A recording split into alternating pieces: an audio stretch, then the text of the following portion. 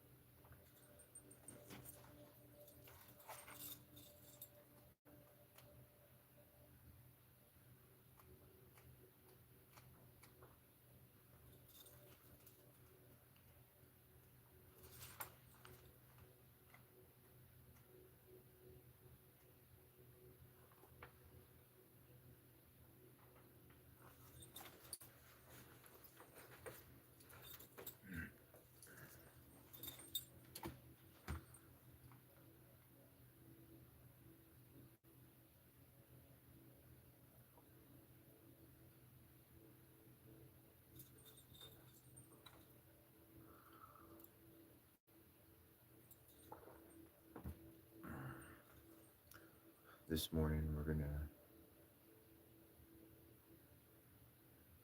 get into a jam. So if you have candles at home or do anything of the sort as far as a unique form of prayer,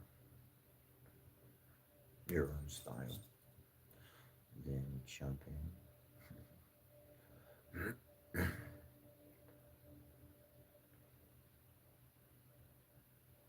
We may be physically separated, though we are energetically connected. And so, in that unity,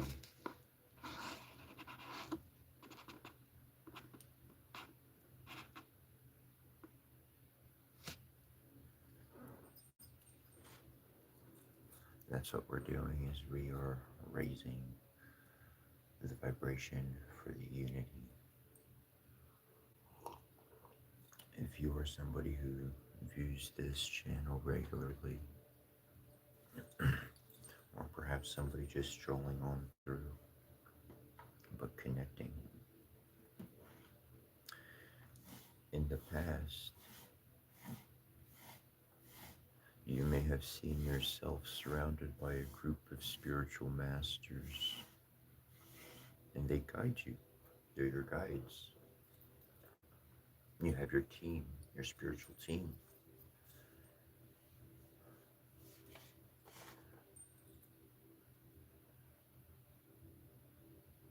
I'm feeling a strong sense to inform you to see yourself as one of those team members for someone else in the world. You've never seen them, you've never met them, but your energy has ascended. Your energy is no longer low vibration. So see yourself as one of those spiritual team members, and your energy and your goodwill, it's going to the one that you're helping, the one that you're working with others that you've never even met, but your energy is coalescing, it's coming together, and it's assisting this person by keeping an eye out for them. Like my mom said, she said, when I was young, she said, son, I got eyes in the back of my head. I remember I did something, it was clear across the house. I mean, this was I'm not trying to say it was like a big house, but it was a long house. And I was at the opposite end, and my mom was like all the way over, practically in the kitchen near the garage. And she comes all the way. She yells at. She's like, "Stop with your da da da da da!" And I walked all the way over, and I'm like, "Mom, how did you know what I was doing?" Because she had a spirit team that she was working with. She could never tell me that back in those days. We were Jehovah's Witnesses. We were in religion. We couldn't communicate such ideas. We would have been kicked out of such a close knit group. So she had to give me subtleties of what was happening behind the scenes. And all these years later, I can put it together and I can see much more than I ever have before. And that's why I urge you to see yourself as a spiritual team member, a master in your own field, whether you are perfectly qualified by your own mind or not. You have a gift that has developed through everything you've survived. That's that's that counts for a lot more than just a little something in my book.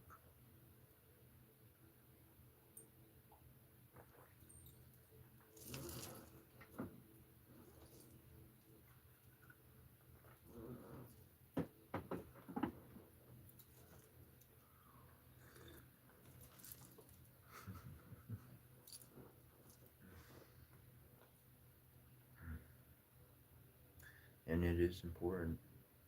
It very much is important to look after your children and to not let them wander off and just hang out with anybody.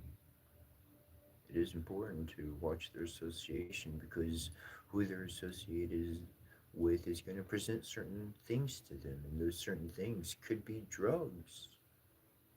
And it will destroy their mind, it will destroy their life, to where they become nothing but an individual who attacks others all the time. They don't understand why, but that's all they do. They just attack, they're just a bully because they destroyed their mind and they never had a foundation for a sense of respect. How you treated a stranger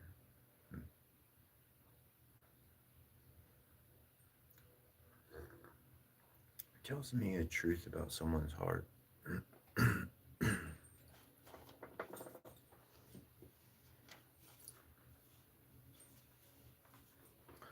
And that's why I appreciate so many people that do come on, that do chat, that do send emails, that do converse with me, who do hang around and get to know me. Because we learn from each other.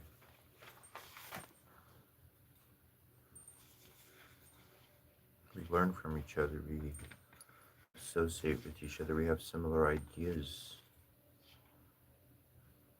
Experiences occur. And if you can see yourself as that spiritual team member, that spiritual master of their own right, when you see somebody, you don't even have to go up and shake their hand exactly. You see them, your heart goes out. Hey, you're on a spiritual team. Your team's going to come check out what you're interested in on. It just happens.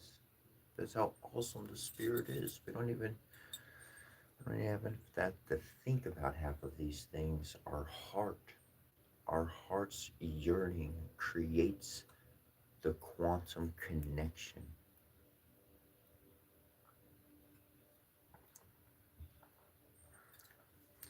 And the better and the better and the better you get on it, depending on where you are in your journey, but the better and better you get at it, well, other energies just don't even come into your lane.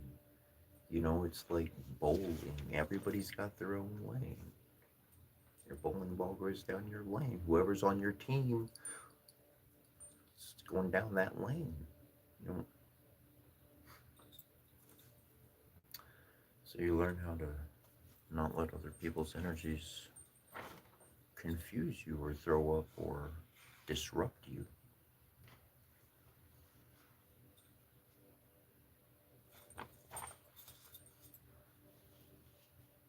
You know what really slows people down is distractions.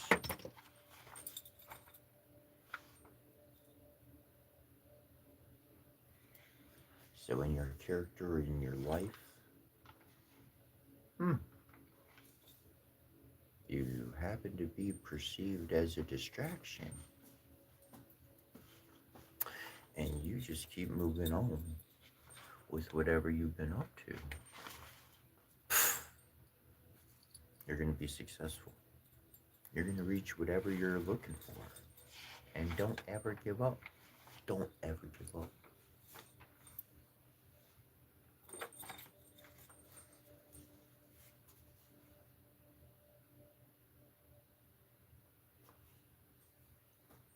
You know, there's a saying, but I've kind of modified it in my own experiences. And it says, like, never give up, never surrender, but in my own unique fashion. Never give up applies across the board for me. But sometimes I do surrender. Yeah. Sometimes I do surrender. And the reason why is because when I do surrender, I get to know the other motherfucker real good.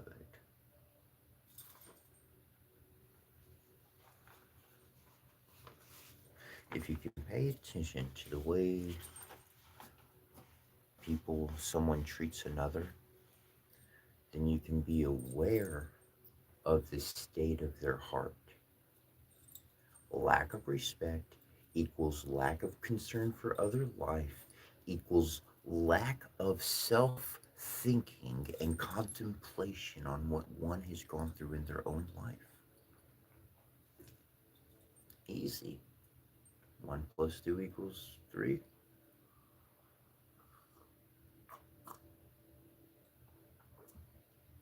When you see somebody's heart, that's when you get to make a choice.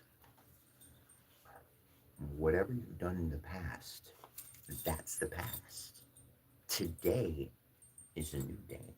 Tomorrow will always be tomorrow, but today, this moment right now, that's the current energy.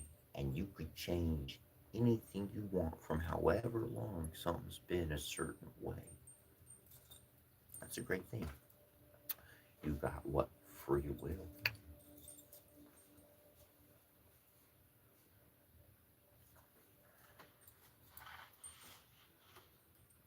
So when you see somebody's heart, you have, for myself, I have a couple decisions. Do I want to take this hard on? Do I want to take this individual on as a student? Do I want to help teach them? Do I want to give them the tools of the trade? Do I want to bust out the words of power? Do I want to get that's that's a lot of emotional, that's a lot of exchange, that's a lot of experiences, that's a lot of energy. I know the person's not going to believe me. I know there's going to be moments where the person's not going to be able to show up. They're going to lose interest. They're going to have conflict with me. I'm going to say something that is obviously in opposition to whatever's happening, because you got to see the other side of the coin before you can put the whole thing together and be like, oh, that's a yin yang. That's why it was black and white together. So all of those things, do I want to teach this person? Do I want to be their mother? Do I want to be their father? Do I want to take on that responsibility? My plate's kind of full. No, they're not the kind of student, they're not the kind of person I want to invest that kind of time in. So then in that moment, I have to set boundaries. I have to set boundaries. How close am I going to get verbally, emotionally, helping if they're, what if they're in a state of need? Perhaps they're just a coworker. I see them every day, but they're in a state of need. Hey, I need help. No one else can help, but I have the tools to be able to help this person. How much am I going to get involved? I have to set those limits and I have to set those boundaries. Now, if I'm aware of those boundaries, if I'm and I keep remembrance of those limits, then when they come up and I'm in a state of helping or I'm in a state of this or whatever the case, and they ask me to go one step further, nah, Joe, I can't do that. Sorry. If Joe gets upset, I'm out. All my good, all my help, all I did, it just went down to zero. I ain't doing nothing squat in the future. Perhaps I've determined that this individual is not just having folly, is not just making mistakes, but they are actually causing harm, emotional harm to people's lives. Lies, trickery, whatever's going on. Well, then I'm going to 100% remove my energy. If Joe needs my help, if it's not due to work and our job, then I ain't doing it. I don't care. I'll wave, I'll nod my head, but I'm moving on. Ain't getting none of my time and none of my energy. Why? Because if I give Joe my time and my energy, and ain't nothing, I got nothing. Joe's just a name I picked out of there. You know, if they don't, if they're not getting my time and my energy, that means they're not getting fuel from me, which means they can't hurt so many people, and they're restricted from that because they have to get energy from hurting one person to transfer that energy to hurting somebody else. So, by interrupting their flow, by coming in and making a conscious decision and not fighting, not increasing conflict, but by removing the connection, by removing the domino between dominoes, guess what? This one that falls, it ain't going to make that one fall.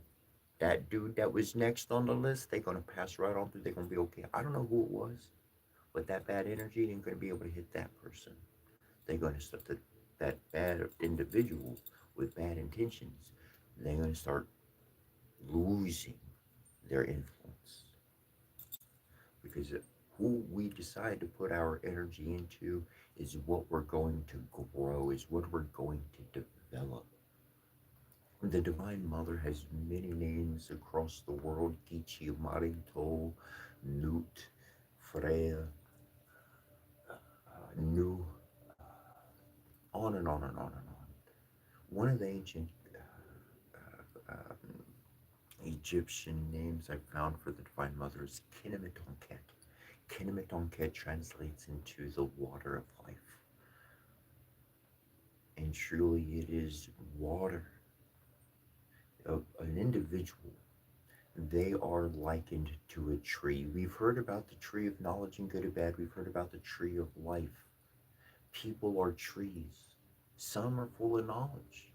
I don't know why I know, but I'm just full of all this useless information on all sorts of facts and knowledge and wisdom and good stuff and bad stuff and all sorts of stuff.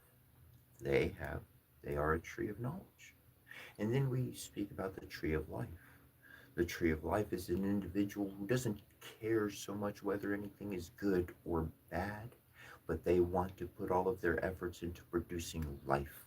Life that is going to be resilient, a life that is going to have a foundation, life that has been nurtured unto its maturity, that it may undergo and withstand the strongest of storms because it has the deepest of roots. Those individuals are mothers and fathers, they are spiritual angels, they are warriors, and they look like you wouldn't know them. You go to the store and walk right past them and wouldn't even know them. Why do I dress the way I dress? Because I am our flag. We have no name. We have no bound soul, individual place that we gather. We are the human race. And some have matured and some have not. And children squabble, children fight, children say, no, this is mine. No, I want more of yours. Rawr! That's a child. A mature human. They are looking to preserve life. They are looking to nurture life. And how do you do that? If somebody is a tree, you water them. What is the Bible and many spiritual sacred texts talk about water? Water is a spiritual flow, a spiritual energy, a spiritual connection of the subconscious, of the inner world, of the feminine aspect that is within all of us. The right side of the brain is masculine, the left side of the brain is akin to being feminine. Mathematical, scientific stuff, you can look up, good stuff. We have these qualities inside of us. And when we're able to unite and become whole within ourselves, we can see that the most important thing is to water life. We know that there is fruitless and quite sedacious entertainment all across the globe. Let's teach some good stuff. How there's thousands of us out there. And I've seen a lot of individual posting videos on their own accounts through their own formats on their own websites, promoting and doing good, teaching and watering. They just got the sprinkler system going on watering. Some got that big old one for the whole farm, just the big field, just watering the huge field. To each one in their own of who they can reach and talk to, watering a fellow tree of life, one that we see that has, ah, if we just clip that little one off and help it grow right here, get some more sunlight there. Whew. And just for some of you out there, metaphors here, metaphors.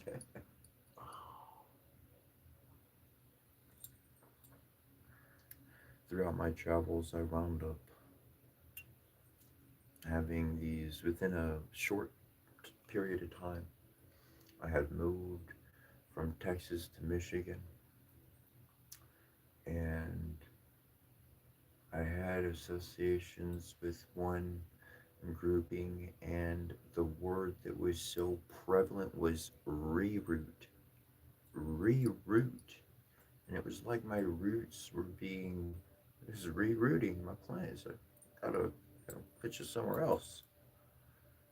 And then and then within a short amount of time, I was at this place and it was called Divinely Rooted. And I was like, whoa, so like my roots, okay, those got rerouted. Now they're becoming divine roots. And so, certainly, there's a process on the spiritual path of really choosing that spiritual path versus the human path. What's the difference? How can I walk a spiritual path while I'm being human? Well, the human path is going to put money at the top. That's it. If you want to walk the human path, then make sure you got that cheddar cheese stacked up so you could live and go do whatever you want to on the weekends. We know where your heart's dedicated. Money. If you want the spiritual path, then you put in your fellow neighbor, you put in your fellow human at the top. Your fellow human is now at the top. Money, it ain't even on the register no more. Your fellow human is at the top. That's the difference. Spiritual path, human at the top. Human path, money at the top. Because all that is divine, all that is created, all that is godly and holy created us. We don't read a book about this divine quality coming and destroying us. We don't read that account. Yeah, there's some opposition. Yeah, there's some wars. Yeah, there's this, but it's not.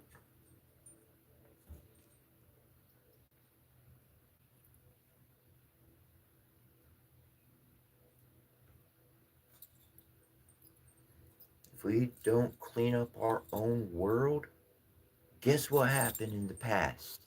Flood the mug. Flood the mug. It's too contaminated. It's too bad. Scratch it off. One family, rego, reset. Let's unite. Let's unify. Let's show. Let's show the world and all those piece of crap tyrannical rulers that we can get along. And we don't need that huge intervention. We got things. We got this. Why? Because we choose to reject the individual that is malicious. I want to make this distinction. The word hate. Go ahead and pull it up on the phone. Pull it up on the dictionary. You got a dictionary? Pull one up. The word hate means to strongly dislike. I hate dirty dishes. Therefore, I wash them when I see them and I don't have dirty dishes. I strongly dislike them, so I wash them. I don't break them. I don't do them harm. I clean them. I dry them. I put them away. That hate isn't okay. That's okay. Let me tell you what word where we get really bad, where there's a whole difference, is the word malicious, the word malice. To have malice, to be malicious, means that you don't like something, you strongly don't like something to the point that you are intending to do harm to it. Whoa. I hate dirty dishes, so if I walk in and bash the dirty dish against the wall, that's malicious. That's the difference between hate and malicious. Okay, so it's okay to hate. It's okay to strongly dislike something that is hurtful or harmful to life. That's okay because that's going to distinguish, yo, that's not what I want in our new world. And so we stop sending energy to that person. That person doesn't get our energy. And because one person, you're a team member on a spiritual team helping individuals in the world. So if you see an archetype, if you see an individual in this world, if you witness it and you don't like that energy and you cut them off, guess what? That goes up into the network of all that is holy, of every human connected, of that great collective consciousness that we all tap into. And we're going to be like, cut that motherfucker off. And all the way around the world, that type of individual, that low vibration, unless they decide to learn, unless they decide to become considerate, unless they decide to get onto the spiritual path, they're just going to keep losing. They're going to keep losing because they have no support. Support of energy. It's energy that the bully feeds off of. It's the energy because when the bully walks into the room, then everybody's like, oh, I have to change what I'm doing or else he's going to hurt me. So the bully's getting attention from everybody. They're literally vampire kings sucking energy. Wait. Vampire kings? They're the old world giants. It's what God sent the flood to destroy this world for. It's their energy because some of them exist in the flesh. And I've seen them. And their energy goes out and it pollutes whoever they can. And then the human that creates their energetical behavior, they collect the energy from everybody in the room and they send it to that fucking giant. Okay, a family. Noah survived the flood. Guess what? I'm pretty sure a few giants survived too. They were around for thousands and thousands of years. I'm sure they learned a little bit.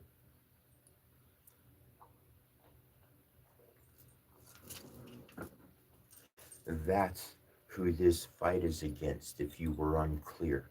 If you didn't know about the spiritual war going on right now, it's an army of Davids against the last stronghold of giants.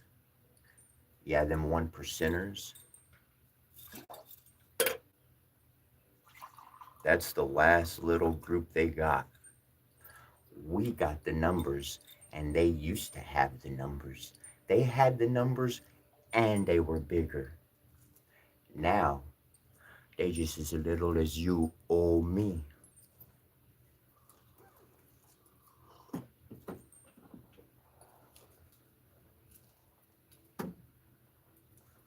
I've tried to get a sight on my enemy since I was a young child because that enemy infiltrated my father, who mistreated my mother, who became my brother, and was part in everybody.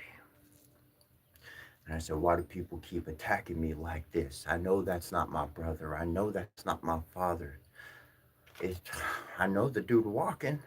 I see the dude and I recognize the face, but the energy and the attitude and the mouth coming at me, that ain't him. That ain't the dude I know. That's someone who got inside of him. That's a demon that plagued him. They want to tell you that demons only exist in more movies and stories and tales of old so that they can keep working their wicked acts against you. Flip that script, I will.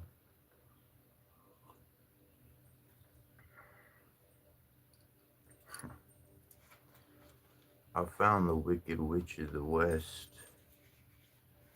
and I told her I'd expose all of her treachery to the world. People just needed to be informed of what's really going on behind the scenes, and then once they're aware, they can fill in all the blank spaces that they could never figure out before. And when that happens, psh, that person can go take care of their own life. They don't need somebody, some savior to come in. They damn strong well and smart enough to take care of their own. That's one thing I learned about our ancestors. Yes, our ancestors, they were resilient. They were resilient. And when they saw the world taking a turn for the worse, they said, we ain't lying down and allowing them to just mow us over. They stood up. And when they stood up, they got mowed down. But they knew their souls would live on through their children. And we shine, baby. We shine every day. Amidst the world of darkness and hate and disease, we shine and we cure. The strongest smack in a bully's face. Keep smiling. Not because you're faking it, but because you're genuinely happy. Because the day and age of the bully, that's going out. That's in the past. That is fading. We are seeing the remnants and the last little speckles of that flare up because it knows its day is over.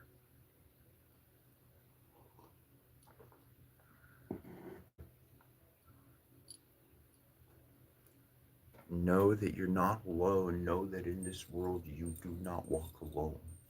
Know that you are connected. Know that that bird you heard just out of the you're thinking some thoughts and all of a sudden that bird chirped and it just click click. You don't know what it was, but something just aligned. Know that this is confirmation that you're not alone. The wind picks up, you look at the clouds, you see a unique face, you actually go to somebody and you're like, did you see that? And they're like, yeah, I see it too. That is confirmation that you're not alone. Now check it. Like, check it. You're the spiritual team. You're a spiritual team member now, and your energy is with a group of others helping someone. Your spiritual team, even though you've never physically come together, it creates these aspects in the environment and through nature that helps an individual that is young and early on their journey. For those that have been on this path, I know there's the ones that have obviously our elders that have been on this path way longer, but those who really got activated in 2012,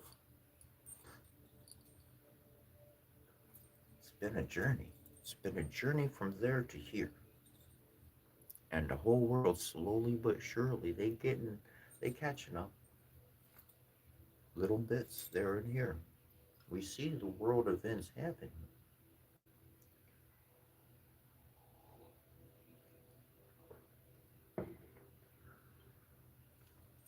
Know that we speak to each other. Know that those thoughts are not just going nowhere. The power of a candle.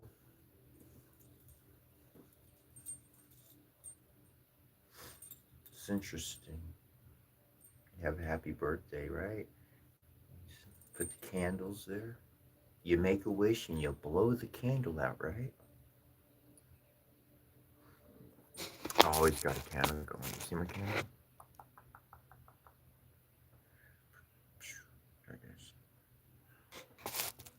is. I love candles. When I'm sleeping at night, I like to know I got a candle. I got the tall candles, so they're safer candles. I love having a candle going.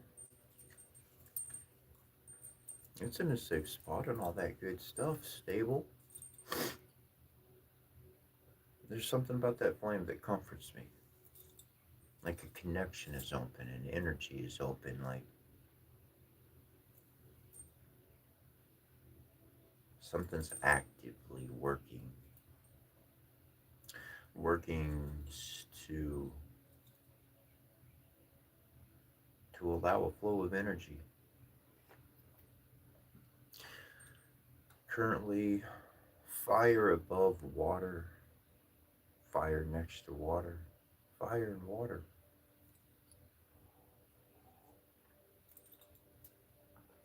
Fire and ice.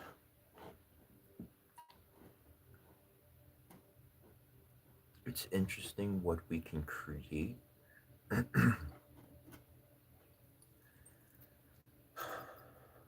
And if you open your mind to create more, create bigger. Okay. Here's a real workaround that I found. Okay, a genie, a person who can grant miracles, they can't do it for themselves. You can't make a miracle happen for yourself. It doesn't work like that. But you can make it happen for other people easy. Okay. So, in the blessing sense, if instead of just blessing yourself or one person, like when you're praying or anything of the matter, extend it out to the world. Extend those blessings out to the world, keeping in mind the type of energy you're not sending it to. And when you're sending that energy out, you're sending it out to those who carry your energetical vibration. Love, live one vibrational energy. Okay? So when you live that one vibrational energy, it's your joy, it's your happiness, it's what you keeps a smile on your face. That's how you keep a smile on your face. When somebody comes into your life and the things they do, they subtract from your joy. They attack at your character. They make you lower. Well, then you know that individual is not somebody to hang out with. That's not your energy. So then, just in the same way as a magnet, okay? Just like a magnet, we know what we're going to attract to us and we know what we're going to push away. In that sense, that blessing that goes out, the whole world winds up benefiting.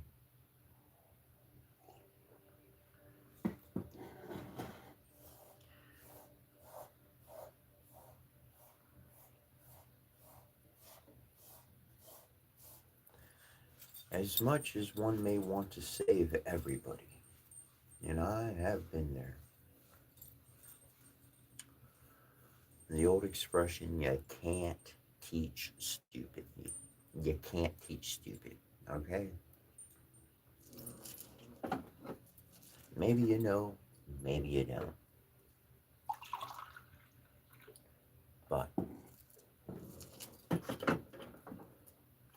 But here's the truth.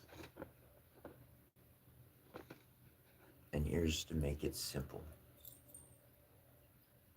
When you wanted to learn, when you wanted to stop repeating the mistake, the mouth winds up shutting up, the ears wind up opening, and the eyes start observing. When you have a teacher, you don't exactly wrestle with them, you don't argue with them. You're intaking the information. Okay, it might get to a point and you're like, I'm having a really hard time like putting all this stuff together. Explain this to me. Teach, tell me one, two, three. Okay, those moments happen. But you don't fight. You don't, nah, you're wrong, teach. Nah, that ain't the way it works, teach. That's not what you do, okay? When you wanted to do it, when you like, go into your own memory, when you wanted to learn, you were receptive. You were, yes, eager to learn as fast as you could, but you were also patient because you knew it wasn't just all gonna, the answer wasn't just gonna all come at once. You had to observe different environments, different themes, listen to different people. You had to intake.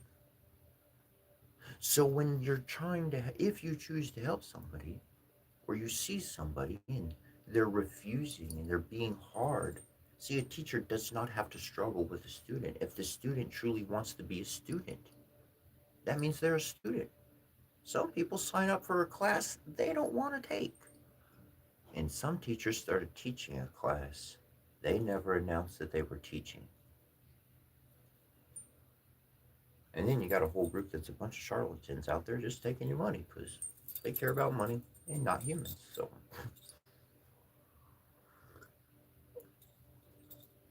navigating your environment, quantum entanglement, and seeing yourself as an arrow. You are that arrow. And what you are flying to, some things you need to entangle with so that it can propel you forward. And other things, if you do entangle with them, they're going to pull you off course.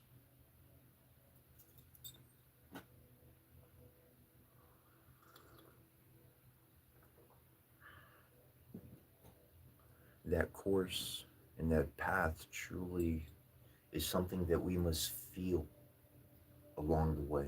It's not something that through this channel or any other medium is going to say, okay, this week we follow this, and that week we follow that, and here's our schedule for the next year. Energy is free flowing. Energy changes. It shifts. You know, if we think about a kitchen, we got a lot of ingredients. We got pots, pans, oil, food, vegetables, meats, all sorts of things. Okay, people, all fire, all water, all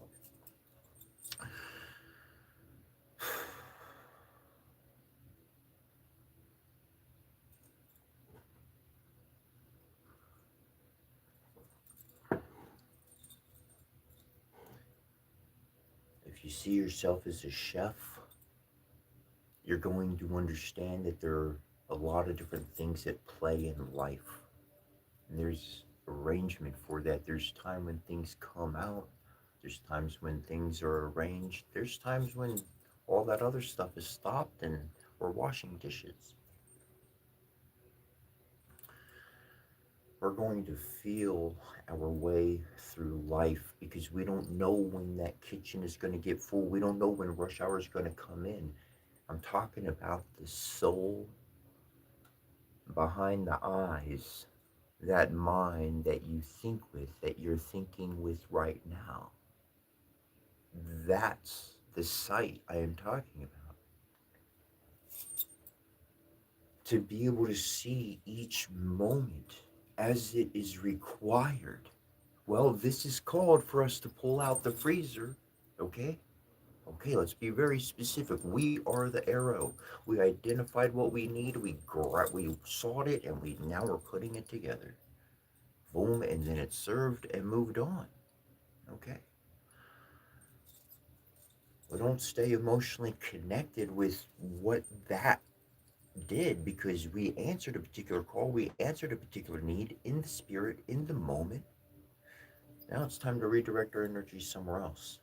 As a spiritual team member, this is what is required of you to be able to shift your energy, to be able to serve one individual, to help a soul here, and to shift and completely become something different, as in to help someone else in their specific need in that direction.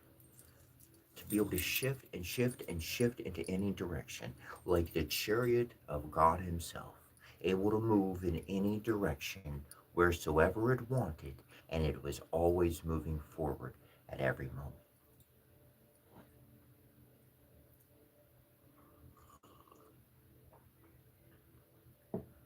With the speed and blazing effectiveness as the chariot of God Himself.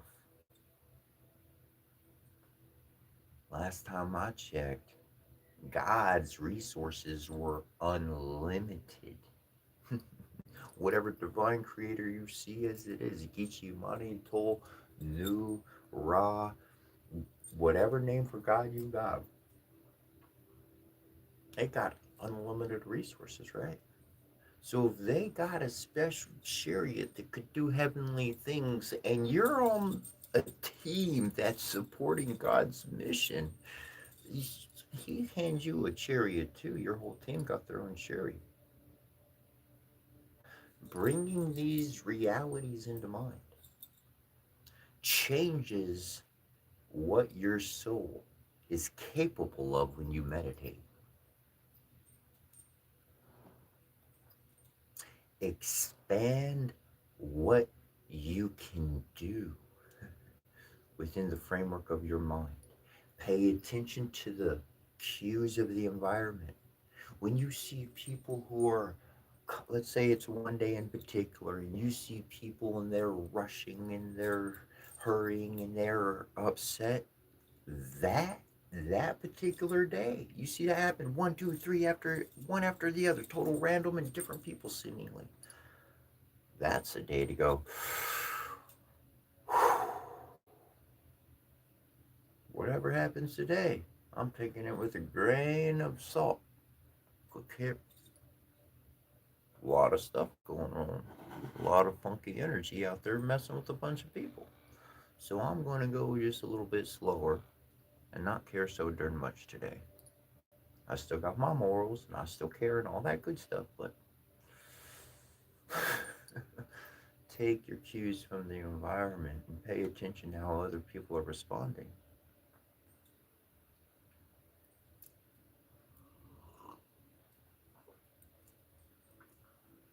What's the, let's say, some shocking thing happened. Some people are going to scream. Some people are going to run. And other people are going to become very aware. The soldier, the spiritual individual, the individual who's been trained in one setting after another, they're going to become aware. They're going to look, they're going to observe, and they're going to choose the direction of their next steps very, very cautiously and wisely. And when they move, oh, they're going to move with determination.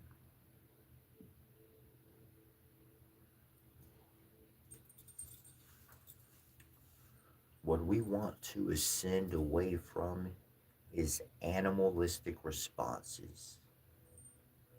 Animalistic responses. You are a human and you can mature in this lifetime to being the equivalent of a god. Lining up your chakras, being fully in tune with the masculine and feminine, the spirit, mind, and body unified as a trifecta of beautiful harmony. And that's where you can create quantumly, magically. And the information is out there, and the events are happening in the world that we can see every single day.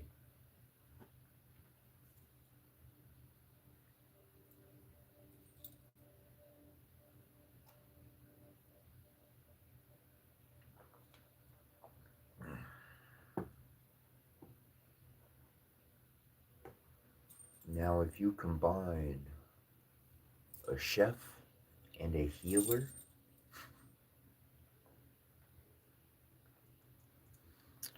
that food becomes the cure. The food becomes the remedy. Man is going to take from nature, they're going to restructure it, and then tell you it's their creation and that you need to pay an exorbitant amount of money for it. Though I tell you, they derive those ingredients from natural fruits and plants that exist in the world that can be bought and prepared on the table and consumed with zero side effects. The power of nature versus man's greedy concoctions. We live in an age where free energy is literally being, videos are being produced of how to make a generator that continually runs and has no new energy coming into it except maybe some magnets or whatever it has going, and it's producing energy continuously. And we have these things existing. Our world is changing. It's not on the brink of changing, it is changing. And that's why old energies just are fading away. That's why it's important to open the heart to change, open the heart to new possibilities. The past is not our future because we create a new future. We create that future every single day of our lives, and we become more specific. We can fine tune that image and that world better and better so that our children and their children can have a life without the struggles and the problems that we have. Did not our parents grow up and survive horrific things from their parents? I don't know about you, but I remember hearing stories about my uncle, which was my mother's twin. All right, my mother had a twin, my uncle, and how it, dude, he was dumb. He was beat hard, bro. He was beat hard. I heard stories, and this was all in the name of discipline. This was discipline back in the day. That's the way it was done.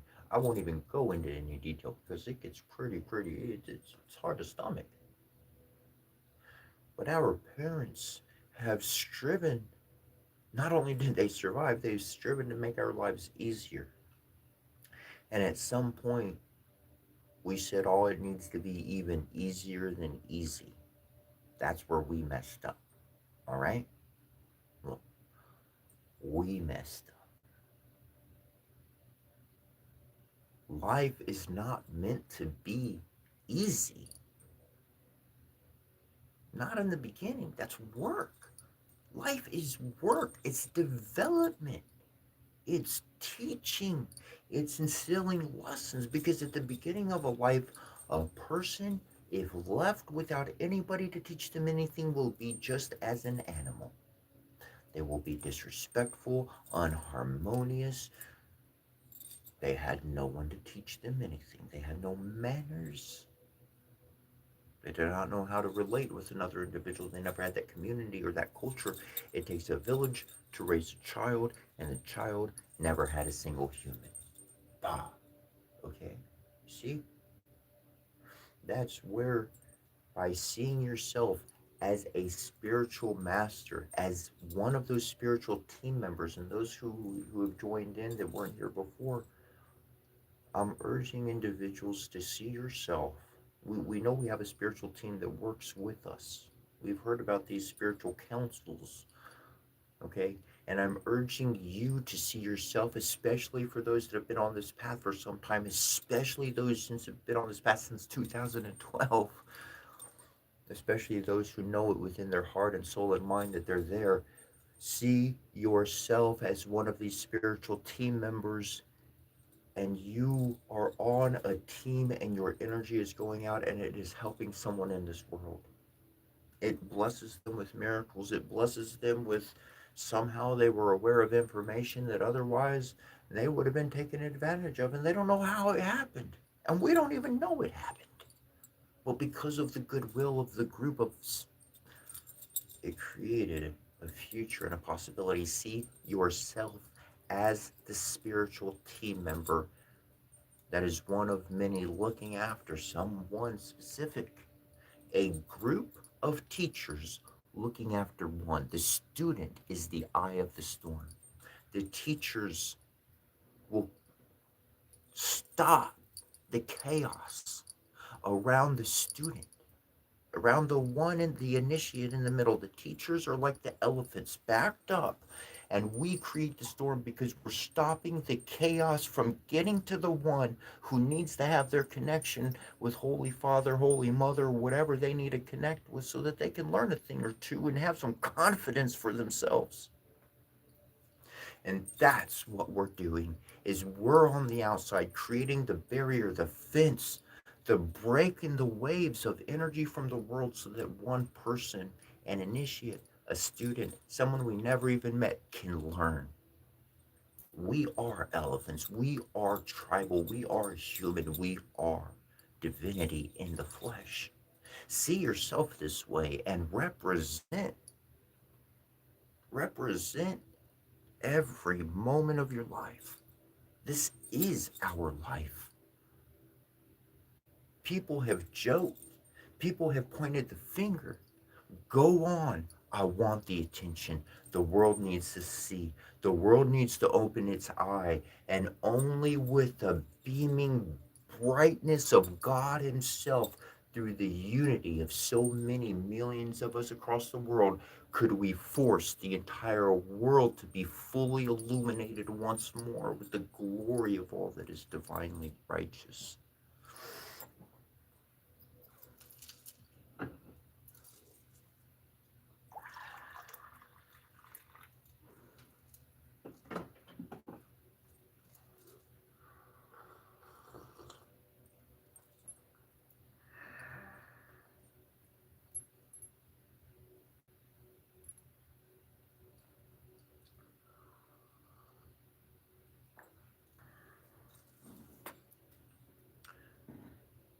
People ask often if I get out much.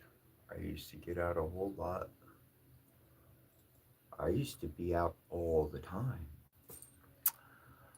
I used to be out all the time. I was never inside. I was always outside.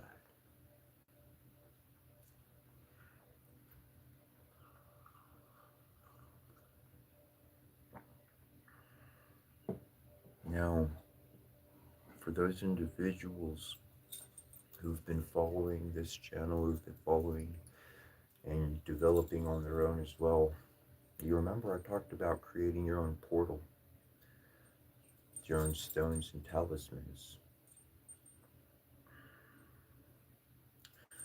You can see how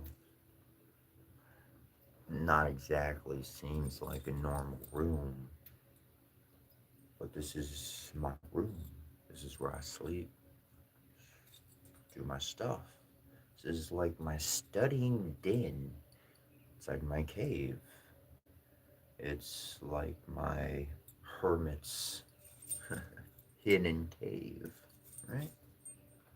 So I can think in an environment that makes my happy mind wonder and see the Divine Mother, see the Divine Father, see a tree, a boat sailing through the sky. I can live in a place of wonder, and my mind can be at ease with things that bring me joy, that living one vibrational energy. Now, from this, it becomes my portal, okay? It's a portal. The energies and the atmosphere is stable here. So it sends out, and that which is sending out is also receiving in. It's a good little trick I learned. Don't forget. If you still think somebody's looking through your eyes or listening to what's going on or tapping into you, just be aware that if they made a connection to you, that's a two-way street connection.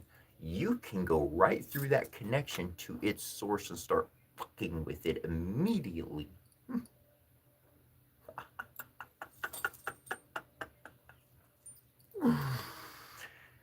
People are like, oh, they're watching me, they're watching me. Good. Watch the watchers, spiritual master.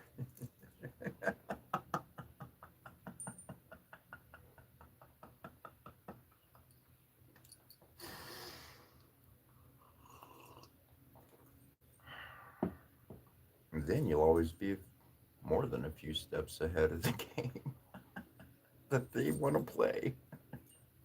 Time's a funny thing. They said not to try to predict the future. And that was because if you try to predict the future, like that can be seen and then it can be messed with because a spiritual team is a lot stronger than one little person trying to do magical things. Oh, we got a little coven and we're whispering up some magical formula to hurt somebody. Shit, we got a fucking spiritual team of kings, mug. Like, just got like no problem. What's the difference? Like when you start working with the divine network, is you can change things by using proper code, proper encoding.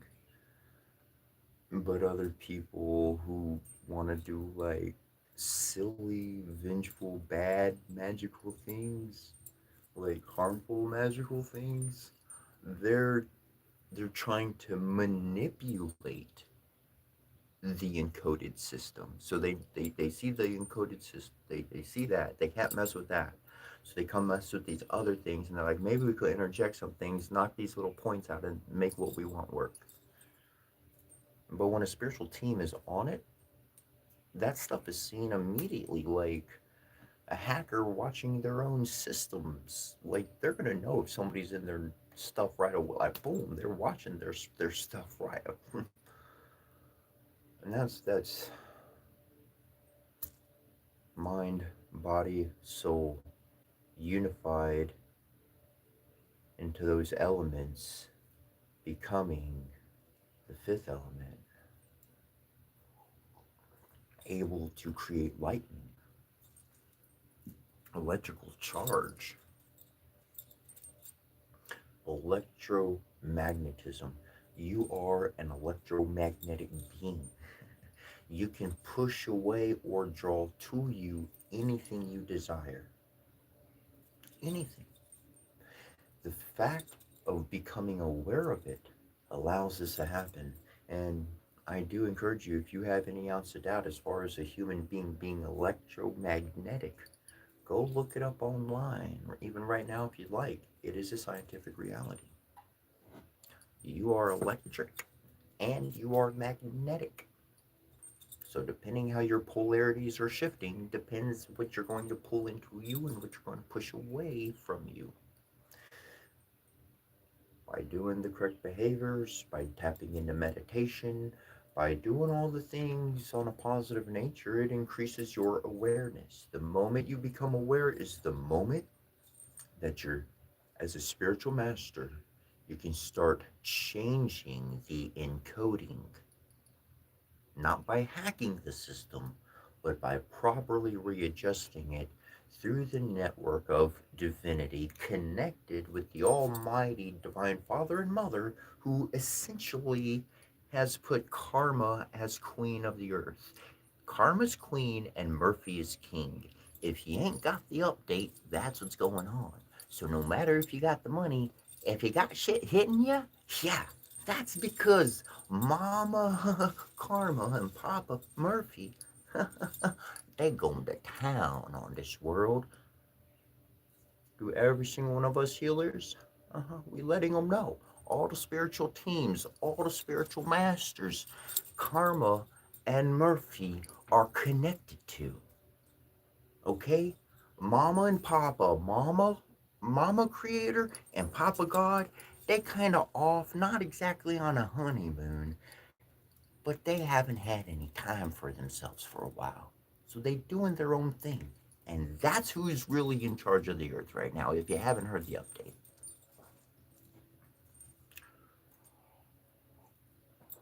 And Karma, I know her pretty good. Sometimes, a good a lot amount of the time, she gonna wait for that really bad person to be the last one to notch out on her list. Because she wants the credit to accrue. She wants the interest to develop. She wants whatever the person's building to amount to whatever it can be. Because as big as it is, well, that's as big as Mama Karma and Papa Murphy are going to pay out.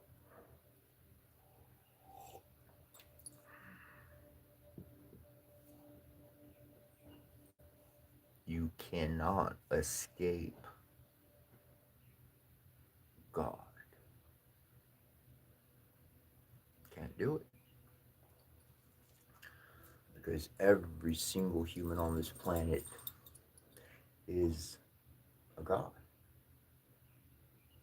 You have that capability, you have that connection. Creator, created, creator. That's why you can invent. You can think of something no one's ever thought about. You can do something that's never been done before. If you set your mind, if you're curious, there's people who do it all the time. Because you were modeled after the image of the divine, divine father, divine mother, whatever faith, whatever form you see it as in. And that's why I love the construct, the reality of seeing this within every single person.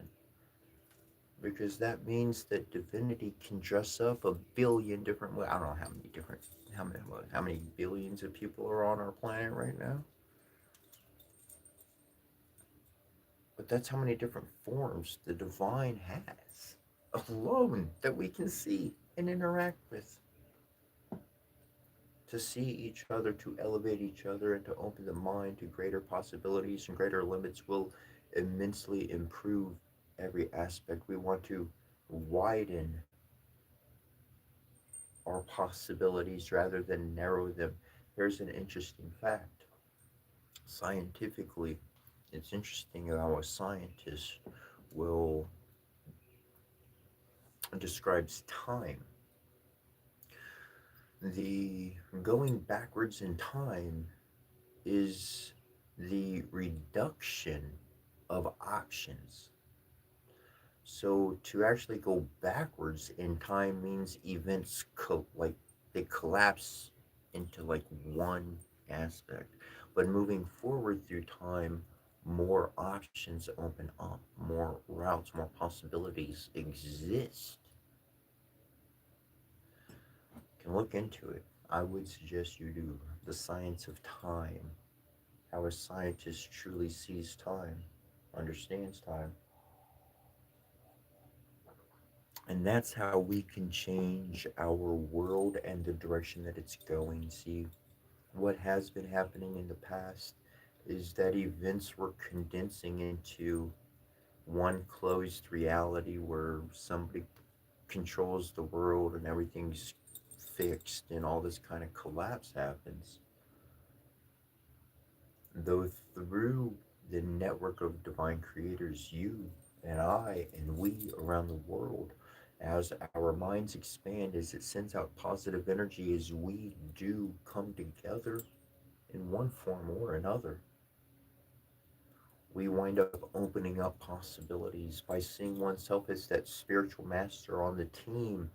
We are sending possibilities so that that individual, the initiate, they have opportunities, they have possibilities. They're not stuck to one path. Their future is opened. Fate is no longer fixed for them. Their destiny can be changed for the positive.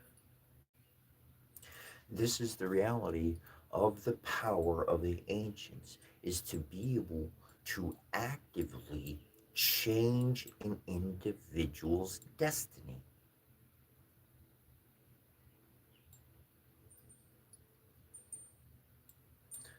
through ceremony, through energy, through meditation. An individual who has a solid connection to the divine, and there are many on this world who do, many, many who do.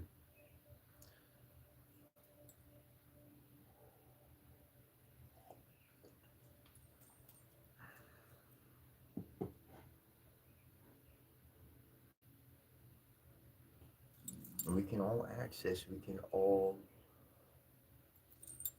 each one be connected and receive that guidance.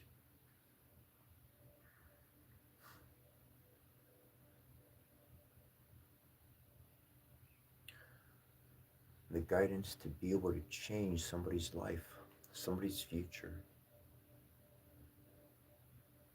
There's this story, I don't know why it comes to mind, but there was somebody I knew. I was staying at their place for a time, and we were out on the front porch, rocking chairs, field in front of us, four trees lined up right like in front of us, and from left to right, and a bird lands on a tree. And my dad, he said something, and then he told me this story when he was younger, years before, and he said he saw this really beautiful bird land on the tree. He went and he caught that bird, and then he put that bird in a cage, and it stayed in that cage till the day it died in his house. He seemed so proud, like he had some chip on his shoulder, and I was just like, you bastard. You took something free and you put it in prison for the rest of its life, and you feel proud? What a bastard.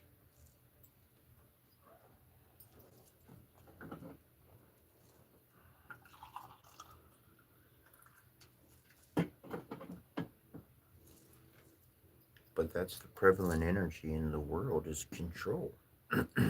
Control over someone.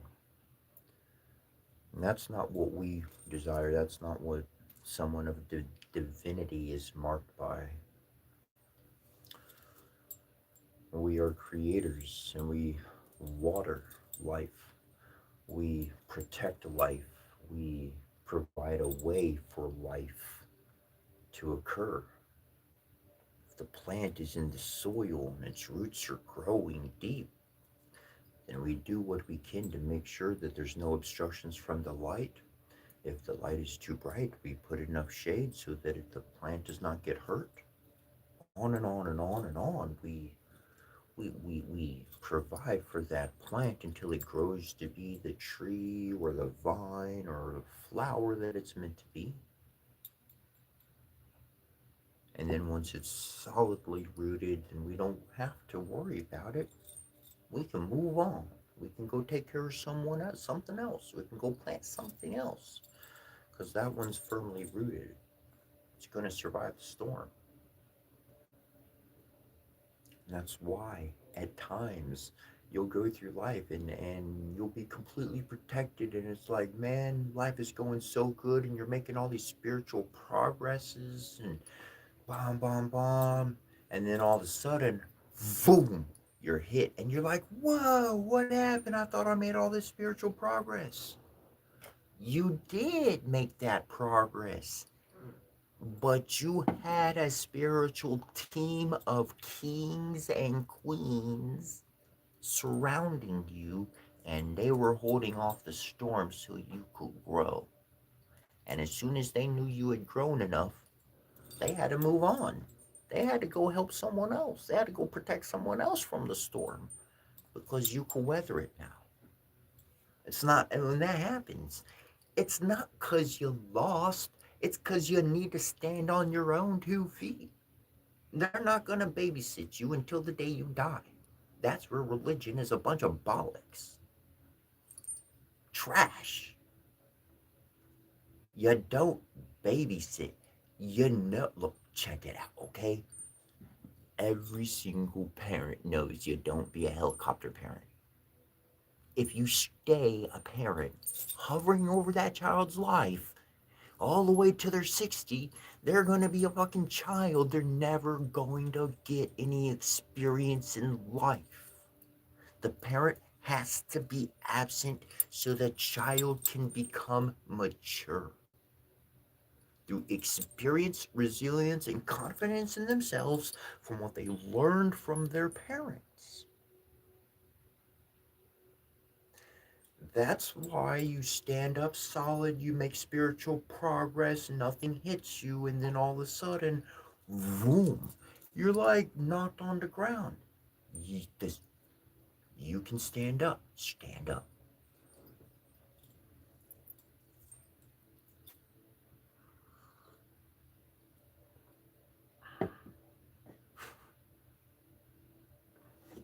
I love you, fam. Keep changing, keep adapting, keep growing.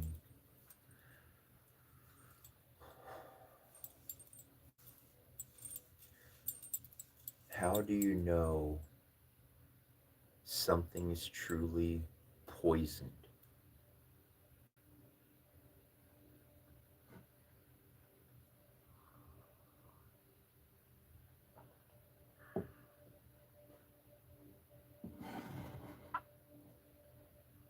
The way I know something is truly poisoned is there's one head at the top, and whatever they say, everybody has to bow to it. That's how I know it's poison. That's why I don't like joining groups. That's why I don't. That that that. That's why I stay solo. I'd rather be solo because I will connect. My heart's energy will connect with my fam out there. I know they're out there. I know you're out there.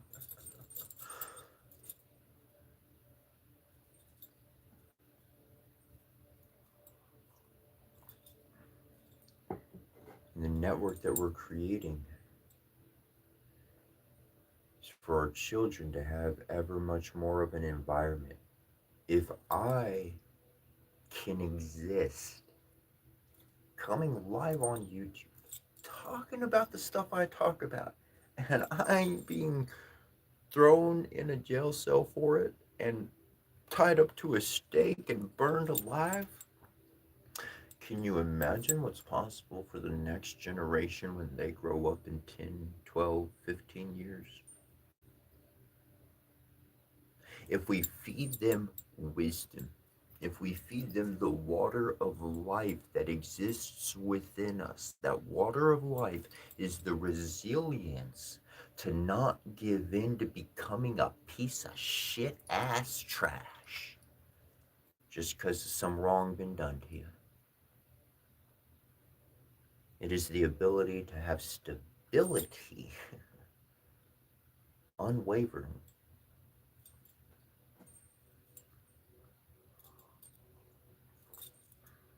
to accept the moments that life has to offer, to embrace them, to cry when the moment allows, to let tears flow, and to let a big roar out when it's needed.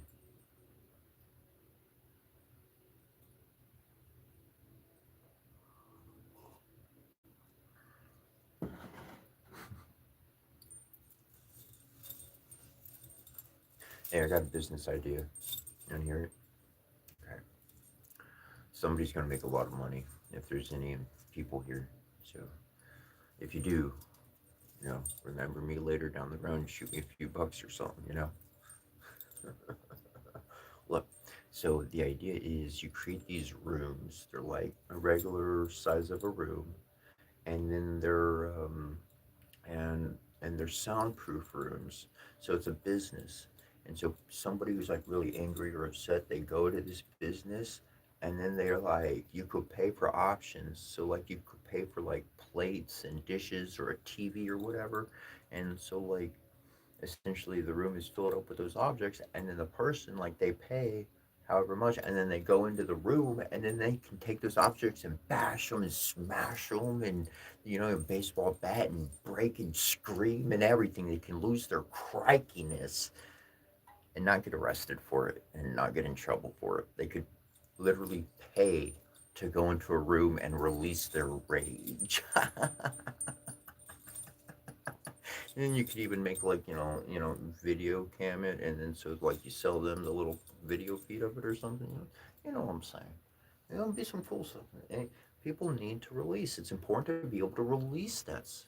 In society, when you're stuck in a city day after day after day, and you have this frustration pent up, it needs to be released in a healthy mannerism, because if it's not released in a healthy, in a controlled, in some type of environment where you're not going to hurt anybody else, that's what needs to happen. But when that doesn't happen and it gets repressed over and over and over and over, that's why people explode and create these bad problems in public, because they had no outlet. They had nobody to talk to. They had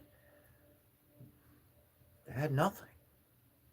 And that's why it's important for so many of us to reach out, whether it be from your own channel, whether it be the environment that you're involved in. Go talk to somebody. You see that expression on their face, go talk to them. I've had people tell me, "Oh, you look great. Oh, you look blah, blah, blah." They give me all the compliments on the physical body. And I'm sitting there like, man, like I give a shit. You didn't ask me how I feel. You didn't ask me how the state of my heart is. You didn't find out where my emotions were at all. You just happy with the cover of the book. Just because I can do a fancy book cover makes me someone special? Whoever I'm talking to or listening from, that's all they see. You got some growing up to do.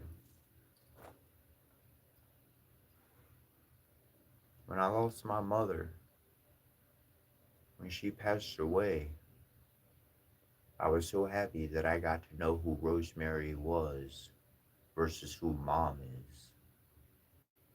And that's what I desire with each and every person that I wind up having experiences, chatting with, a friendship with, a moment with. And if I sense that other person is holding back and keeping secrets and don't want to share, and they just completely not there, now it's time for me to go. You can tell when you talk to somebody whether they cut you off and talk about what they want to talk about, or whether they listen to you when you start talking, whether they respond, or whether they are just plowing through.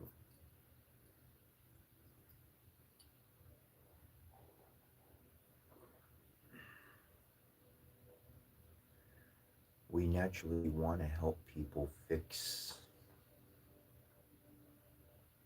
problems or issues that cause social problems, social awkwardness, a lack of friends. For my journey,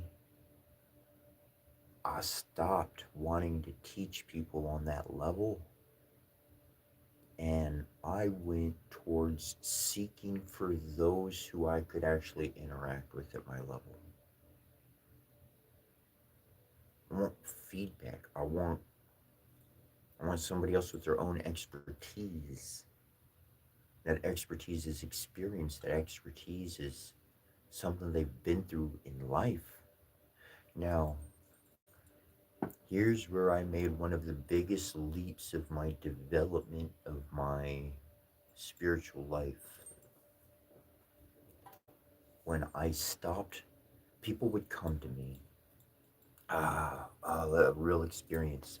I had a couple come to me. It was a lady and a guy. I was living in a 32-foot RV, and the couple came and they're talking to me, and I had reached into my own past, my own relationship things that not only I had experienced, but I had worked through and got to the other side positively on. Okay, and so, without bringing up the specifics of the previous relationship, without bringing up, oh, this lady did this to me, and then she treated me like this, and focusing on all, you know how you get on the negative track and you're just talking about all the bad stuff that happened? I left all of that out. I cut all of that out. And I started just taking the lesson from it. So I just take the lesson, and I told the young couple whatever the lesson was without the previous story of the smallest violin of my life. And like that, they saw each other. They really saw each other. And they saw the situation. It was miraculous. It was miraculous. What did I do? I left fucking trash in the trash. I flushed the toilet and I got rid of the shit. But I kept the gold, and I cleaned it off so there was no residue from that experience in life. It was just gold, shining, brilliant, beautiful, smelled like a lavender actually. Get on with it. Okay? I brought the gold, I brought the lesson forward, and that's where it shifted. When I started applying that to everything in my life, I started forgetting about the dumbass idiots and the stupid. I started forgetting about stupid. I stopped seeing the face of stupid. I know what their sound is and I know what their actions look like, so I'll know if it's there in my future and to avoid it. But the specifics of all the little details that were causing emotional and mental problems for me, shit, that went into the trash. Flush that toilet. And in that form and in that way, on a spiritual context, I was able to stay positively focused.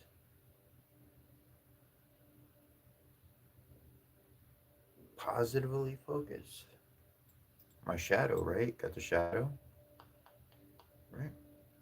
A person could see their shadow and go, oh man, it's causing problems. I can't do this movement. It's blocking the light of my face. Or somebody people would be like, oh, hey, that's kind of cool. There's a shadow there. One different effect. A whole hand on my chest. Interesting. Okay. So you could look at that shadow as being comforting, or you could look at it as being irritating. How you decide to interact with that energy is what it's going to become in your life and the lives of others.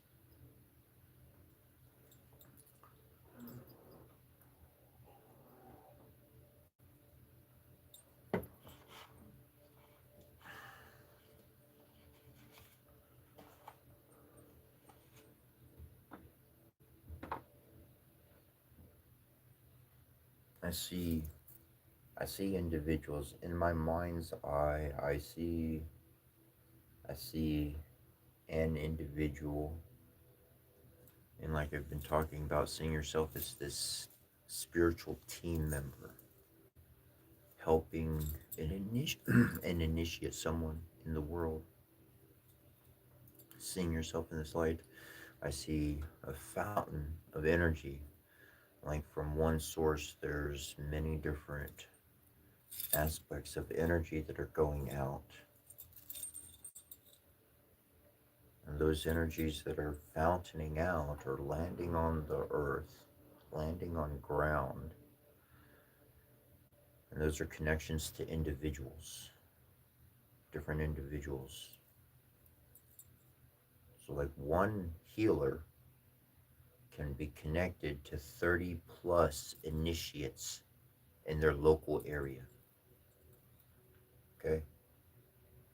When a shaman or a wise woman, someone of this caliber, oracle level, stays centered at one location and they don't leave their location, they are a stable beam of reception and connection. It's like being the satellite itself. You're receiving the feed from outside of our solar system, and then you are transmuting that energy into actual human understanding, because the shaman, the wise woman, the wizard is capable of that just naturally. And then that energy going out is fountaining out to the initiates who are in the vicinity. Now, not every initiate is going to grow to full maturity. Not everybody does, but that's who we're connected to. So, as one may no longer be on that bandwidth or on that journey, one initiate falls off, well, that sort of energy is just not going to be connected.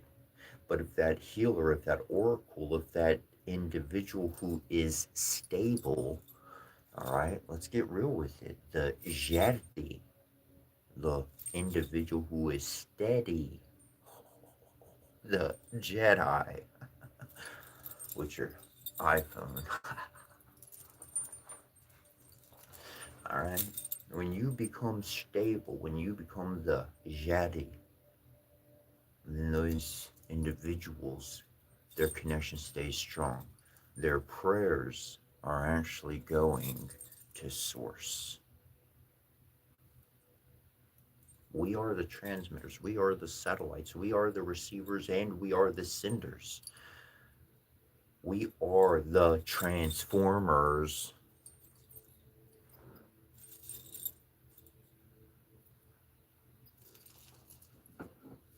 We transform energy. We bring in, if you didn't know, all that dark matter and dark energy that all the scientists can't figure out. We shamans, oracles, wise individuals, and masters of the sorts around the world, we interact with this information all the time, and we draw forth and transform that energy, and we send it back into the world, crafted, creating, meticulously designing a future that we pray man will accept and go along with, rather than to be on the course they've been on.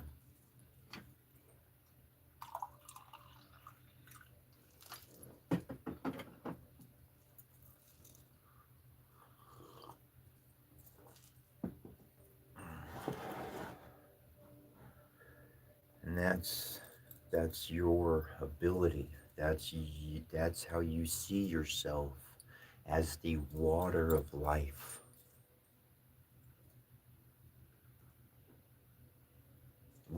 We feed off of all energy.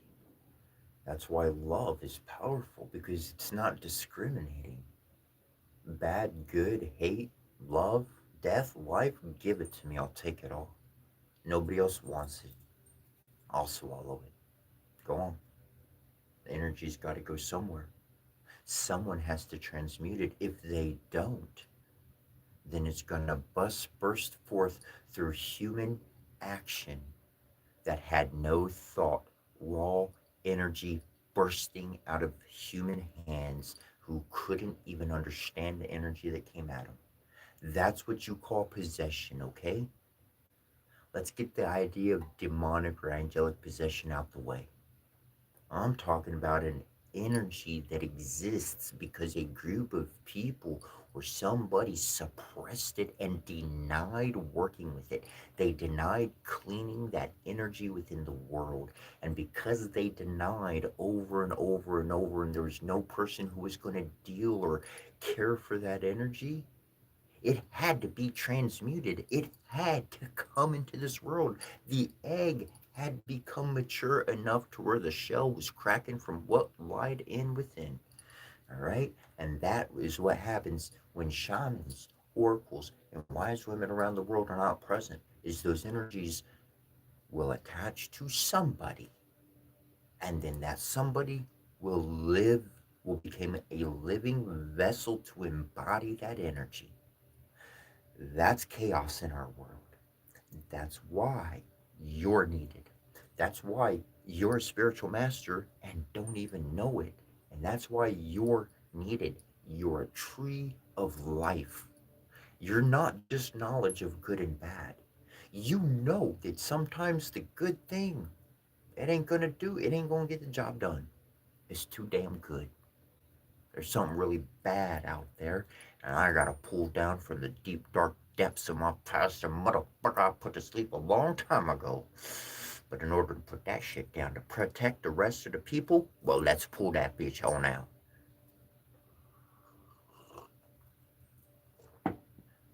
And as soon as we're done, we can holster that right back where it goes and be the nice person and good deeds that we love to do. But that's why being a tree of life, being a real mother, real father, being a spiritual team member, looking after initiates is so important.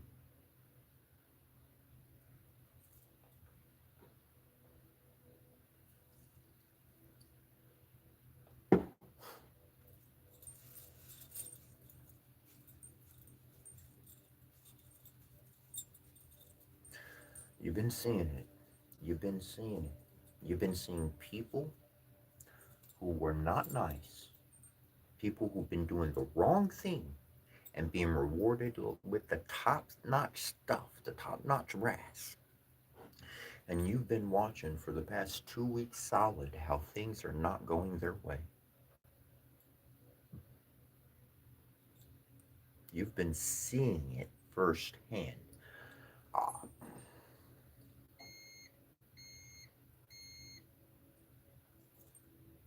this is our power.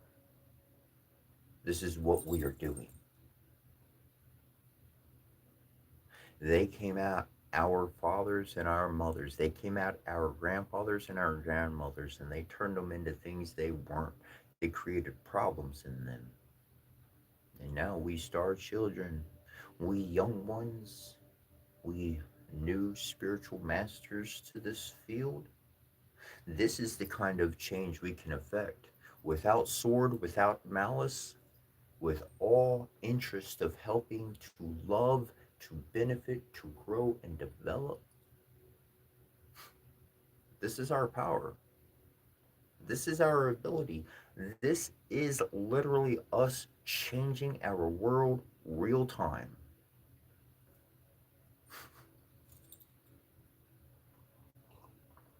The imagination and what you believe you are and what you're capable of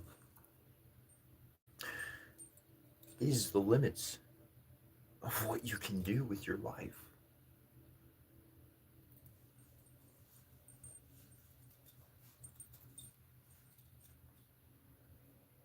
See yourself as something more. Keep your respect.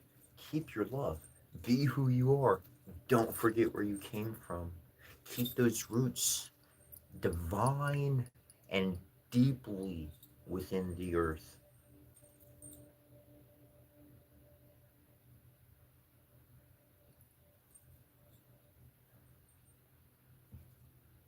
For all the injustice that's ever been done in the past, the entire world is changing and shifting. Those times had to exist. If you don't have a hard moment occur, you ain't going to learn from it. If at the age of 5 you never had another challenge in your life, you would have not grown to the point where your mind is able to reason as it does today. So we need events of conflict to grow. We need events that are not beautiful. We need events that we hate. And I'm going to remind you, hate means to strongly dislike. I'm going to wash a dirty dish that I hate. It's not dirty anymore. I don't hate it. To be malicious, to have a malice, that's where things change. Because malice means not only do you strongly dislike it, though you have an intent to do something harm. Now that changes everything. If I walked into the kitchen, saw the dirty dish, and smashed it against the wall and broke it, well, that's completely different. That's not okay. It's okay to hate something. It's okay to strongly dislike something. Malice is a whole nother thing. That's where we send energy up. We send it to Divine Father, Divine Mother, and I'm telling you, believe me or not, but Mama Karma and Papa Murphy, they going to town on this world. I ever tell you a story about Murphy and Karma? No. I tell you a story about. Let me tell you a story here. So there's this dude on the road, and he was a major prick, man. He just played practical jokes on everybody. He irritated people. Like when he played practical jokes, he was the only one laughing, man. Like nobody, like, it was bad. Dude was like, he always messed with people, always. And one day, this dude, like he's driving, right? Massive crash. Dude burns to death in the car. Horrible death. Dude screaming and everything, right? Dude opens his eyes and everything's gleaming white around, and he's like, the hell is this? And this, like, brilliantly bright individual comes up to him, long flowing hair, can't tell if it's female or male. And it's like, that bright door down that way, that's where you need to go. And the guy the angel went on. The guy goes, am I in heaven? Angel goes, yeah. Dude's like, I don't know what happened. Something got screwed up, but whatever. So he walks over to the door, knocks on the door, and he hears, come on in. The dude walks in, and very quickly, God sees the individual, and he goes, Murphy, great to have you. Karma, can you please come in? Your partner's here. So Murphy and Karma, they get to work. They start taking care of problems on the world. They go to town. They get their stuff down pretty good. They start cleaning up the world very fast. World's actually doing pretty good, and Murphy and Karma kind of developed a thing for each other, and they decided to come down to Earth and, you know, have a life together. So they wind up finding each other, Karma and Murphy. They find each other on Earth in fleshly form, and they wind up having a wonderful life. They live many, many years together. It's beautiful. And then all of a sudden, tragically, one day, Murphy is killed. He's murdered for no just cause. And that's how Karma began World War III on Earth.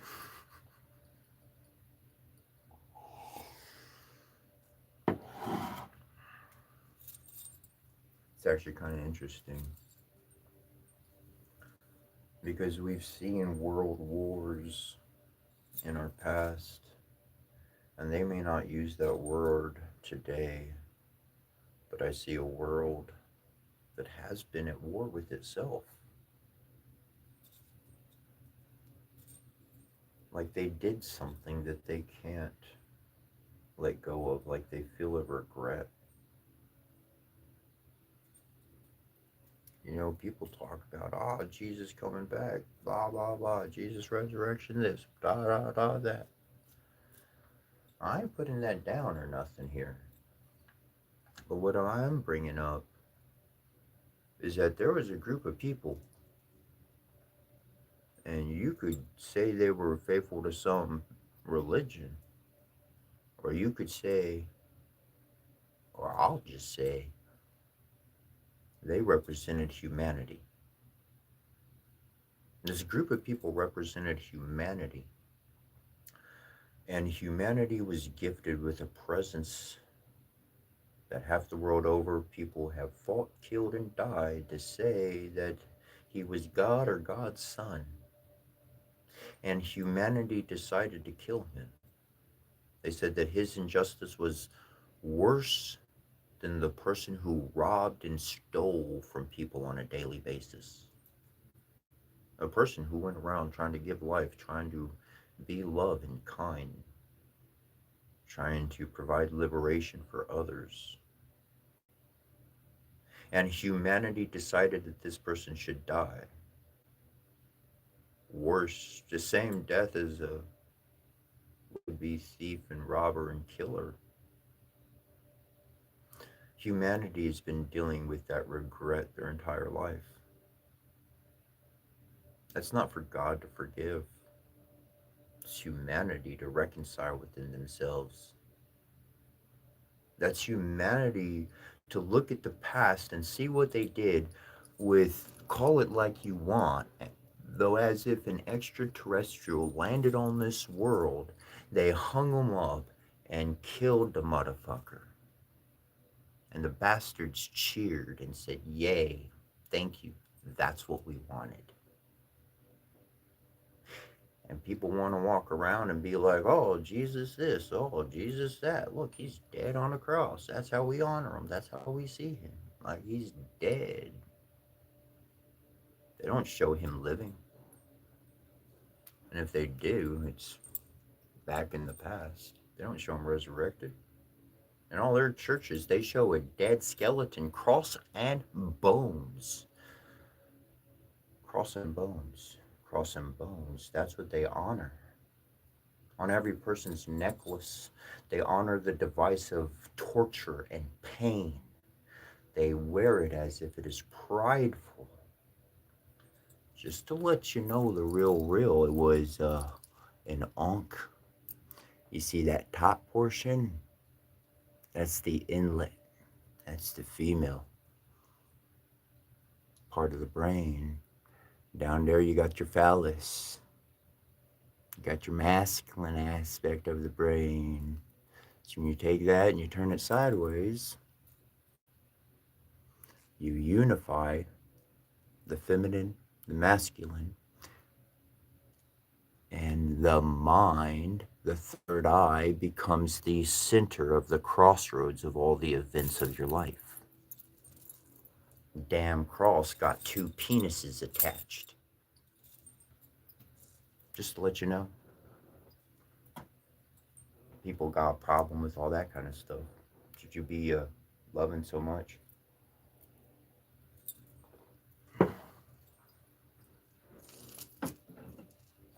It's amazing how much the world has created from esoteric. Esoteric, in case you did not know, means hidden, secret. The amount of secrets that they have dressed your life up and said, oh, it means this.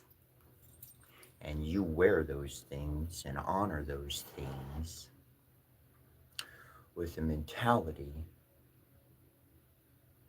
that just helps create chaos for them. They like chaos. They like death because that's who their God is. They're all about death, not life. That's the difference between light and dark, brah. Do you support life or do you support people? Show this. That's why they are called deadly sins. Greed, lust, these things, jealousy, because they create death physical, literal, emotional, and mental death. This is why it's important to honor the virtues, to share these qualities, how you've learned to uphold these important values of your foundation throughout all your obstacles. This is why you're a spirit team member now. This is why you're a spirit master on that team, because when you open your heart, you share the recipe of how you survived. You share how you built your foundation. And when the initiates, when the young ones of this world teeming because they're tired of the crikey crap coming out of people's mouths, the empty entertainment, a child wants and yearns to learn, whether they can admit it or not. You've seen the child who was left alone and they were really angry all the time, and then start working with them and they want to be a part of the group because humanity loves being part of the group. Being exiled from the group sucks. And that's why every person is important. That's why nobody truly is the enemy. Some people do need to be denied energy because they have been irresponsible with what they have already been given. So they need to be shown and they need to realize that that's a privilege to receive those blessings, to receive that kindness, to be connected to your energy. Trust is a very important thing. And people in this world, I believe they have lost the value of trust because trust is earned, trust is developed, trust is maintained. And when that trust is broken, everything changes. That open door just became shut, locked, barred, and chained. But somehow in this world, people say, "Oh, I'm sorry." And all of a sudden, magically, deliciously, 100% trust is returned. No, that's not how somebody learns. That's not how somebody's going to treat you better. They're going to repeat the same problem in another format, and you're going to be like, "Well, shit." And then they're going, "Oh, I'm sorry." And you're going to deal with that for the next 20 years. For me, myself, I'd rather move on solo because I'm going to find somebody else. I'm going to interact with somebody else. Something else is going to change and develop. I ain't staying in Groundhog Day no more. I learned everything I needed from that day. I spent all the time I needed to in that day. And now every day is moving forward, hanging out with you, sharing the times that we have.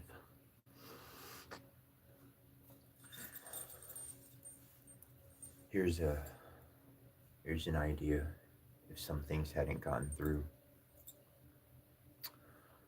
There's this one time I had a bunch of seeds, and I planted a bunch of seeds, and none of them started growing. And so I spent time on them, and then 2 more weeks, and 2 more weeks after that, and 2 more weeks after that. I didn't plant no other seeds. I just stayed on these seeds. Guess what? They never grew. The season came and went. Got no produce that year. I think I should have just given up on that lot, went and bought some new seeds, and I would have had a full crop. The seeds were busted. That's why they weren't growing. That's why I was more light. Nah, that didn't work. More water. Nah, that didn't work. A little less water. Nah, that didn't work. Nah, everything I did didn't work because the seed itself was a dud. When people do not grow from all the water you provide to them, fucking realize they ain't gonna grow. Move on because all the time you would have spent trying to make that work, wasted, purely wasted, wasted. And the only thing that came up was your own frustration, your own problems, your own unenjoyment of every single day. And that is a hard thing for an individual to do, especially a healer, is to give up, to recognize when success is not going to occur and to walk away. That is the hardest thing to do. To accept defeat, to know that you couldn't solve whatever it was at the present moment. Well, guess what? This is the way I viewed it. That wasn't for me to fix. That wasn't my job. I did my work. I actually succeeded. I thought I failed. I truly did because I didn't get where I wanted to go. I didn't help the person change. I didn't see a change in their behavior in all my dealings with them. But I got them right up to that next step. And as soon as I'm out their life, who knows? They're going to run into an event. They're going to walk into a person, and that person's going to be just perfect. And they're going to take that next step on Jacob's ladder on ascension. Their mind, their soul, their spirit's going to grow. I did what I was supposed to do for that moment. And that's why it is so important to simply be present. Just be present. If you're present, things can happen. Things can be realized. Things can be seen. Things can be known. The collective consciousness can be updated. By shutting ourselves off, by truly isolating, by only going on that aspect of a negative pattern, we don't help anybody. And we definitely, for those individuals out there, those are the kind of ones I'm really looking for. Those are the individuals that my soul is seeking to find because it's them who I need to shock back into life.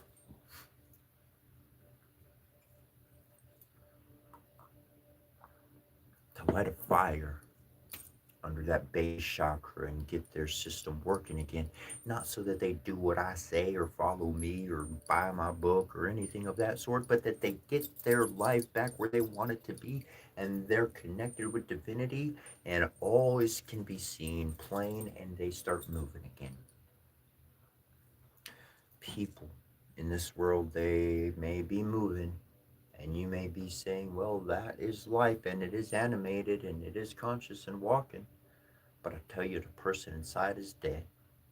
The soul is not breathing because it feels caged. It feels as if it speaks, it's going to be looked at weirdly. If it dresses how it wants to, something else is going to happen. So that liberation of mind, that liberation of soul, that liberation of body to enjoy life, to just be at ease, to be at peace. It doesn't have to be a constant search of, oh, I'm happy, oh, this is exciting, oh, this is thrilling at every moment and every turn. Some moments require the silence for reflection, require the silence to develop forward. And that's why a lot of times people may look and say and make comments, oh, you're not doing anything. Well, you stay there all the time. What are you doing with your life? You know what you're doing with your life. You don't owe them an answer. In fact, it is your direct privilege to refuse to answer their questions. I'm going to say that again. It is your right as a human to not answer their questions. You're on a journey. You have an adventure at hand. You're taking notes. You're looking at events. You're feeling emotions. And every single thing is new to you. Your journal has just begun to be written within. And people are going to come ask you definitive questions about your journey. You haven't even got home yet.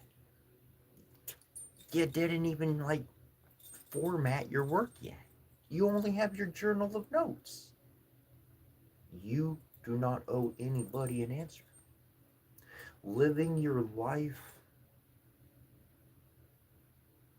is far different from explaining your life. And the people who have love, truly who have love in their hearts, they'll share a moment with you. They'll come talk to you. Everybody else, they will point, laugh, and do whatever else. Good. Go ahead. At least I know who my friends are versus who my enemies are. Because those people pointing and laughing and saying all kinds of dumb things, guess what? Even their friends ain't friends. Even their allies aren't allies. Why?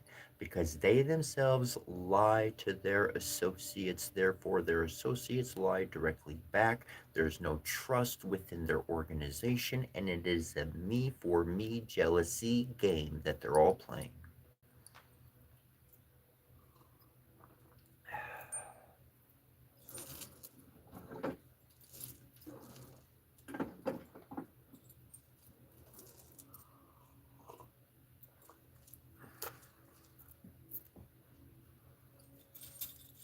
That's what you can move out of.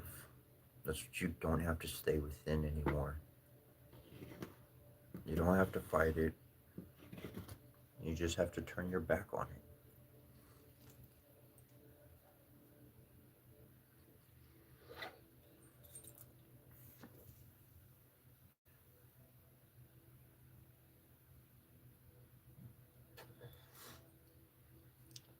it. Indian tech gun. Thanks. Yeah. I would say technically I drink a pot of coffee in 2 hours. We've been live for 2 hours here. Yeah. So about that time. On that account, I'm going to run off to the restroom. I'll be right back very shortly.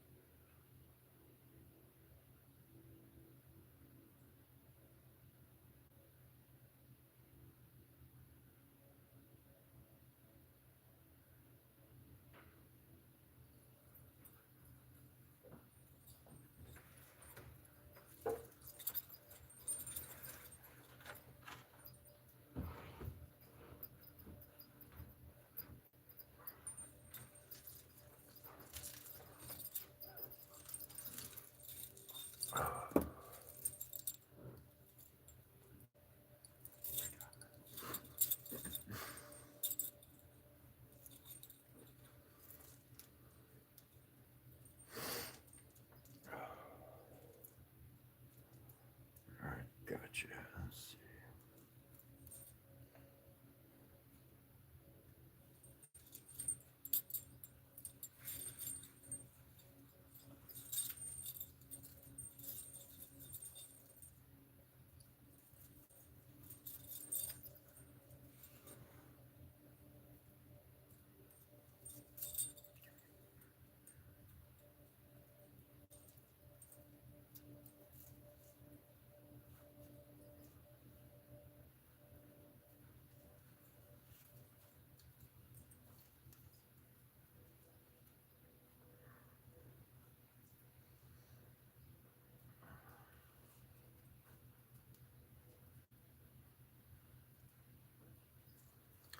The divines, the divinities are not long gone.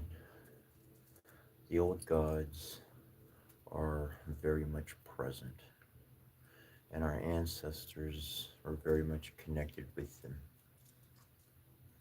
Our ancestors knew a thing or two, and when we were children, I was born in 1984. It was around that time, and especially Generation X, bro. Thank y'all for everything.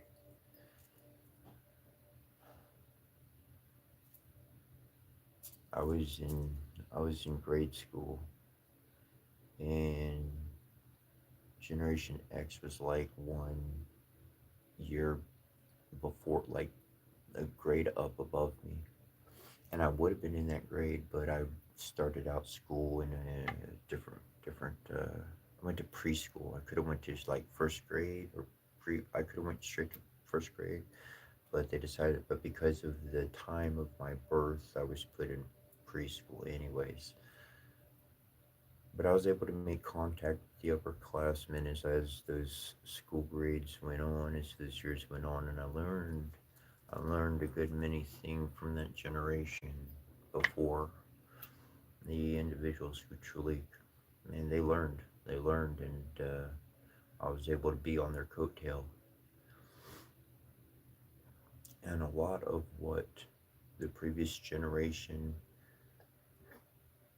had to not only experience, learn, but also keep invisible, I think had to be the hardest thing. Things I've been becoming aware of is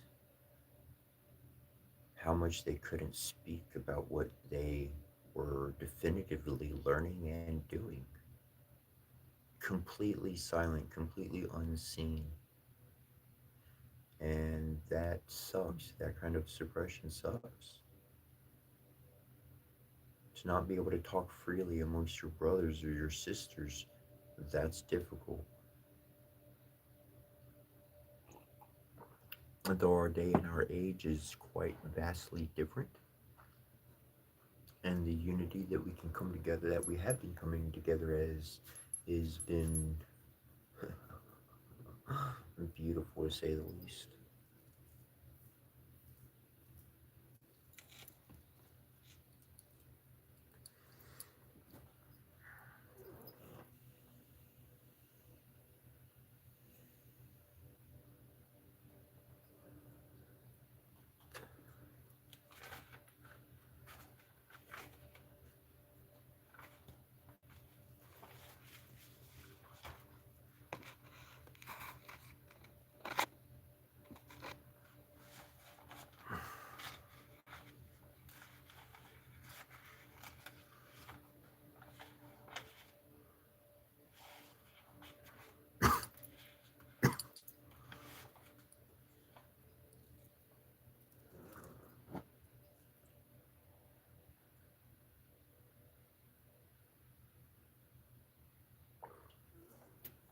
Oh, thank you for joining me this wonderful morning, this Saturday morning. It's it is 7-Eleven locally. Love that.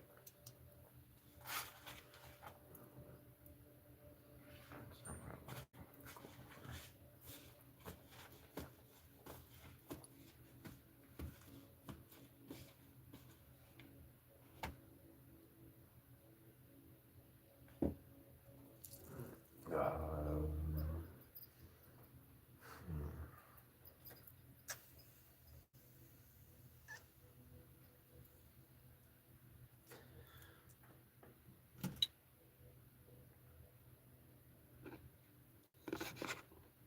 if you are on YouTube, if you are on TikTok, we are live on youtube.com/Setra. That's youtube.com/Setra.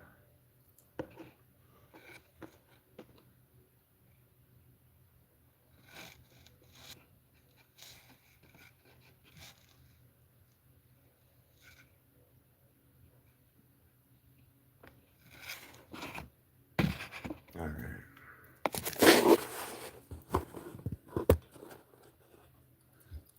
This one is for the people wanting to see some things.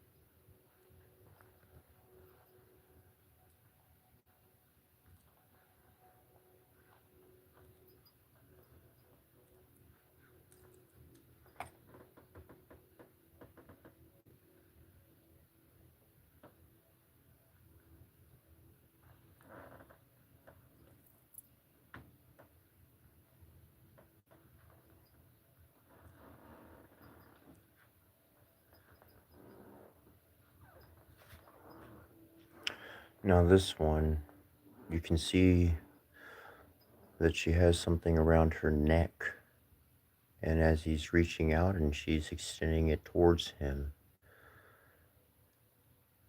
this is a transference of her wisdom.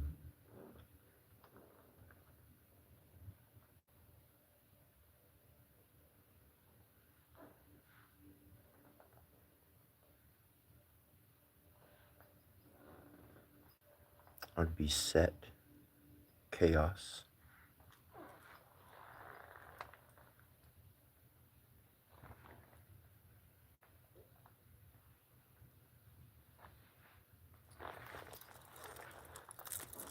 Now here's something interesting, okay? Look, this tail right here that he has, you can see this this piece right here, okay? Now I noticed that they wear that in several different dealios, and I had believed it was a foxtail. And when we come down here, we actually have practically a whole body of a fox hanging off of them. Like, to me, I was like, that's pretty darn interesting. And then I found out it was a tail that they had. This is my water filtration system. So it gets the heavy contaminants out on the top. And then within, it has a 5-stage filtration system that takes a lot of the fluoride out as well and alkalines the water. And then we have minerals down there to remineralize the water. And that's what it is. That's the brand right there. Santivia Gravity Water Filtration System.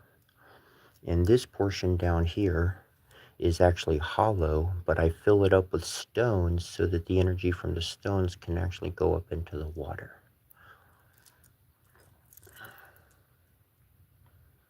This is a silver pitcher, actually. It's actually the welding bits, or even silver itself.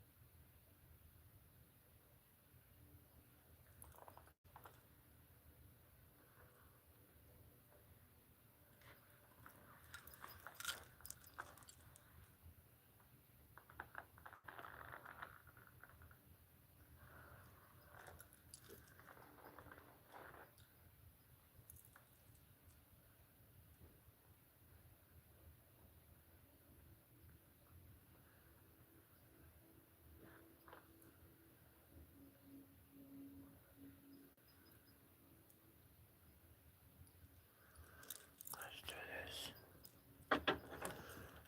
Give me a moment here.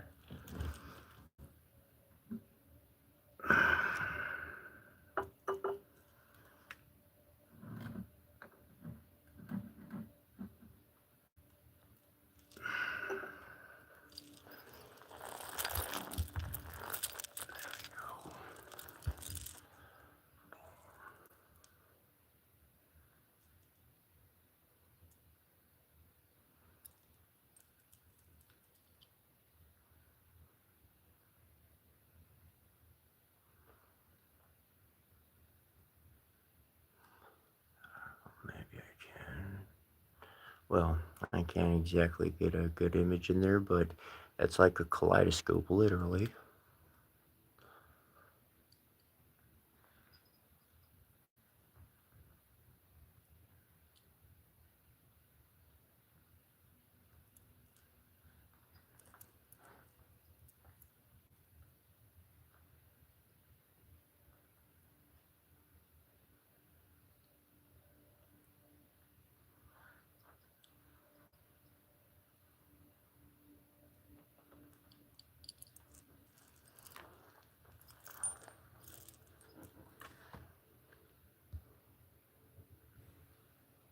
Boom, boom.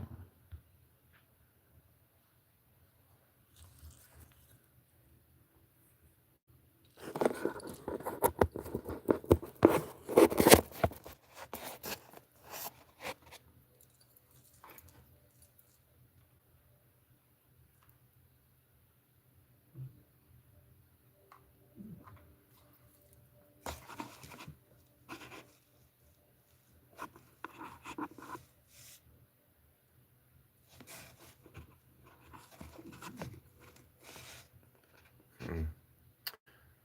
Truly, that water of life and allowing that stream to flow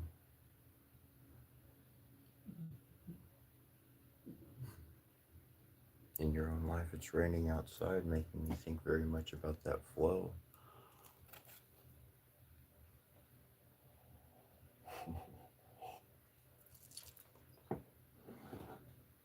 Mm,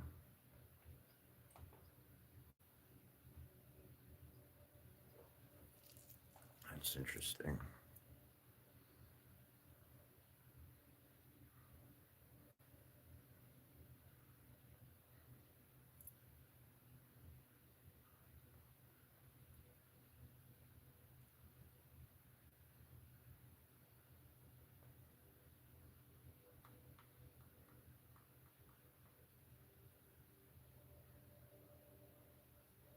Interesting.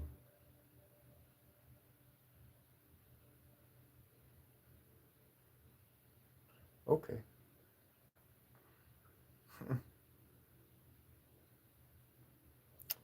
All right, there. All right.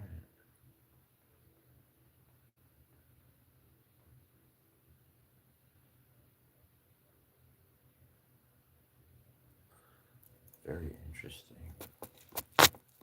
So, just sharing on my screen here, the chat log stopped.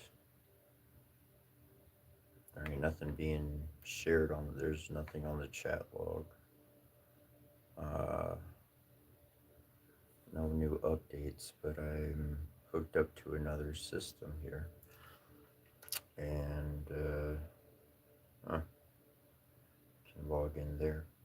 Interesting stuff. Okay, anomalous. So, no, I'm not from Fallout. Maybe we all are, though. That's intriguing. That's highly intriguing. All right.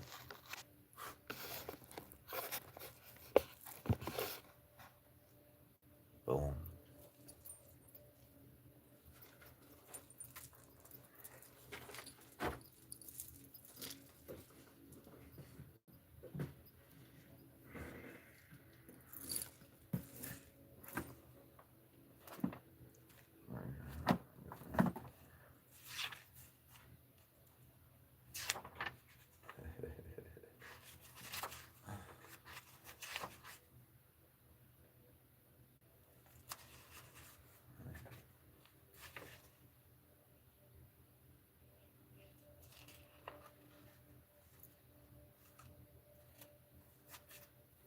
All right. I got a story lined up.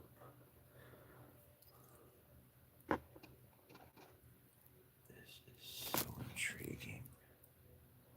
So intriguing.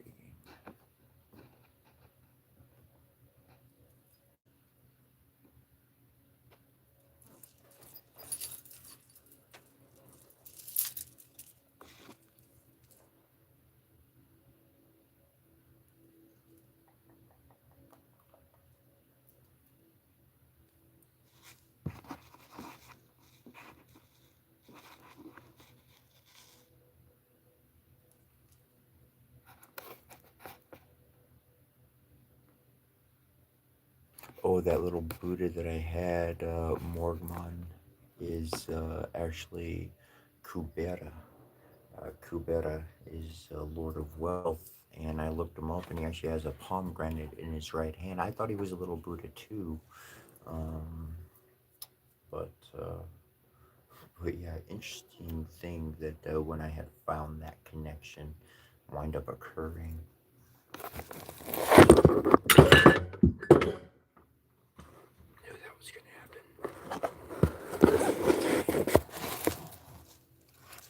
You know, if someone was asleep, they're not anymore.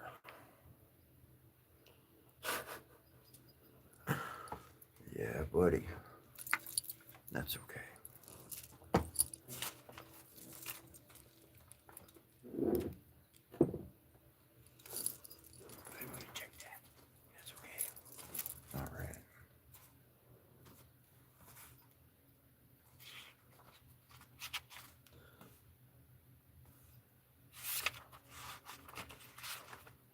This story is called The Three Little Men in the Wood.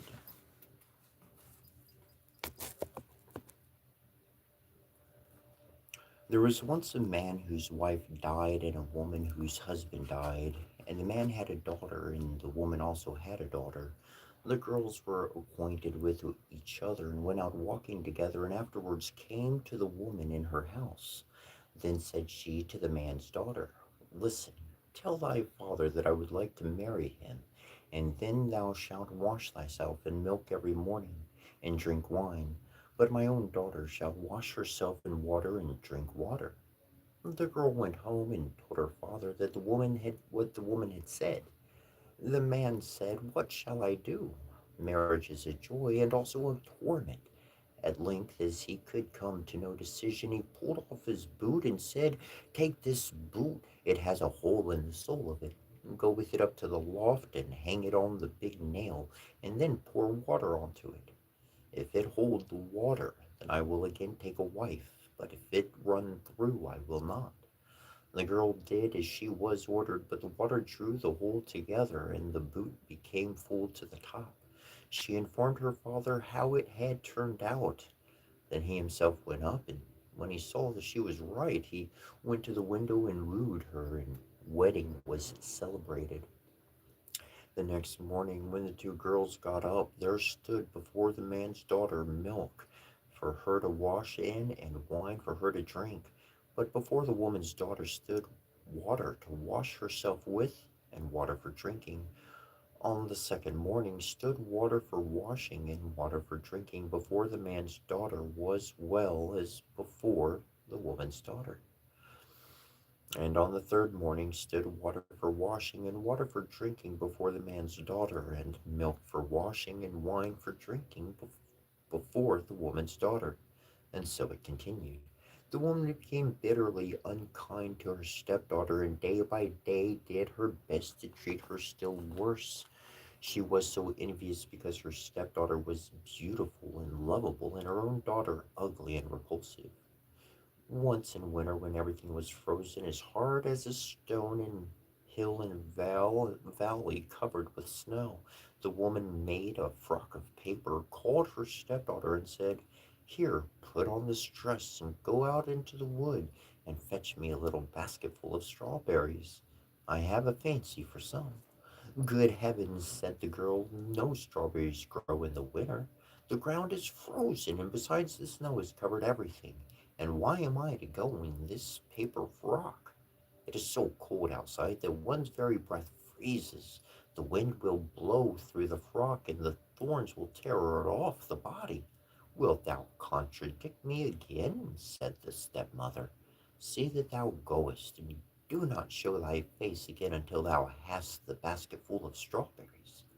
Then she gave her a little piece of hard bread and said, This will last through the day, and thought, Thou wilt die of cold and hunger outside, and wilt never be again by me. Then the maiden was obedient and put on the paper frock and went out with the basket. Far and wide there was nothing but snow, and not a green blade to be seen. When she got into the wood, she saw a small house out of which peeped three dwarfs. She wished them good day and knocked modestly at the door. They cried, Come in, and she entered the room and seated herself on the bench by the stove, where she began to warm herself and eat her breakfast. The elves said, Give us too some of it. Willingly, she said, and divided her a bit of bread in two and gave them the half. They asked, "What dost thou here in the forest in the winter time, in thy thin dress?" "Ah," she answered, "I am to look for a basket full of strawberries, and am not to go home until I can take them with me." When she had eaten her bread, they gave her a broom and said, "Sweep away the snow at the back door with it." But when she was outside, the three little men said to each other, "What shall we give her, as she is so good and has shared her bread with us?" Then said the first, "My gift is that she shall every day grow more beautiful." The second said, "My gift is that gold pieces shall fall out of her mouth every time she speaks." The third said, "My gift is that a king shall come and take her to wife." The girl, however, did as the little men had bidden her, swept away the snow behind the little house with a broom, and what did she find but real ripe strawberries, which came up quite dark red out of the snow. In her joy she hastily gathered her basket full, thanked the little men, shook hands with each of them, and ran home to take her stepmother what she had longed for so much. When she went in and said good evening, a piece of gold at once fell from her mouth. Thereupon she related what had happened to her in the wood, but with every word she spoke, gold pieces fell from her mouth, until very soon the whole room was covered with them. "Now look at her arrogance," cried the stepsister, "and throw about gold in that way." But she was secretly envious of it, and wanted to go into the forest also to seek strawberries. The mother said, "No, my dear little daughter, it is too cold. Thou mightest die of cold." However, as her daughter let her have no peace, the mother at last yielded, made her a magnificent dress of fur, which she was obliged to put on, and gave her bread and butter and cake with her. The girl went into the forest and straight up to the little house. The three little elves peeped out again, but she did not greet them, and without looking round at them and without speaking to them, she went awkwardly into the room, seated herself by the stove, and began to eat her bread and butter and cake. "Give us some of it," cried the little men, but she replied, "There is enough for myself, so how can I give it away to other people?" When she had done eating, they said, "There is a broom for thee. Sweep all clean for us outside by the back door." "Humph! Sweep for yourself," she answered. "I am not your servant." When she saw that they were not going to give her anything, she went out by the door. Then the little men said to each other, "What shall we give her, as she is so naughty, and has a wicked, envious heart, that we will never let her do a good turn to anyone?" The first said, "I grant that she may grow uglier every day." The second said, "I grant that at every word she says a toad shall spring out of her mouth." The third said, "I grant that she may die a miserable death." The maiden looked for strawberries outside, but also she found none. She went angrily home, and when she opened her mouth and was about to tell her mother what had happened to her in the wood, with every word she said a toad sprang out of her mouth, so that everyone was seized with horror of her. Then the stepmother was still more enraged, and thought of nothing but how to do every possible injury to the man's daughter, whose beauty, however, grew daily greater. At length she took a cauldron, set it on the fire, and boiled yarn in it. When it was boiled, she flung it on the poor girl's shoulder and gave her an axe in order that she might go on the frozen river, cut a hole in the ice, and rinse the yarn. She was obedient, went thither and cut a hole in the ice, and while she was in the midst of her cutting, a splendid carriage came driving up, in which sat the king. The carriage stopped, and the king asked, "My child, who art thou, and what art thou doing here?" "I am a poor girl, and I am rinsing yarn." Then the king felt compassion, and when he saw that she was very beautiful, he said to her, "Wilt thou go away with me?" "Ah, yes, with all my heart," she answered, for she was glad to get away from the mother and sister. So she got into the carriage and drove away with the king, and when they arrived at his place, The wedding was celebrated with great pomp, as the little man had granted to the maiden. When a year was over, the young queen bore a son, and as the stepmother had heard of her great fortune, she came with her daughter to the place and pretended that she wanted to pay her a visit. Once, however, when the king had gone out and no one else was present, the wicked woman seized the queen by the head, and her daughter seized her by the feet, and they lifted her out of the bed and threw her out of the window into the stream which flowed by. Then the ugly daughter laid herself in the bed, and the old woman covered her up over her head. When the king came home again and wanted to speak to his wife, the old woman cried, "Hush, hush, that can't be now. She's lying in a violent perspiration, and you must let her rest today." The king suspected no evil and did not come back again till next morning, and as he talked with his wife and she answered with him, with every word a toad leaped out, whereas formerly a piece of gold had fallen out. And then she asked what that could be. But the old woman said that she had not got from the violent perspiration and would soon lose it again. During the night, however, the scullion saw a duck come swimming up the gutter, and it said, "King, what art thou doing now? Sleepest thou, or wakest thou?" And as he returned to answer, it said, "And my guests, what may they do?" The scallion said, "They're sleeping soundly too." Then it asked again, "What is little baby mine?" He answered, "Sleepeth in her cradle fine." Then she went upstairs, and the form of the queen nursed the baby, shook up its little bed, covered it over, and then swam away again down the gutter in the shape of a duck. She came thus for 2 nights on, and on the third she said to the scullion, "Go and tell the king to take his sword and swing it 3 times over me on the threshold."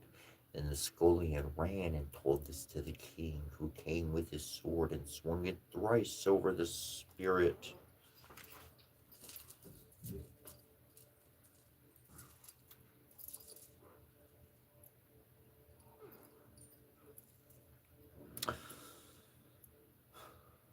And at the third time, as his wife stood before him, strong, living, and healthy as she had been before, thereupon the king was full of great joy.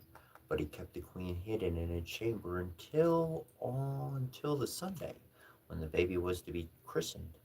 And when it was christened, he said, "What does a person deserve who drags another out of bed and throws him in the water?" "Then the wretch deserves nothing better," answered the old woman, "than to be taken and put in a barrel stuck full of nails and rolled down the hill into the water." Then said the king, "Thou hast pronounced thine own sentence." And he ordered such a barrel to be brought, and the old woman to be put into it in with her daughter. And then the top was hammered on, and the barrel rolled down the hill until it went into the river.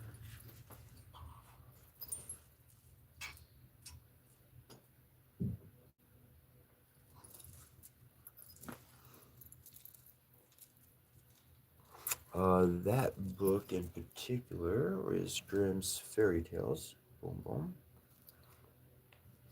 And that particular one was The Three Little Men in the Wood.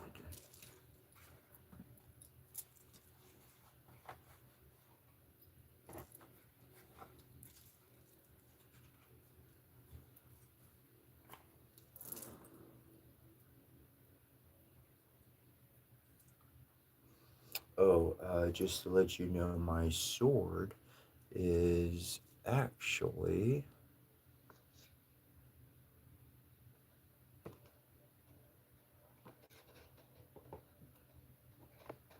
my sword is actually a blunted blade, whereas it is legitimate and could hold up, will hold up, not could, it will hold up um, to a most very serious,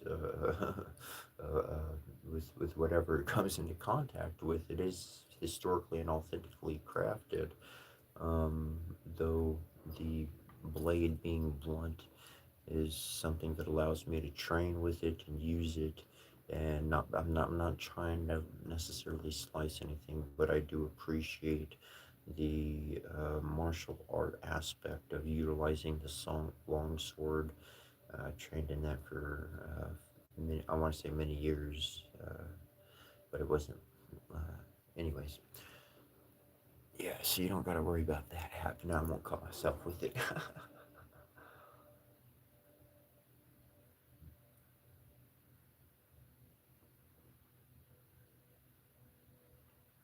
Oh, let's see. Let's see. Am I Native American or Native Americans or something? Oh, Derek was asking what I identify with: humanity, tribal, ancient, um, you know, love, goodness, life, tree of life, ancient patterns. Don't see mythology as fake stories. I see mythology as methodology for the micro and the macro. If we can observe the cycles of events that are happening outside of our lives, then we can become aware of those cycles, those cyclical events that happen within inside of us, mentally, emotionally, and physically. This is mind, body, and spirit.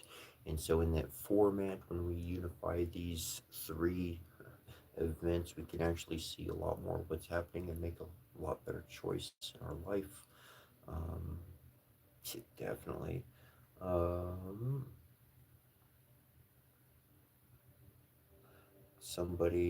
Derek, also Derek Jeter, he said, "What are your pronouns?" As long as it's in the human category, groovy, bro. You know, I connect with animals, but I'm not an animal. Difference there. So I could care less. Sometimes I confuse myself in the mirror. So what do I care if somebody sees me as masculine or feminine? Truly, the left portion of the brain is feminine. The right portion of the brain is masculine. Many correlations, different aspects of the life. And through that, we wind up unifying in the shamanistic way, in the oracle format, in the wise woman system. We wind up unifying the two different portions of the mind, of the brain itself, and we are able to wind up being able to perceive our world much more so.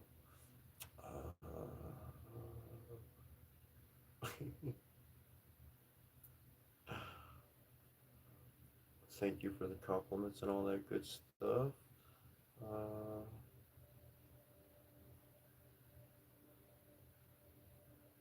yeah, interesting observation, Fox Mulder. I had noticed that as well. Um, However, in that little glitch of whatever wound up happening,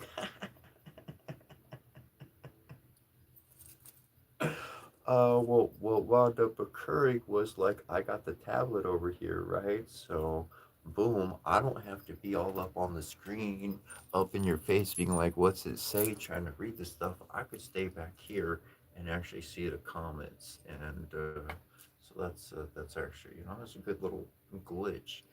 Those kind of things allows us to see and grab another option. That's why it's important not to be so stuck on that's the only option I have. That's the only thing I'm going to do. This is my plan, and that's everything else is a no. That's why it's good to be open to the universe and what comes before, because if there's another option at hand to make what you want to happen, try that other option. It might work. Maybe it doesn't. Maybe it's not so smooth. Okay, out with that idea. It didn't work. But yeah, interesting stuff indeed. Ogslakshim, if I did pronounce Ogs, Slaxum, Ogslaxum. Yeah. um, my take on religion is to learn from all sources, belong to none. Learn from all sources, belong to none. You see, your path is specific to you, and that path you're going to receive information from many different sources as you have already been doing throughout your life. And it's not that you are picking and choosing, but certain things apply to you that people mention, and the majority of it doesn't. So you have been selecting and finding aspects of what you agree with, and throughout that journey, that's the path leads you to discovering who you are. And through my own experience, I have chosen not to belong to any one religion because I want to keep learning. I want to learn from many books and many sources. And from what I find in the world is words of division. And religion is one of those. And it's more of a tribal, humanitarian, ancestry, very real connection, um, beyond the division of religion. So yeah, no religion. That is a Starbucks bag that you. Is it in the mirror? Maybe it is. That's a mirror technically. I'll let you know. Oh, that's why the image is different. But they were talking about that one right there. Yep, that one. Ah, because she is a goddess. She's a real goddess. I'll just leave it right there. This is sacrifice. Uh, no. I mean, not in the term you would think of a sacrifice. My voice sounds a little bit. Let's see if we can pick that up there. There we go. Maybe that'll be more effective. All right. Medication, no medication, no medication. Love you, bro. Appreciate it. Uh, they are very bad for you. They are very bad for you. Don't destroy your mind. Build your mind. Build your consciousness.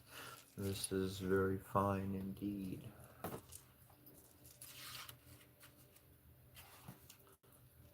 They'll certainly leave people scratching their head, wondering what's going on with this fella. Because that curiosity they have, it's going to lead to them discovering how you're having a good time, how you're enjoying your life. And how you're enjoying your life, well, I think that means the world. I think that means everything. And when people start wondering how and why you're doing what you're doing, it's because they want to be doing it themselves. And so they learn. They learn from you. And that's how we learn from each other.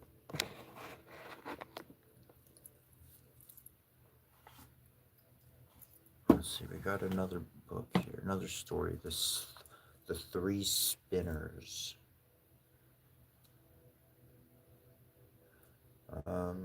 People are so scared. How do you get past fear, fish cat? All right, fair enough. Fair to explain the fear. Fair to explain the fear. All right. What is feared is the opinions and the views of a fellow human.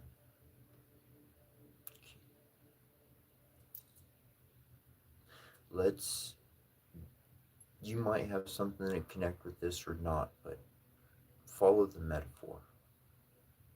Let's think about a player on a, it could be any sports team, whatever sport you might connect with best, whatever it is, fill in the blank. Those members on that sports team properly doing what they're doing, they care about the voice of their coach. And there may be several different coaches, the primary coach, this particular coach, that particular coach, and they all work with the team. As long as those coaches are speaking to each other, all of that is working through, The team members do not care what anybody in the world thinks, or even the opposing team. They're focused on what their coach is teaching them. They're focused on the voice of their coach. They're focused on whether their coach is like, yeah, you on point. No, you need to move faster. They're focused on that direction. When that happens, it's a bond. It's a relationship. Coach, student, coach, athlete, spiritual teacher on a team, helping an initiate, helping someone starting out on their journey.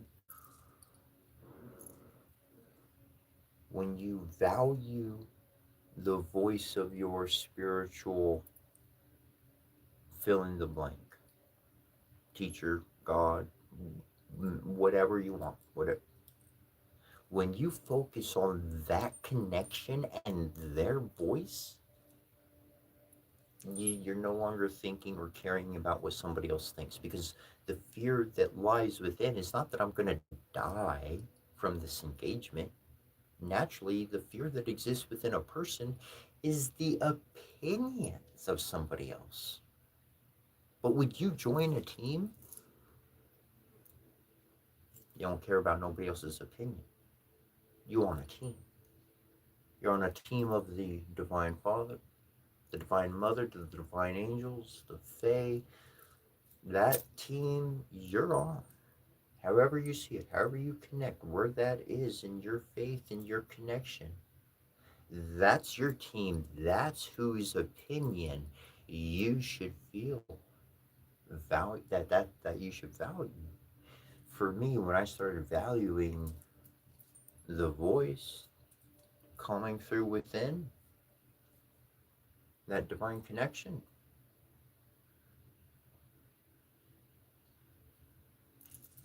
it wasn't man that I feared.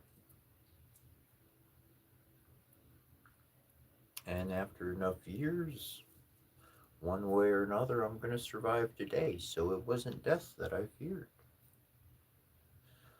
What is my fear? I've developed a trust with my divine connection. That trust, that bond, is like that athlete with the coach. That coach and my own confidence of what I know I'm capable of what I know I do and have done and can do again. Do I welcome the challenge? Because the challenge is going to give me an opportunity to have some fun, be a little entertained, go through some challenge. This is like, nay, this is not a video game. This is real life with no restrictions. We full moving, free roaming. It's an adventurous journey. This is the destination, is interaction. Interaction can only happen if you're present. Fear will cause you to be absent. So do you have confidence in your connection, and has your connection built confidence within you? If those two answers are no, I drop what I'm doing and I had to do something different. Because whoever's not building you up for you to be confident about your own abilities to conquer any obstacle in your own life, fuck that motherfucker and let them just go to the grave where they're headed anyways. You don't need to join them. Move on in your own direction. Ascend at your own speed. You don't need nobody telling you, oh, you can't move forward, oh, you can't do this, oh, you can't do that. Excuse me? I think I can because I just did. Psst, clock it.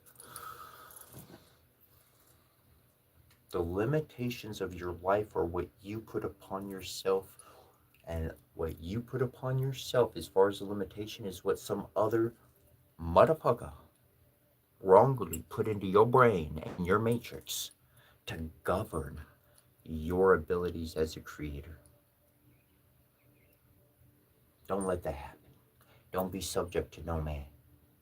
Follow your faith.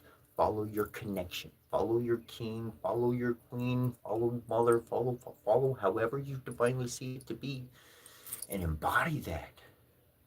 Because if you don't embody it, then you don't trust. And if you're not trusting, then you're believing in your own ability. And if it's just you and your own ability, guess what? You're going to find full of so much doubt. Because man on his own 2 feet can't accomplish much at all. Through faith, through connection, through love, through belief, through all of these aspects that are so true to community and a future of humanity in which we're actually interacting with each other and we're not running away from each other because, oh my gosh, he looks different. Ah, I'm scared of the people who look normal because they're the ones wearing the true anonymous outfit.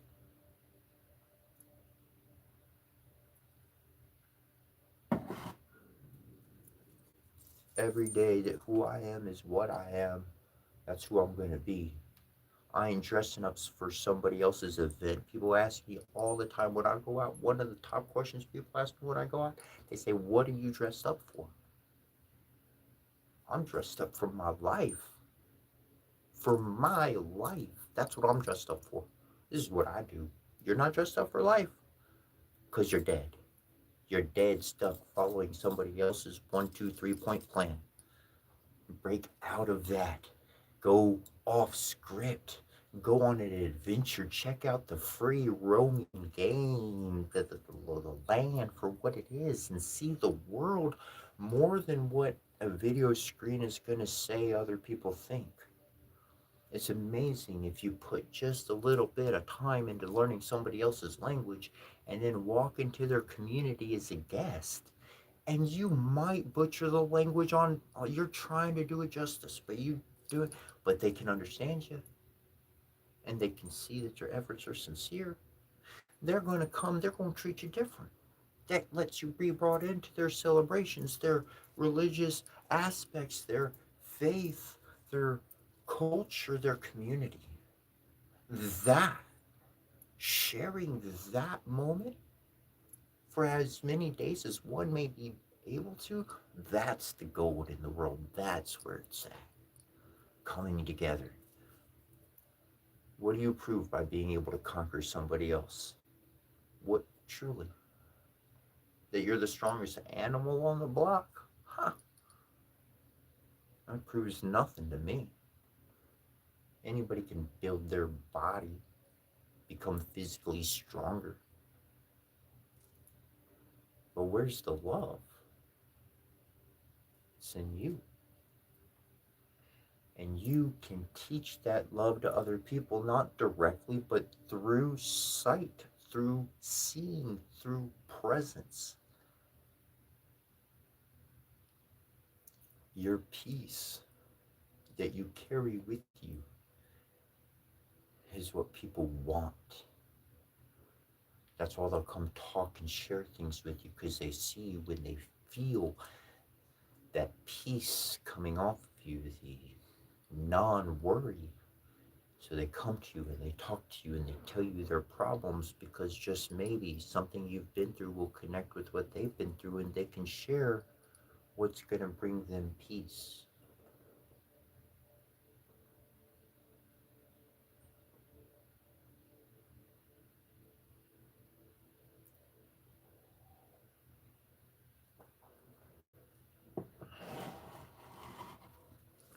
And remember, we have so much to give to each individual. And when that much is spent and given, rocky times can start to occur. When those rocky times are seen, it's usually a good time to move forward. A lot of people want to hold on to the past. They want to find something else to give, something else to do. But to recognize as a healer, as an individual on your own journey, as a person on their adventure, there's that destination is always a little bit shifting. It's always a bit moving.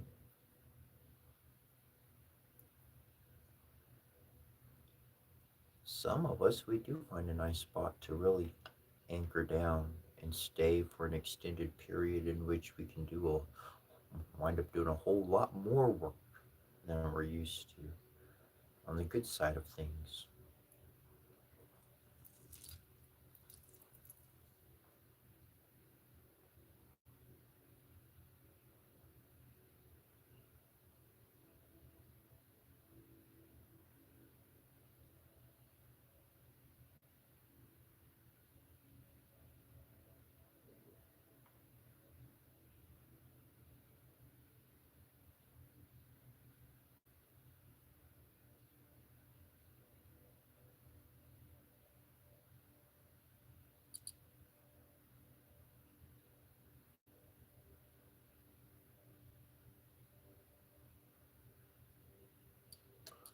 As far as rain dance goes, a uh, a rain dance.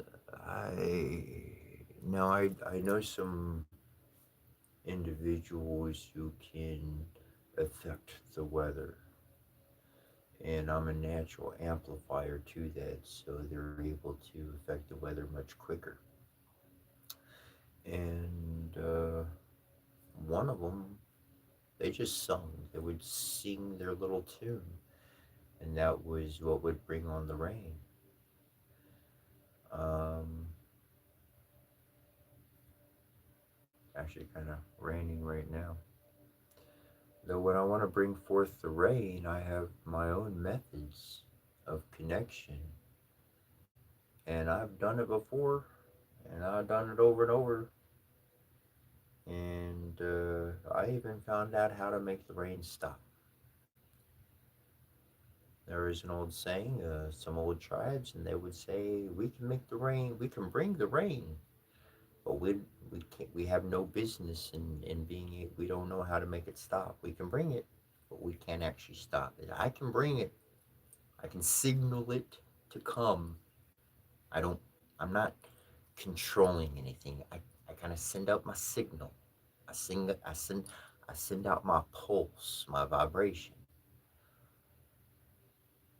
and that vibration is attracted like magnetics, electromagnetic vibrational connection. Okay, I create the vibration, and the elements come forth. If I stop the regular ceremony, then there's no regular occurrence to bring the weather forward. I'm not one to affect the weather out of somebody's whim of saying it. And I particularly do not have to do a dance to bring the rain in the form that your mind is seeing it and calling for it. This is a wonderful thing about truly being an alchemist, a wizard, an oracle, a magician, magic, mathematical application, generating incarnate creativity kinetically. I'll say it again, magic, mathematical application, generating incarnate creativity kinetically. Okay? It's just nature. It's interacting with nature. Somebody who knows how to interact with nature.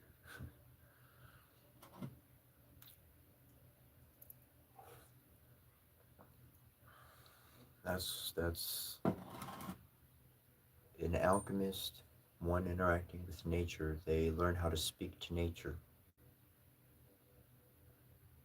in their own format for each person, for each individual on this route. That's why everybody's path is narrow, because the path is for one person. It's for them. That's why it's a narrow path.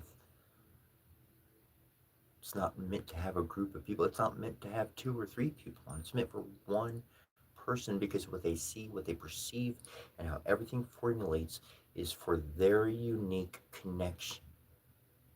That's how God or divinity, nature, the divine mother, the mother of matter, matter itself, of which God formulates and crafts, the divine father works with.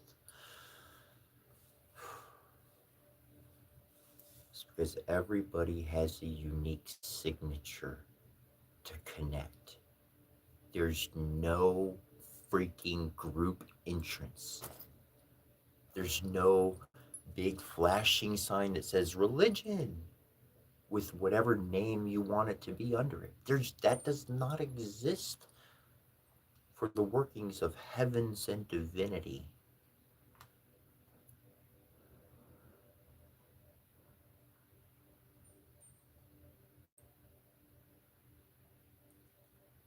And every single person has that unique connection. That's how they pray. That's their unique form of prayer. And some people, in the old times, in the ancient days, it was known all over the planet how to draw the weather from one place to the next. The rains, heavy waters, so forth, so on, coming in. And this was shared so that the entire world, one part of the world on their landmass, would call the weather to their area, and the rains would come and take care and water and fill and do everything the community needed. And this could go around the world as the next group called that weather forward, and the whole world had a cyclical pattern of the weather that was harmonious, and that people, yes, people, in tune with all that they were able to draw forth. This was balance. In our world, there's no balance of that. There's no connection from that end to that end. Each country, with each dictator or ruler or whatever name you want to give for the person that's running the whole thing, or at least the visible sight of who's running the whole thing, they operate on a I want what I need, gonna do what we got, and all these blah blah blah. So much of greed, selfish, jealousy, debt, and all that junk exists. There ain't no balance. So take what you can take and live as long as you can live. So it's a completely different structure of a balance of energy. And that's one thing that I have been massively connected with for a good long while now. And at least for my part, as much as I could do to encourage others to connect with that energy that is moving around the world, to create stability, create to create a future for our children in which they're not facing the obstacles that we face and have faced.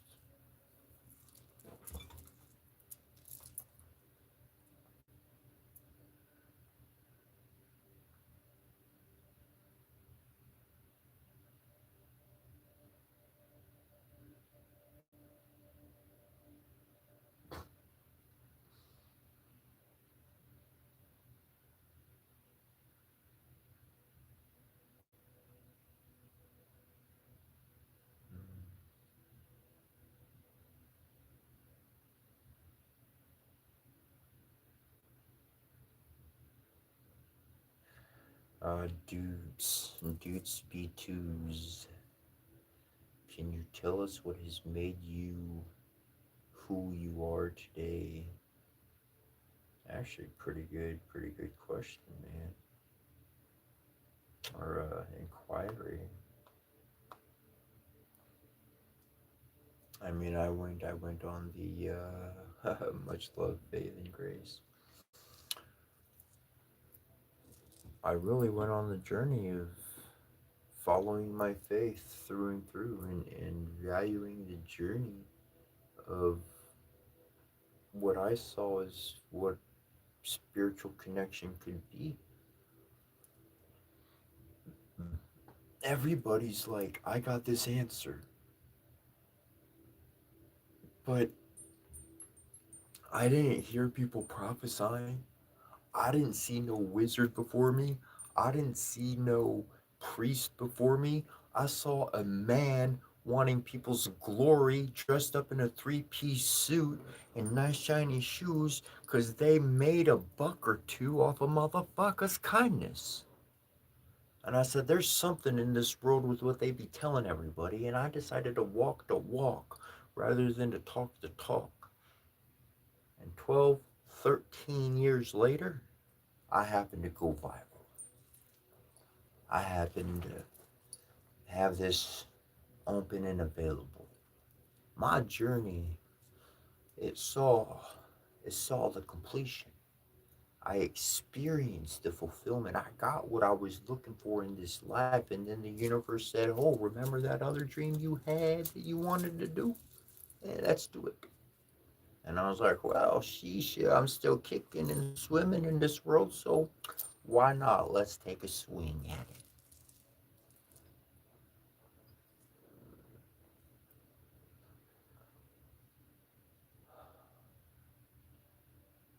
Preservation, presence, and liberation.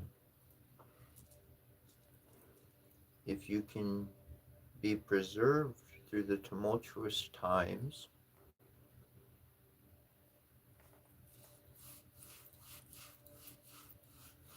to be present in life and not run away from interactions with others in public, then you can truly show to others the actual image of what it truly looks to be liberated. Liberated from the opinions of man. Liberated from earthly 3D talk and to move into 5D presence. Is somebody coming at me with realness, or are they just talking about the dang weather every day? Are we talking about your heart and my heart, about life and real life? Are we talking about some real matters? About the problems or the situations we've overcome and how we'd like to see the world change, or how maybe the world could be better, just to even talk about those things? Because if that's not where we're at, I might as well go put my head in a book, which I got a lot of here, to really ponder, to develop, to grow, to move forward. People will be stuck where they are, and that's okay. A lot of people will remain as guideposts, religions, structures, systems. They remain as guideposts of, number one, a source of information to gain, lessons to learn, and something to step from one stone step in the pond to another stone step.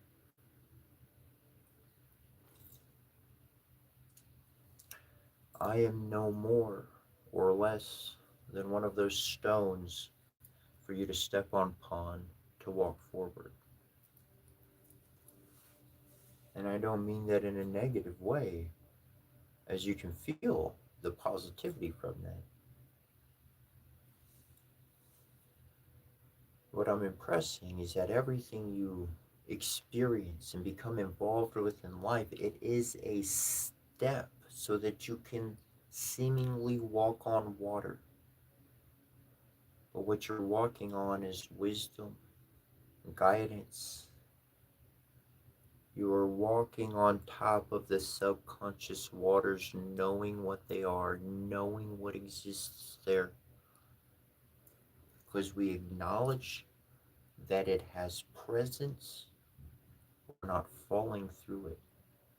We're actually standing on it. It's firm and it's real. We can learn from that and move from that. But as much as one may deny or refuse to acknowledge life for what it is, that's someone who's not learning, that's someone who's not growing, that's someone who's not developing. Perhaps that might be someone you can help. Perhaps that ain't the kind of energy that you spend your time on anymore. You grew past that energy, perhaps.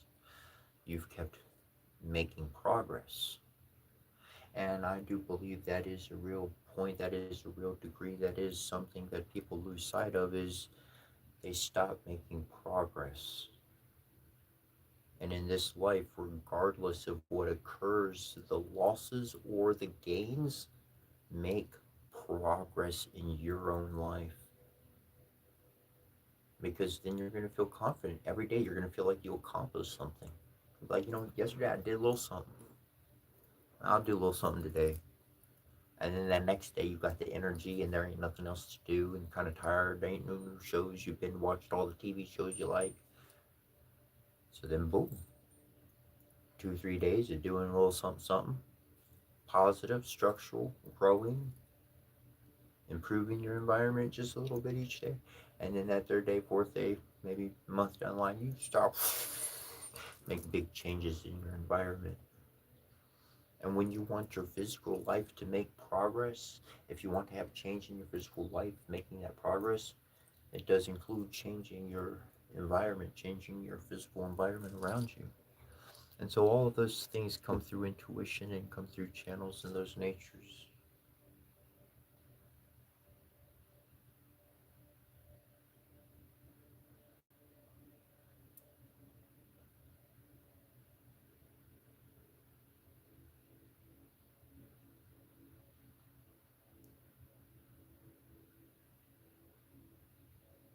Thank you, Paladin James, for saying that.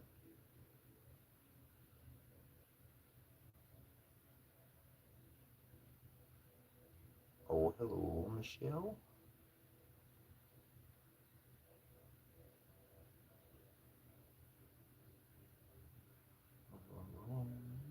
Oh, very welcome, Fish Cat.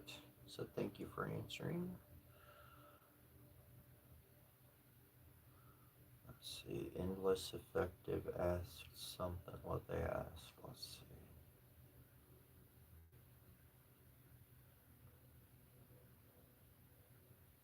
If I can find it, I'll answer it.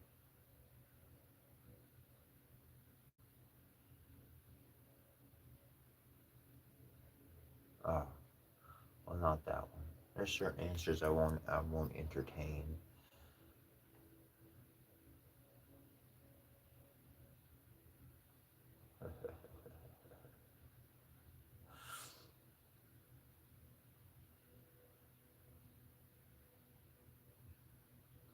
On the eye mascara, um, so here is a trick. I use this one, Maybelline Tattoo Studio eyeliner, the one that you need a little brush to use, okay? And then after you use that, it's got the little thing here. After you put this one on, let it, like, let it dry, let it get to where it gets for a little bit. So, like, let an hour or two pass.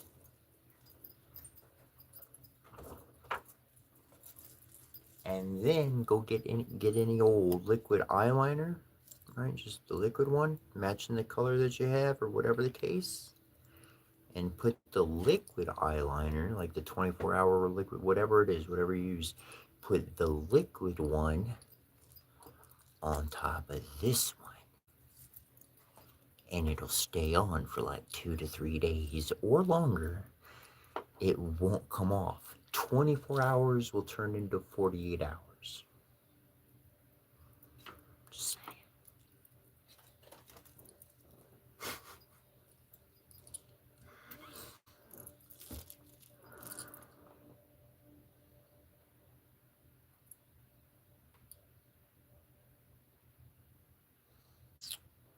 I do have a makeup tutorial that I posted a long time ago. Um, so maybe I just need to repost it for you as far as that goes.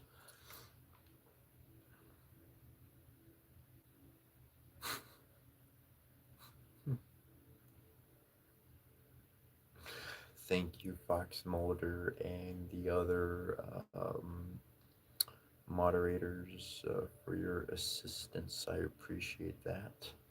Um, Ever happy dude, what's my story?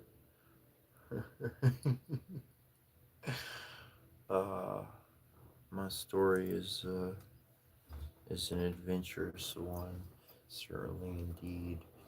Um, but to wrap it up in a little nutshell, I grew up and didn't celebrate holidays, and so with the many losses in my life, I dress up for Halloween every day. It's worth scaring off them spirits. Tell you what, it works. I'm as happy and as merry as I can be every day. Of course, emotions do drop down, but they always come up too. So always looking at the flip side on that. I'll be merry like it's Christmas every day, even though maybe can't give you a physical present, but I can be present.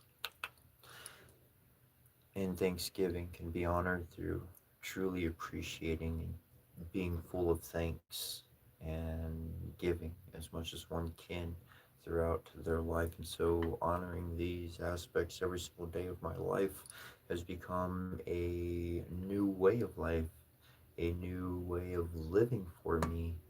It all started with honoring Mother's Day every day because my mother's life was cut short, and she had an illness that was going to end her life, which did, and so I knew my days were short with her. So I treated every single day like Mother's Day. I said I don't need one day to honor my mother. Every day is precious to the last at this point in my life, so I'm going to honor it like that. And that's really where that began. And throughout the years, I've been quite accustomed to being rejected from communities and groups, whether it be by the people, whether it be by their leaders. When I know that I'm not welcome somewhere, it's time for me to take off. I ain't trying to push my presence somewhere that it's not wanted. I've been to many places of that nature, and I'm tired of feeling alone. And I only want to be around family. And family, they're going to care. Family's going to be there. Family is not just trying to serve their own interest when they come around. So I've been looking for family throughout my life. So as I come into a group or some religion or whatever the sort, into whatever community, I'm appreciated. People see me, they get used to me, they see I'm not a threat, then we hang out, everything's cool and kosher, then we talk, we hang out over meals and all of that stuff, and then there's usually some ending or point, the one who's controlling the group or the organization, the one at the top, or maybe the bully in the middle at the bottom doesn't like me, and that's when things take their steps in that direction. And generally speaking, I'm going to see my own way out the door. I don't need anybody telling me I'm not wanted. I know what that looks like clearly enough. And so I'm used to moving on. And that's why I don't claim any one religion or any one group of people. But I've seen that my brothers and my sisters, my true family, they are stuck within certain groups of religions and peoples, and because that is their security, that's the only way they know how to ensure that they're going to make it tomorrow. They're going to for sure have a meal on the table tomorrow because ultimately they found their trust in men and not in something divine. They lost their faith, plain and simple. And to identify a person who's lost their faith is, whether they're friend or family, it's not someone I can interact with because everything I have to say, they're going to disbelieve it, they're going to refute it, and they're going to challenge it. And I have seen enough in my life and witnessed enough things on a regular, daily, ongoing basis to just be done with caring whether somebody believes me or not. It's like running around trying to convince people that gravity's real. Believe in gravity, but nobody in the world believes in gravity. You fell on your face once, you're trying to tell everybody it's freaking real. You watch your step. And then, anyways, you don't need other people to believe in it or to believe you. When they experience it, they're going to go through it. So the best thing we can do is leave some seats out on the road so that people might find the breadcrumb trail whence they pick up the journey for themselves.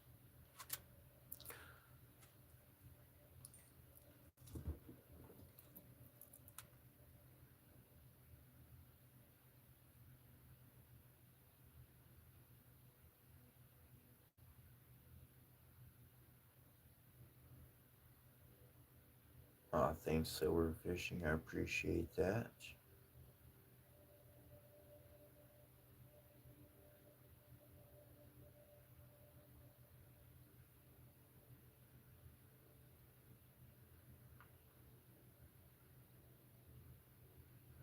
There you go, Paladin James. Got you set up there.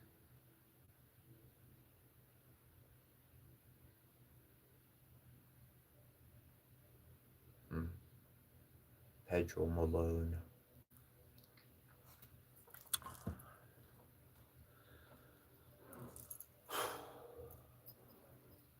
Magic is only going to be seen for as much as one may believe.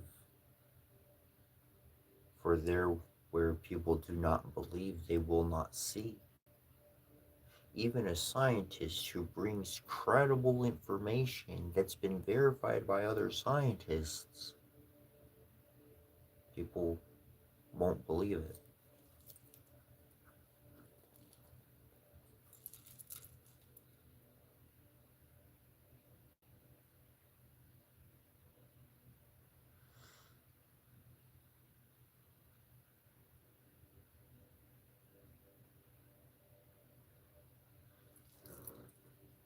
Every single person alive on this planet is magical. Magic is nature. Look, this thing right here, you call like science and technology, right? You understand this kind of construct? You, you can't exactly put all the circuits on the board and the screen and create the metals and put it all together. You can't do that. No, no, no. But you know what it is and you can work with it, and this is acceptable. But like feathers in the hair and seeds around the neck is magic, is nature. It's nature.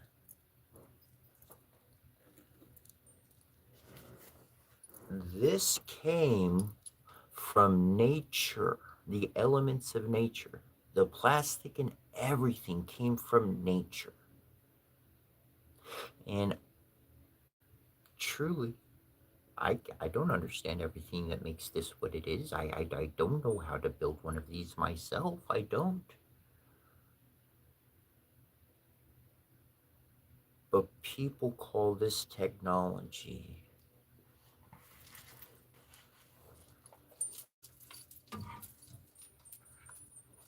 And they call this magic. I dare to tell you that nature and magic are the same thing. So is technology. Every single person alive is magic. You are magic. You can make miracles happen. You do make magical things occur because you focus on it. That's why I encourage you to focus on the positive. Focus on something more beautiful than this world has ever seen before. Because that's the magic you can actually create. The more good we want to do, that's the longer, that's the more intense, that's the more continuous and dedicated we must be unto what we are affecting, what we are choosing to affect. You are magic. Don't forget that. You don't need to be dressed up all special to be magical.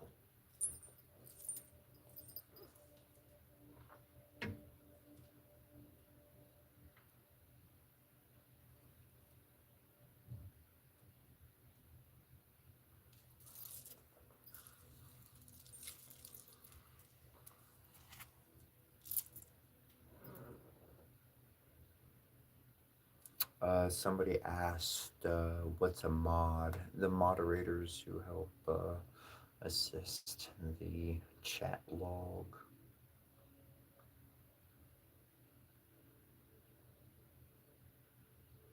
Hello, Harry.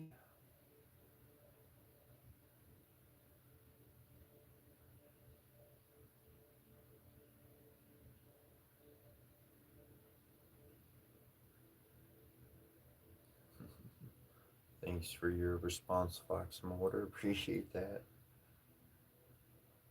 That is accurate. Somebody asked, Rakia had asked, what do you think is going to happen after life? Well, I don't think life ever ended. I don't see life as ending. It's the flesh that is like clothing for the soul. And I do believe in past lives. I do believe this is wise. You pick up something and all of a sudden you're just an expert. You never studied it, you never tried it, and other people have done it for years, but you touch it and go with it, boom, natural ace across the board. Not beginner's luck, straight up skill. Luck, it happens every once in a while. That's why it's a luck. It doesn't happen all the time. That's why I say it's lucky. But skill, ability, now this is repeatable success. Okay? So when an individual has that kind of connection with something that they never really worked with before, that's because they acquired that skill and that ability. They mastered that art in a previous life. That's why this life is very much about remembering everything we ever knew. It's not about learning anything new. Just gotta, like Pokemon, collect it all and put it all back together. That's all.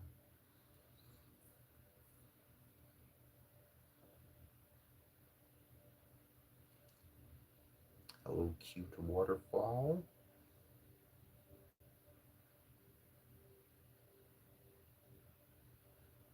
And Alyssa, yes, yes, very much. You will understand. You can wake up people. That's the idea. That is a lot of people. A lot of people, in order for them to truly wake up in their senses, is to see somebody living without fear, to see somebody living their authentic self of who they want to be. And that's what it takes. That's what it takes, is to see our neighbor, to see somebody else, not just acting, not just playing a part, not just, but to actually see. That's why they say if you want to lead, get out front and be the example. You want to be the leader, you want to be the head honcho, then get your ass out front and work yourself off to the bone. It, being the head honcho got nothing to do about telling other people to do what you want. That's called slavery. Last time I checked, if you got a bunch of people just doing what you tell them to do, that's called slavery. That ain't liberation. That ain't strengthening your fellow neighbor. Anyways, well, yeah, thank you, Alyssa. That is the truth. That is the truth. By living your authentic self, you very much can wake people up. That can magic be explained by science? I said it a couple times before, and I'll say it two more times for you. That was Austin Montgomery 8908. So, can magic be explained by science? So, here we go, two times for you.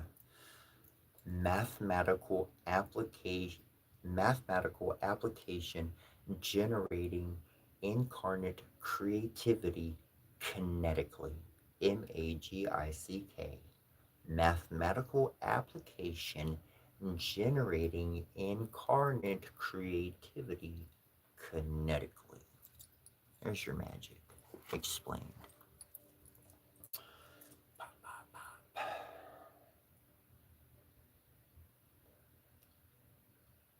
Yeah, we are. That's reality.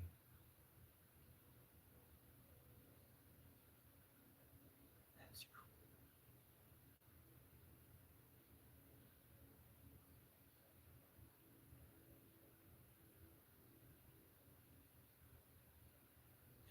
Harry Harry Leadbeater 07. The ancient mystery schools were very interesting in the quest for forbidden knowledge. Let's talk about that forbidden knowledge for a moment, shall we? And I'm going to put the forbidden knowledge into an equivalent category of lost knowledge. It's lost. It's not gone. It still exists. It has not been erased.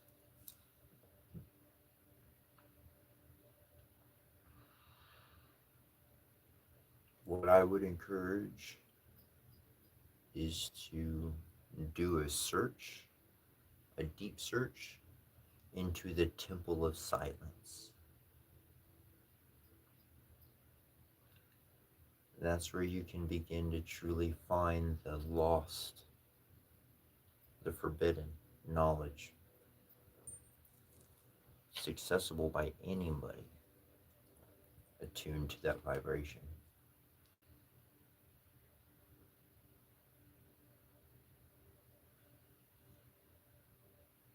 My opinion on Stonehenge.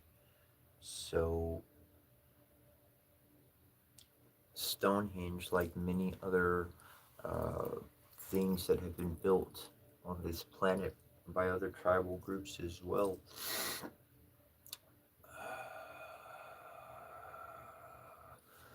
by establishing a Stonehenge-like place with the stone's resonance and bringing forth the druidic and otherwise shamanic and wise woman ways to activate the energies within these stones and to harmonize with our very living essence is literally creating a portal that ultimately allows connection, telepathic connection that is linked by heart.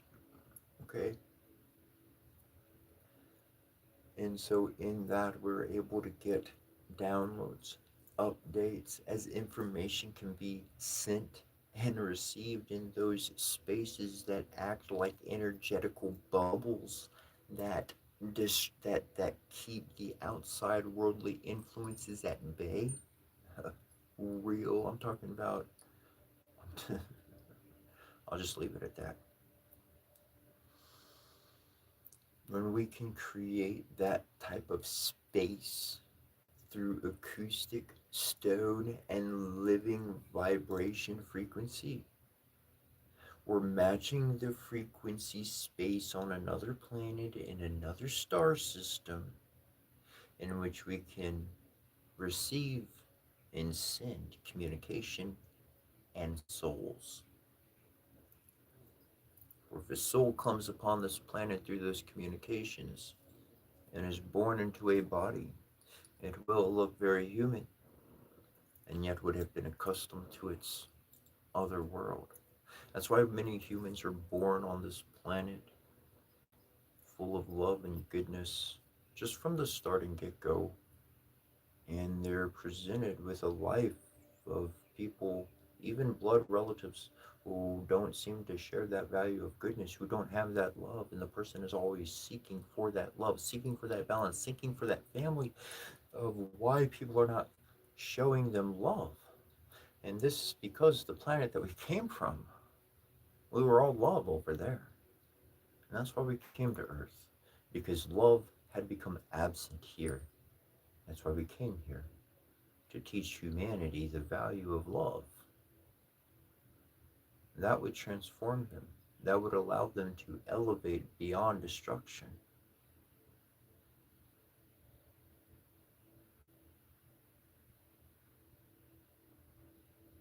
That's why you don't fit in. Not from here. Not your soul. Your body grew up here, sure.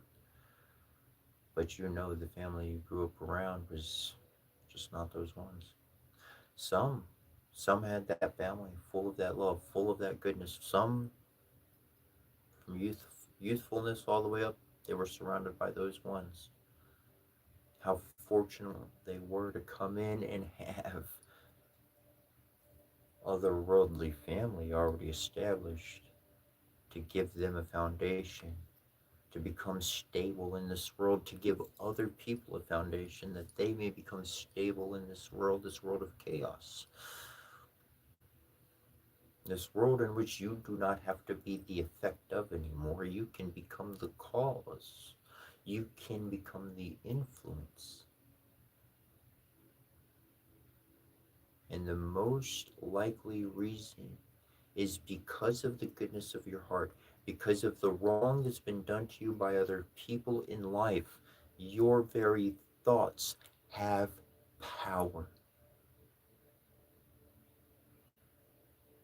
because they are being heard and your heart is being felt,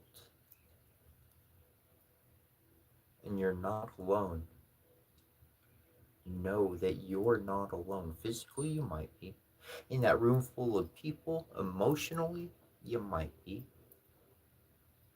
But you're never truly alone. You have a spiritual team. You have guides. You have a divine father and a divine mother. And if all of those individuals showed up in the flesh at once, it would destroy our own path of learning. For what do we learn from just receiving a big payout? How often have you heard of the person who wins the lotto jackpot? They get the big payout, and within 2, 3 months' time, they're homeless. Before, they had the job, they had the regular coming ins, they had stability, it was happening 10 years plus. All of a sudden, they won all this money, they got the lucky train, the gravy train, and in such a short time, it's all went to pot. We do not learn best from being handed things. We learn best from earning things. And one of those biggest things to earn is the trust of your fellow neighbor, the trust of a divine father, a divine mother, because that's what I found the Spirit has been about. Many people have gotten to making contact with the Divine Father and the Divine Mother, but I saw where they got stopped. Because as far as all them angels go and all the divinity goes, they've had so many individuals show up at their door asking for a bunch of something, and as soon as they get what they want, it's the last time they ever come around. I got what I needed. I'm out. Bye.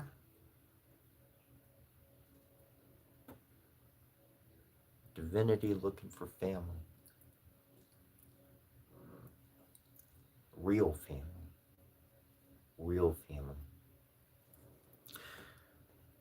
And bringing that culture to this world, bringing that experience to people with youth in the city, however it is you can or you do.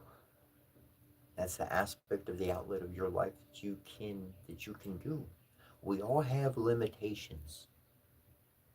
We all have those limitations.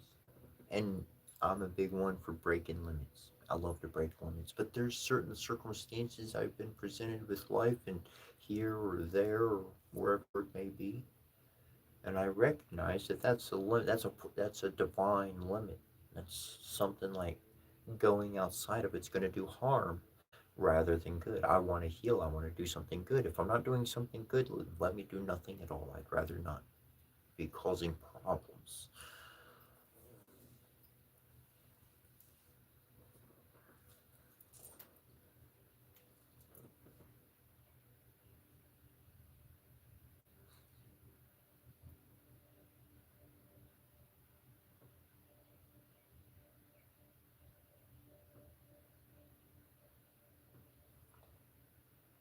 Just saw a dove. Very cool.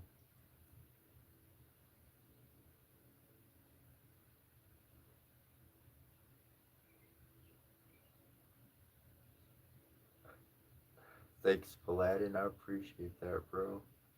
I do. I didn't even read whatever happened, but I saw your message there. That's nice.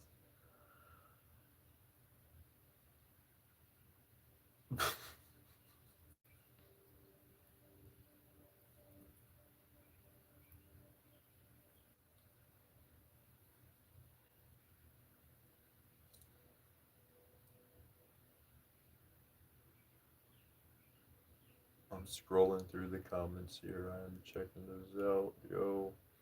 Yo, like Archangel Michael. Yo, that is so true. I used to I used to have a friend. His name was Michael. More like a brother. He was pretty amazing.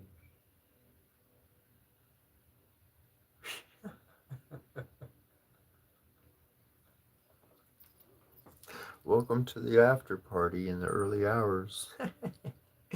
DMC. I love that. It's great. Uh, what is this? Well, if you haven't been here before, we're here every single morning at whatever time it is for yourself. We're here at least Eastern time from 5 a.m. to 10 p.m. every morning, every day. And we talk about a range of things. Sometimes we read stories all day. Other times we'll read philosophers' work all day. Other days we'll chat all day. We're always growing, developing, learning about something different in the world, somebody else's perspective on life, avenues of solutions to problems that have existed for way too long.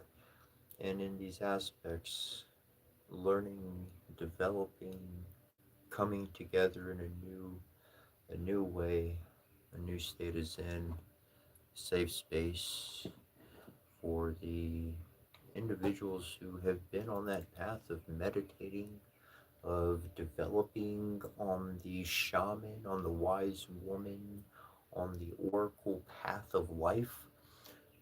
People connected with nature, connected with the elements, people who have been experiencing these oddities in life when they go and they try to talk to somebody and verify it, and the person looks at them silly. This space is where we can see some reality and connection and talk about these things. And so, again, thank you to our moderators and individuals who are helping the chat to be a clean space, proper, a positive space, and certainly that's appreciated. Um,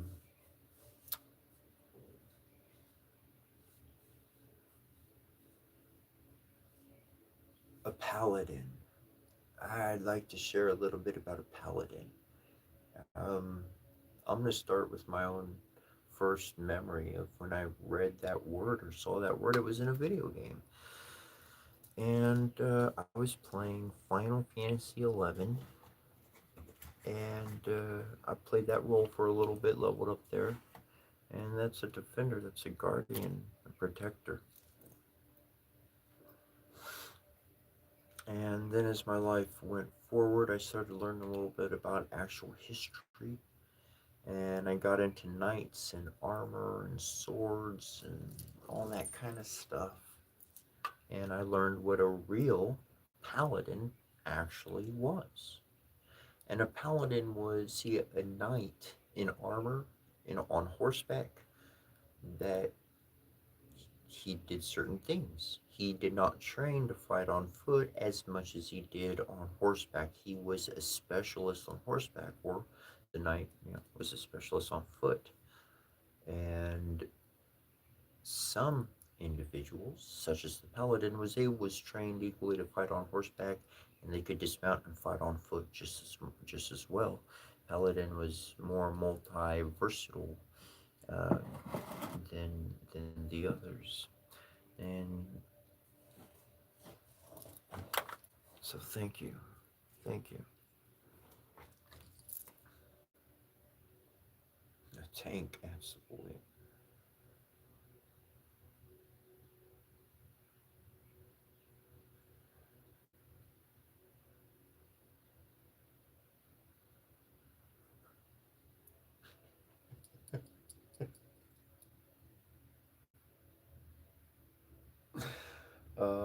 I have long here this job. Um, I have been surviving on donations, on that aspect, and so I appreciate. We do have a GoFundMe connected to the YouTube site and whatnot, and this has been the direction of my life. This has been really in the fulfillment of what I wanted to be when I was younger. Throughout everything that I've studied, throughout all that I've done, to be able to come and share and provide a space and to where we can learn, grow, develop, and be entertained all in the same token. Yeah, this is I wouldn't call it my job, but this is certainly something that I've been developing towards for many years, and I'm happy to be doing what I'm doing, and so I'm certainly appreciative of that ability, and being able to continue doing that. Swanky Sasquatch. Not a costume. Not a costume. I do really wear. This is my garb. This is my clothing. This is my life. A costume you got to be careful with, right? Gonna get damaged in the elements. Well, for me, life is gonna happen, and if it ain't strongly on me, it ain't gonna survive the journey. So, um,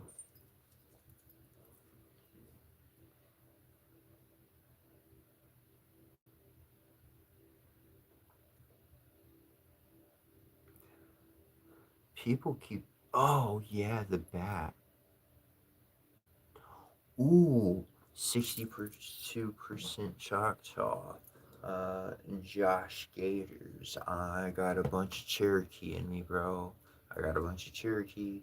I've got Aztec, and I got a little bit of Lakota blood within me. So yeah, definitely connecting to my tribal roots, and that's where I see that we all are connected is in those tribal ancestral ways. Like regardless of where somebody may be today, how formal, how whatever the case, how they may want to dress to appeal to their fellow companions in life and be favored. I rather connect to my ancestors and everything that I know I've truly been handed down and taught. So thanks, Josh. I appreciate you mentioning that and connecting.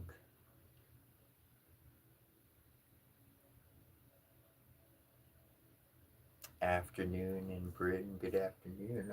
Absolutely, Cody. Feeling very awesome.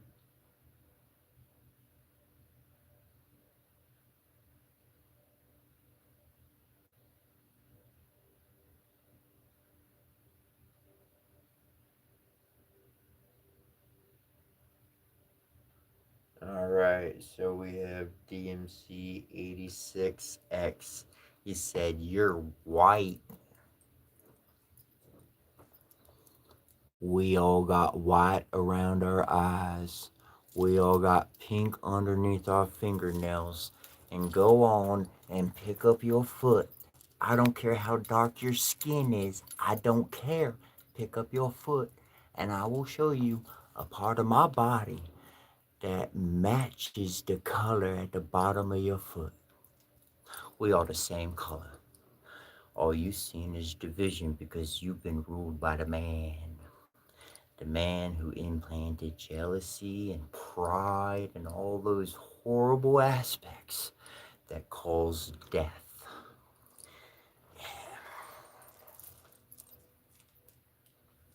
Choose life.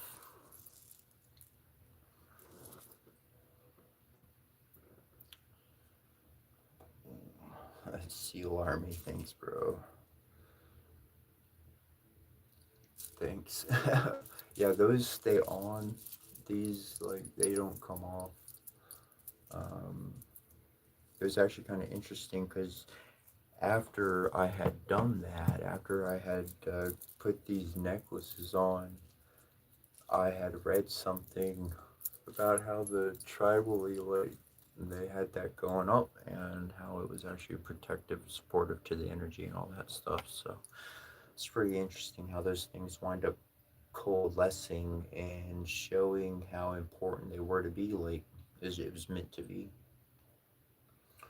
Ooh, Harry Lee Theater. Um, is that I studied tribes. That's cool. That's cool. Um,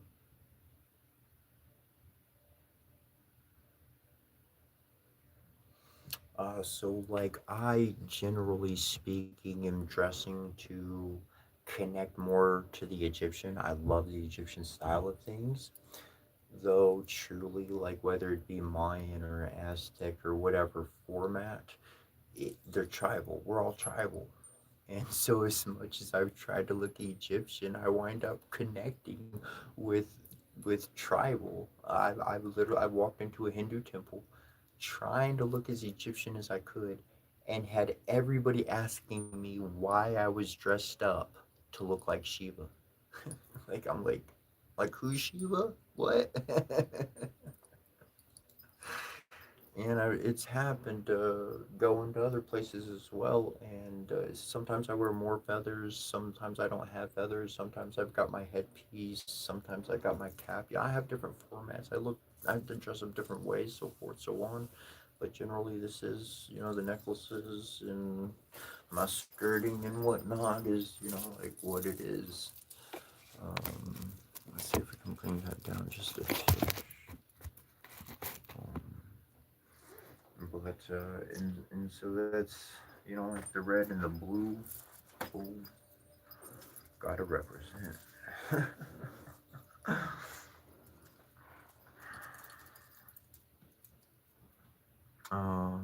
But yeah, actually shamanistic, and so I've associated with the Indian tribes, on the Americas side, both north and south. And I've interacted with the some African tribes, and I've interacted with some Indian from like India tribes, and so I've had different interactions, and was able to be a part of different communities and learn their ways. So for me, my garb, my attire, is a little bit from each tribe, from each grouping. My body is the temple, and thus I dress up the temple with my pictures that I've appreciate that I've taken, the snapshots, the gifts. Many of the necklaces that I have on were gifts in one form or another, in which were necklaces or bracelets. They broke, they came apart from one reason or another, and I crafted them to be different than what they are now. And so they are what they are in this format, re-alchemized um, from their original format that had their time as they were. And so it is uh, it is the creator, the divine father and mother's painting. It is their mural of love, of not seeing division, but seeing the connection with my fellow human, and which we are really truly all connected with. The only division created is an isolation of mind, an isolation of thought. For truly, you eat, you breathe, you're human. That's an ally. You're on my team. I need to help you out. Doesn't matter what you look like. It doesn't matter where you live. It doesn't matter how it is. If I'm getting too much over here, then I need to have less so that you can have more, and there could be a balance across the whole board, across the world. Seeing this, focusing on this. Now, the spiritual masters, the individuals who go into long meditations, perhaps you're a part of a group, a coven, or otherwise, and you really do have divine connection. You are capable of sending out this energy into the world that says, look, this is the format for the new earth. Divines, there's been a problem on this world. We are not allowing this junk, low vibrational, bad energy, so help make all these good people lives better in different forms and formats, sending out the energy specific of what your minds concentrate on, of however you decide to do. This is how we can collectively open the doors for our future on this planet to be brighter. Truly, the founding fathers of America, they were few. They were not many. Even the story of Jesus, Yeshua, at the end of his life, what did he have? 13, 12, 13 people who were on his side? All out of all the thousands and millions and everybody, he had 13 people on his side. That's it. 12, 13, that's it. That's all he had.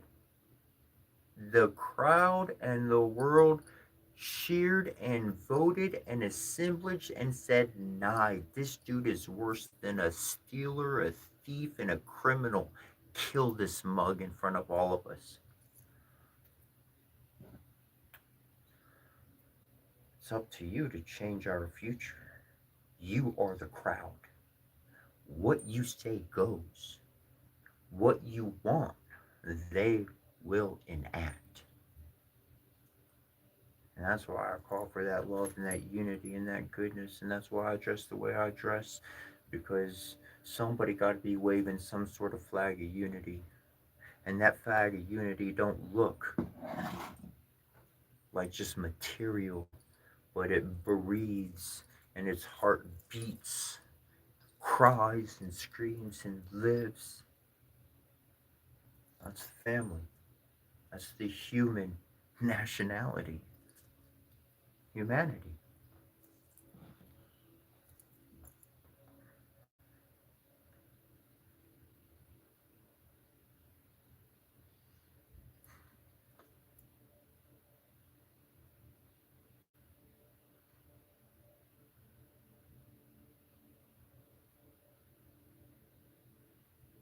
Yo, Miraculix. What's up, Daniel King? Daniel Kung. That's pretty amazing. Awesome, bro. From Switzerland. I'm in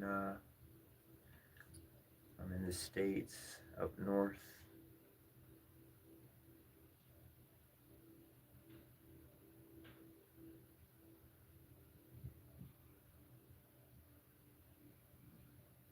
It's been like really when I started getting into druidism. That's when, oh man, I got really connected. I really connected.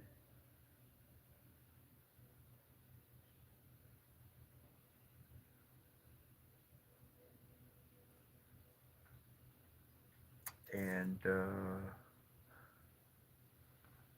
I started to study and understand how Druidism had been lost, but it like survived hidden.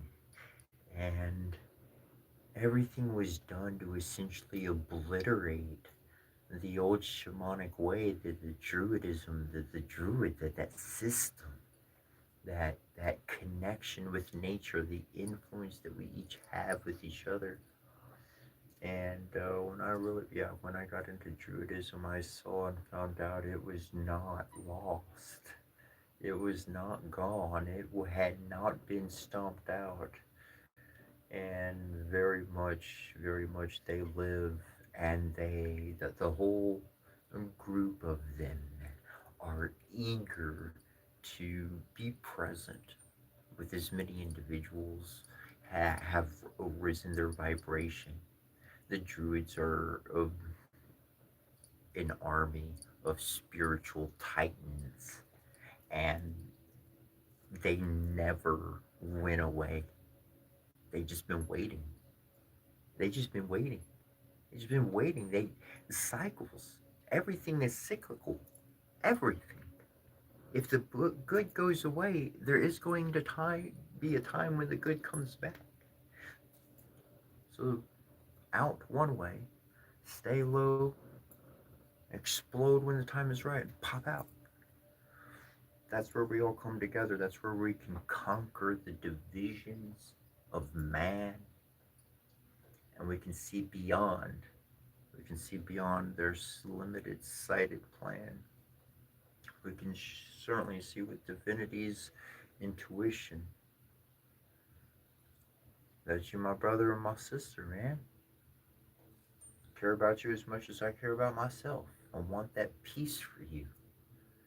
If there's not peace within you, if there is something plaguing you, then let me talk to the divinity that I know about, and may they answer your prayers. May they cure the pain that you're in. May they help the situation. May they block whatever threat. May the spiritual elders and titans that be the very spiritual team that you may be part of to block the storm, so that somebody can grow up in the middle, so somebody can have that peace, so that maybe it's you that can have that peace and can really reflect and see what's been happening to them. For if we continue every single day in a situation, any given situation, it could be job, could be school, could be conflict, could be good times, but as much as we stay in one given situation and we don't stop the cycle for a moment to reflect and look,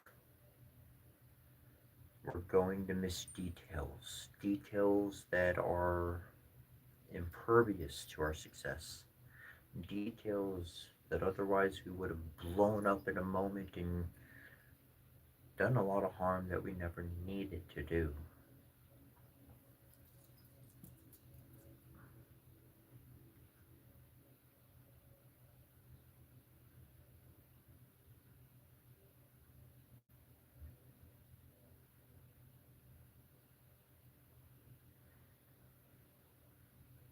There we go, Kisi Moonbloom. I got you fixed back up there.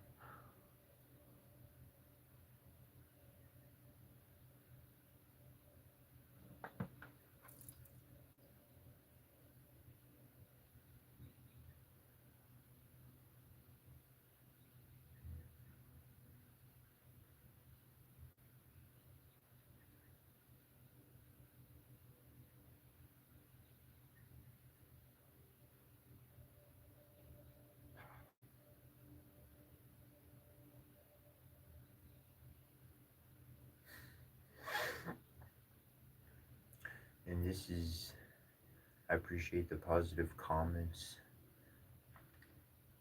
And that truly is, Harry. That's a solid reality right there.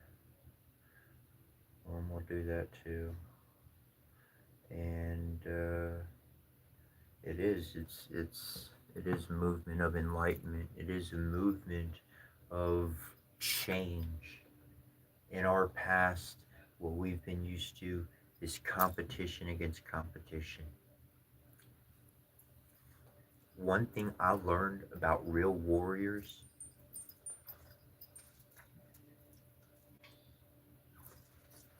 I mean, like real knights who learned how to wield their blade, who learned how to do what they did, who stood, who wore armor, who did to do the correct thing. There ain't there ain't much of them anymore. I don't care who you are, because the ones I read about, the true ones I learned about, just because somebody had some beef with them, it didn't mean they went to war with them. It didn't mean they attacked them, because they knew the mug was inferior. They knew if they went and they engaged in a fight, the other person would be done with. They had no chance. So a warrior would have allowed their opponent to be instructed, to be trained, and to be equally taught and ready for the encounter. Because I don't know about you, but a real fight's a real fight. And everything else is a bunch of talk and junk of two people slapping each other for no good reason except to get money in their pocket. What filth has become entertainment in our world?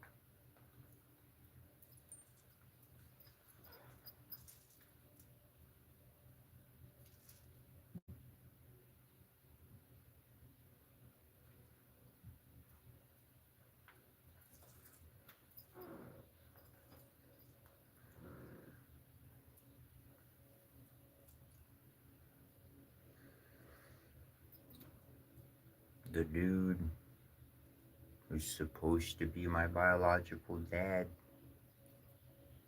if anything, he taught me a bunch of stuff of what not to do. There are some good things too. I'll leave it there. But my real dad, as far as I see it, I didn't do nothing wrong. I ain't never sent him no letters or nothing. But just in my own world, my dad was Mr. Rogers. That's who my dad was. That's who taught me a thing or two about the world that I didn't know about. He talked about things when nobody else would. He shared aspects that everybody was too busy to slow down to tell me about. And somebody mentioned a little bit back, I think it was Harry, said new age of a movement of enlightenment.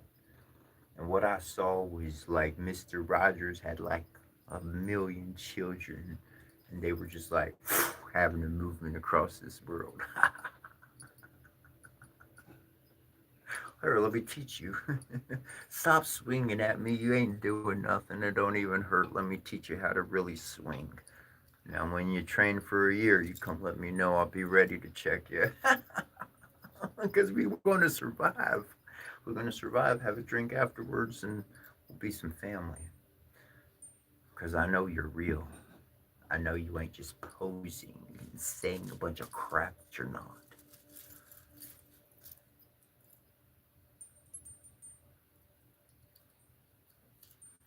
If you ain't survived nothing, what story do you got to share? And if you ain't got no stories, what life lesson have you learned? And if you ain't learned no life lesson, you just might as well be a child, a true child, screaming and crying because it ain't get their way.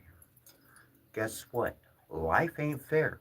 Get used to it. Or change it. Send out the blessings so that life does become fair. Send out the energy and the messages to the Almighty Divine Father and Mother up above and let them know of the injustice happening on this world. And send them up some positive energy with that emotionally charged prayer. Send up some energy with those words so that they can actually have some sustenance in our world's matter to affect the situation. You are the alchemist. You can create. You can be anything you want to be. Be a creator. Be a owner. Be a god. Be heavenly. Be an angel. Be a musician. Be something being something that everybody else strives and wants to be. Become. The only way you can become is by being present.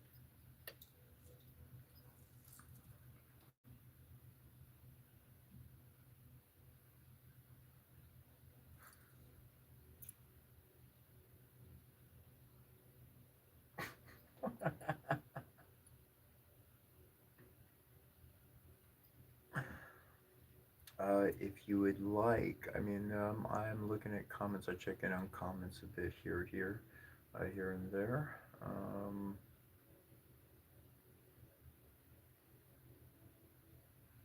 Yeah, you can ask some stuff, Corey. I also have, yeah, I do have an email. Thank you, Casey Moonbloom. I'll type my email here in the chat so you can see it. But it's cetra@yahoo.com.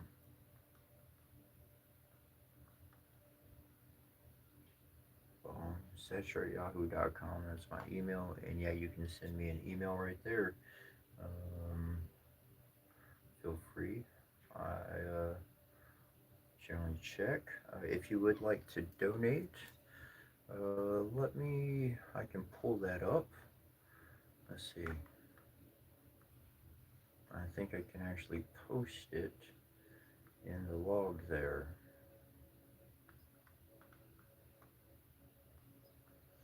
However, oh shoot, maybe a little quicker than normal. But I appreciate that. For anybody who cares to donate, this is what I spend my time, my days doing. Um, this is what I love to do. And so I don't have a job or income. I don't collect from the government or anything like that. And I haven't done that. I'm I do what I do, and I've been doing it for years, and I've been doing it long before I went viral and so forth. So, um,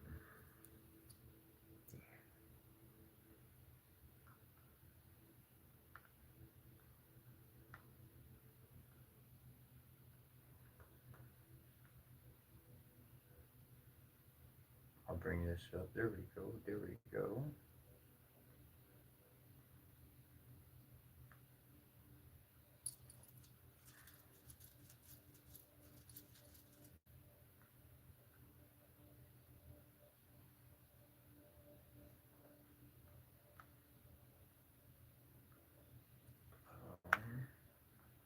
All right.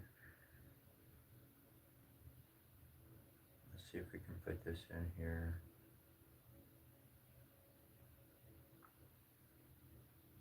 Boom. There's a link right there. You can copy that link to my GoFundMe. It's also available on the main page of the YouTube channel.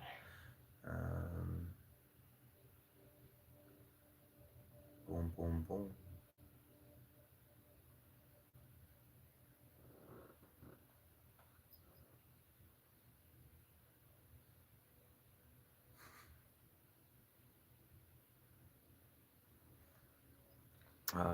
But yeah, Cetra@yahoo.com. Setchra, Cetra@yahoo.com. That's my email. You can shoot an email there. Um,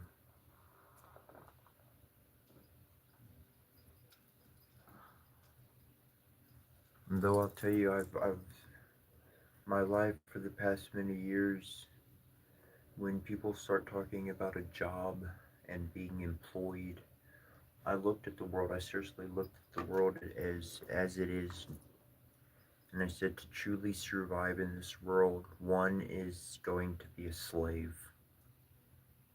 Okay? You could use the word employee. All I hear is slave. You agreed to some other person that they're going to give you paper that you can't eat. You have to trade it for what you need. You get that? You have to do a further trade for what you need. So you're gonna do work, you're gonna get something, and then you have to further trade for its slavery, subjection. So I said, okay, if I'm gonna make it in this world, then I'm a slave. I can't get out of it. The only thing I can do as a slave, the only thing I can actually freely do is choose who I am a slave to. Who am I going to work for? I have to labor. If I don't work, I don't get squat. You gotta work. You gotta do something. It might not look or sound like a normal working 9 to 5 that people associate work with. But I decided if I'm going to be a slave, which I have to be a slave, then I'm going to choose who I am a slave for. And I decided to no longer slave for the giants of this world. Fuck your money, screw your endorsements, everything. I don't care for it. I'm going to be a slave for my fellow neighbor. I will be a slave for a slave. I choose a slave to be my master. I choose you.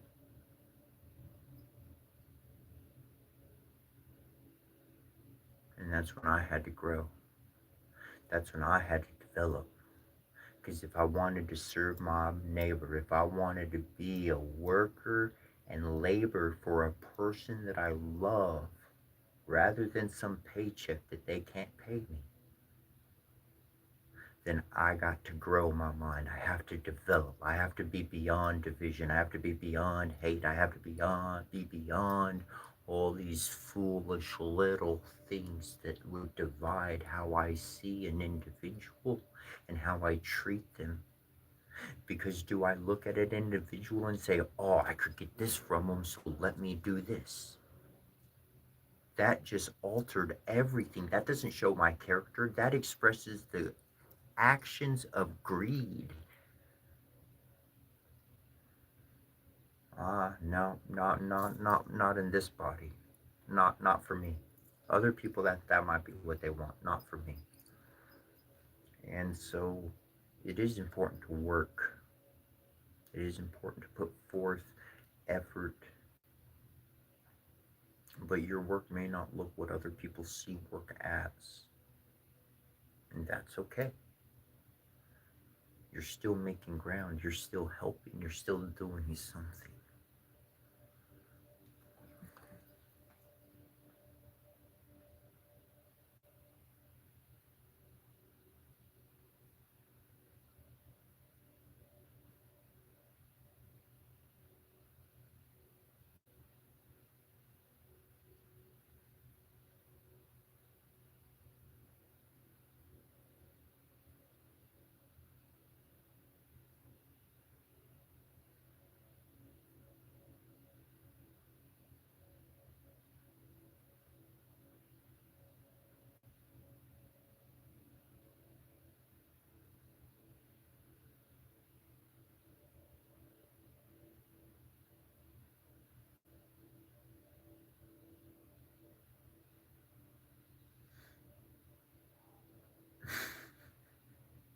Thanks, Corey. I appreciate that. That was actually a good comment. He said, bro, the haters you have are so funny.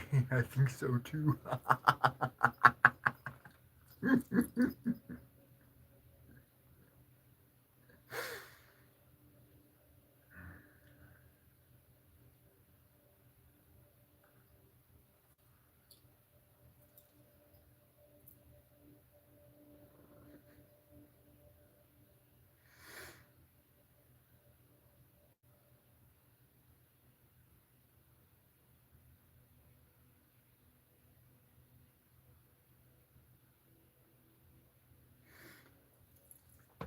Thank you to all the moderators. Thank you to the individuals allowing for a space in the chat log that isn't so corrupted by negative comments. Oh,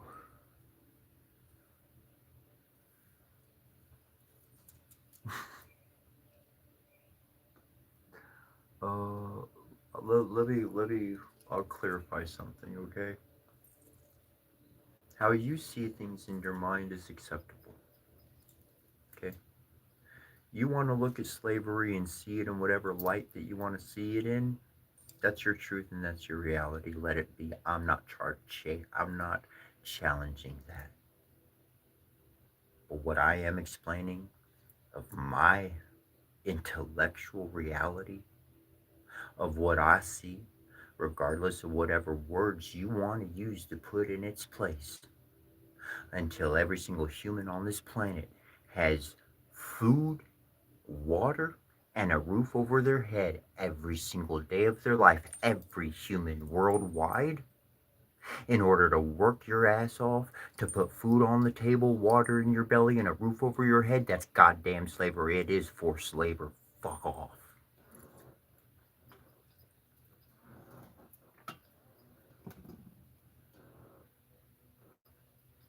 You could argue everything you want to, or you could see the truth for what it is.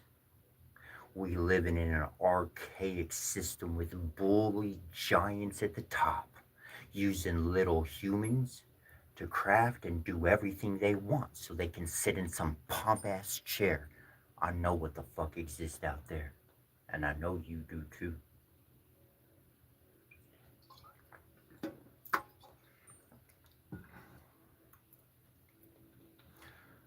For those who decide to keep their eyes shut and try to swindle you with words of disbelief, they only do that so they can keep their position at the top.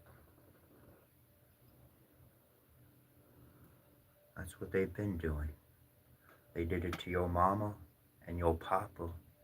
You say, wait, I didn't have a mama or a papa. They weren't around. They weren't around because them motherfucking giants at the top took them out before they had a chance to be a mom or a dad to us. That's the reality.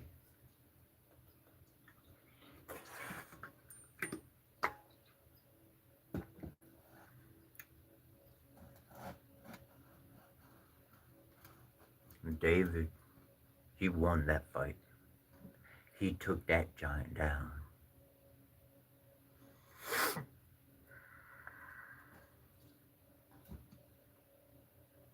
There's a whole bunch of Davids in this world, and you one of them. You got some real polished stones, don't you? Aim them right. You only need one. Screw all that pain and that long ass ending. Last I checked, when it's trash, you put it in the bag and take it the fuck out.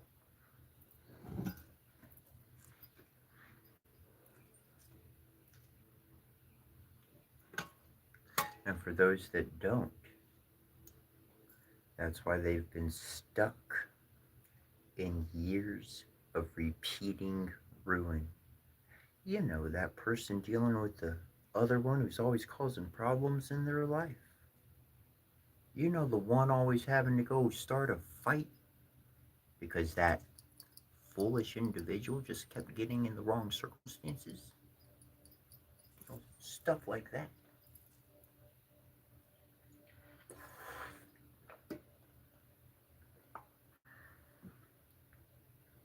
People live in chaos because they are wedded to their ire. They are wedded to their desire of hatred, malicious hatred. It's not just strongly disliking stuff, they actually want to do harm. They're vindictive. Pay attention to people's words. A vindictive mofo is going to be vindictive against you one day.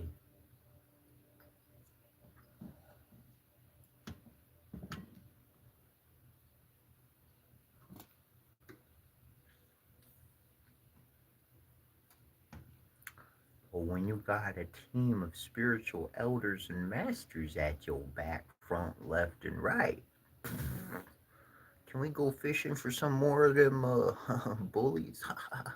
My spiritual masters, they're kind of hungry. They want someone to fuck with. Yeah, I said it. Because fucking is a little device that puts a hole in the ground and then it puts a seed in that hole.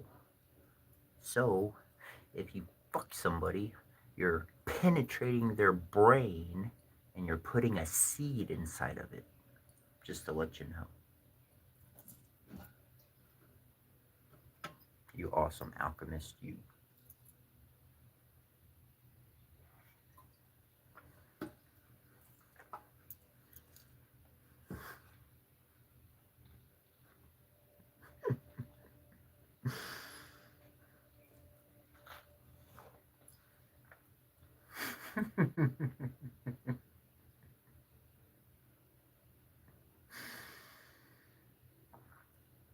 What is my most prized possession? I like. Uh,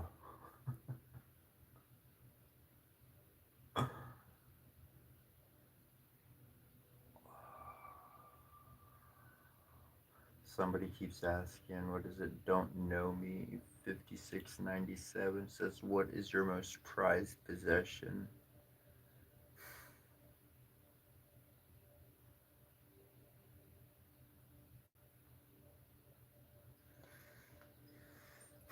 I can't say I have a prized possession. I've on this journey, I have literally been stripped of every possession I have. And what remained intact was my heart, my consciousness, my mind, body, and soul remained intact. That's what survived. And when I was able to fully recover from all of the impacts, psychological, mental, emotional, when I was able to fully recover from all of those impacts, shoot, I got necklaces, put my necklace, made new necklaces, made new bracelets, equipped things differently, did my hair up differently. Yeah. And bells in my hair. I came back to life. What is my most prized possession? My mind and my heart and my soul, because that can rebuild anything I ever lose. Without those three unified into one, I will never be complete in being present. Without those three, I'm lost.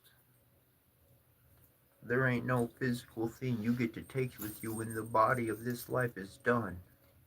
Your bags, your luggage, that's the memories from your ancestors. That's the life lessons you learned. And the ability to pass on those lessons and those gifts to the future generation before we get out of here. I'd say, I'd say that's it right there.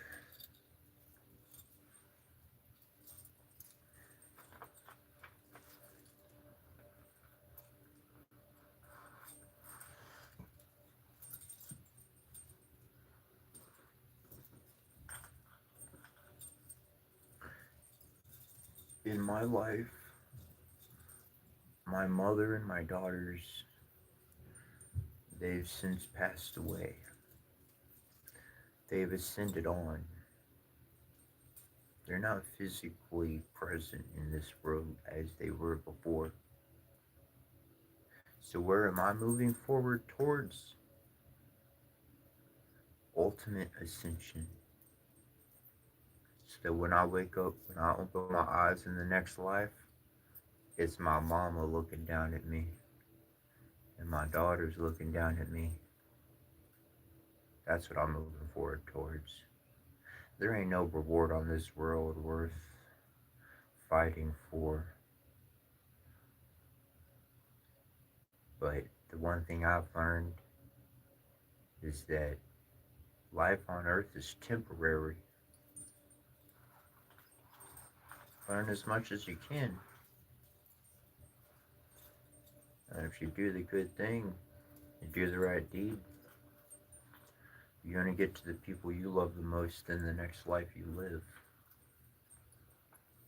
Everybody's path is unique, and where you're headed is not where everybody else is headed, and that's okay. It's your own journey, it's your own development. Maybe you have another life to live on this planet. Maybe you have 100 more incarnations, and that's what you want. That's right up your alley. As for me, the ones I know, their energy, the only way it's present in this world is because I embody it. But my family, as much as I see, they're waiting for me on the other side of the veil. So, as much good as I do, as much as I grow, then that assures I'm going to be right where I want to be because I've been doing the good thing, I've been doing the correct thing. My reward is not in this lifetime, my reward is in the next lifetime. The Bible itself, out of many holy books, says store your treasures in heaven where neither moth nor rust can consume. It didn't say to make riches on this world. It didn't say build enough so that you can earn provisions to take care of the next 7 generations of your offspring. It didn't say that. Nowhere does it say become rich, powerful, and tell people what to do. Nowhere in that book. None of those books tell you to do that. And yet somehow that's what people are connected to following as individuals of this selfish and prideful nature who have proven that their path is full of folly and broken inventions. Yeah, broken inventions. If you got to keep fixing it because it keeps breaking, the inventor is a shit ass. They're not an inventor. They're a charlatan. That's a charlatan. A real inventor is going to sell you an item, is going to give you something, and it will never break unless you do something massively destructive to it. And that's different. But under its own use, it will not malfunction. It will not break. We know what rust and moth looks like. We know what trust in man will give you. But at the beginning of my journey to today, to store your treasures where no man can touch them, or no element of this earth can consume them. It don't look like success to your neighbor. It don't look like success to that corporate giant. Because guess what? The giants of this world who own the money, who control the money, and all of that money, they lost faith in God a long time ago, and they built their empire on this world. They did not bring the kingdom of God to heaven. They didn't bring that kingdom of God in heaven to earth. They brought their own tyrannical, selfish rule. And you have the power to support them or to turn your back on them. The only reason why these giants have thrived is because you bow to them.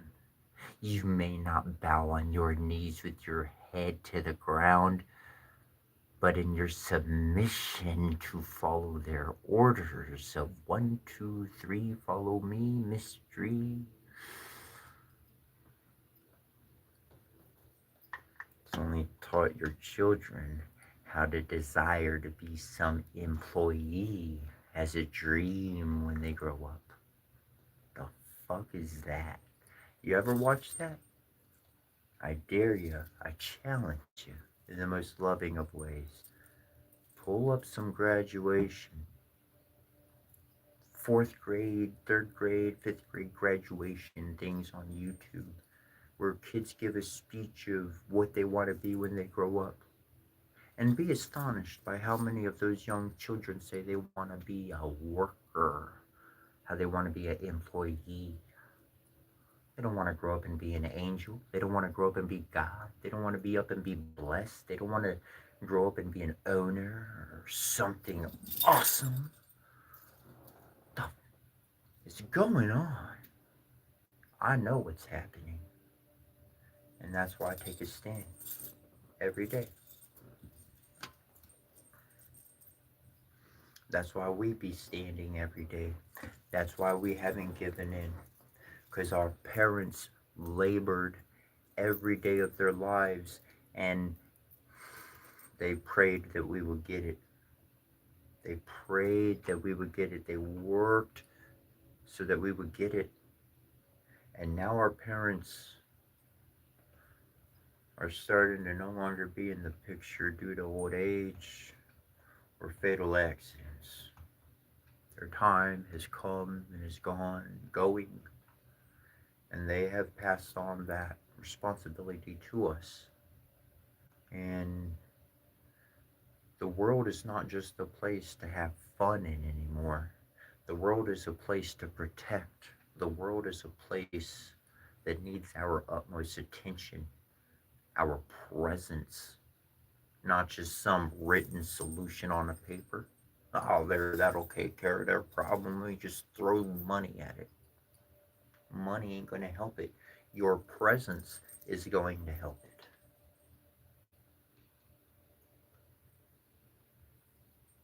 And that's worldwide effort. That's a worldwide effect.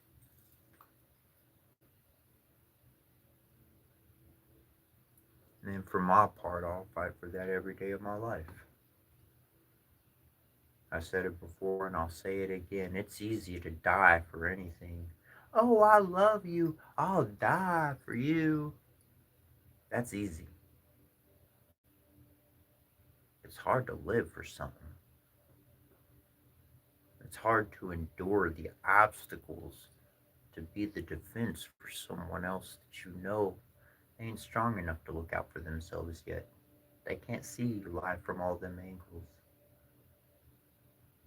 And my mom, she did. She fought every single day so I didn't have to wake up to that world. So I didn't have to wake up to this world. So I could be in peace as long as I could be. Make fun of me or not, but I chewed on my blanket till I was 13 years old. Because my mom did that. She was that much of a badass. She could keep everybody else's world out of my world that long. Like a kung fu ninja. Let me live in my own world. Screw you, everybody else. I know the world is hell for everybody when they get there. It's burning and raining fire. So as long as my little kid could stay in Splashtown and play in the water as if nothing was burning, I'm gonna let him stay right there. That's what my mom did.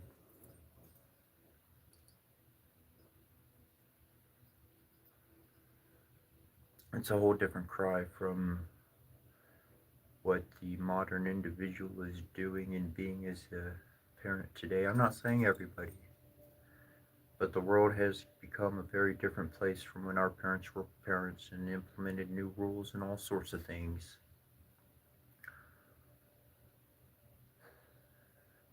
And that's why, again, I encourage you to be a tree of life. Feed people the water of life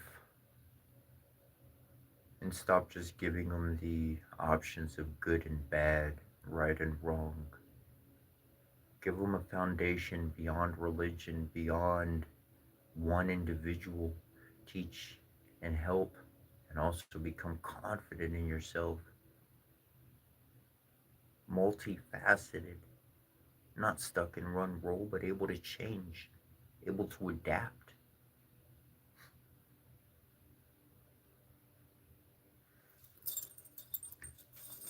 And you have those ideas, you have those words, you have those experiences,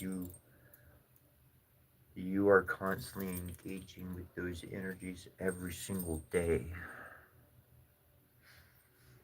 And that's why on your own channel, to the people that you talk to, that's where you change the world. You might think that I'm changing the world. You might think that I'm Mr. It's not the way I see it. We just a little tugboat and we just share an energy. That's all.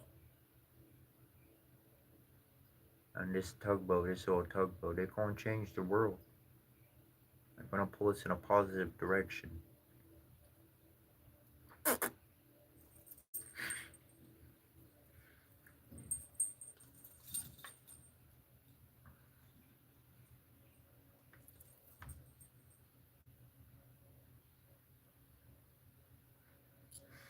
Crawl 86. Thank you. What a wonderful what a wonderful comment.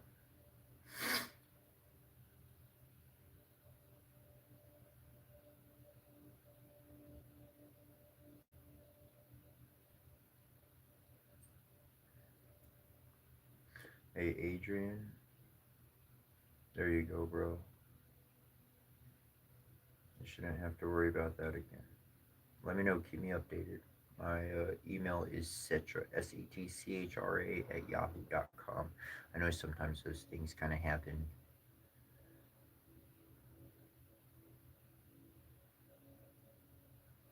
Um, Taeon, Taeong Puno gives an example of you growing as a person. Whew. All right.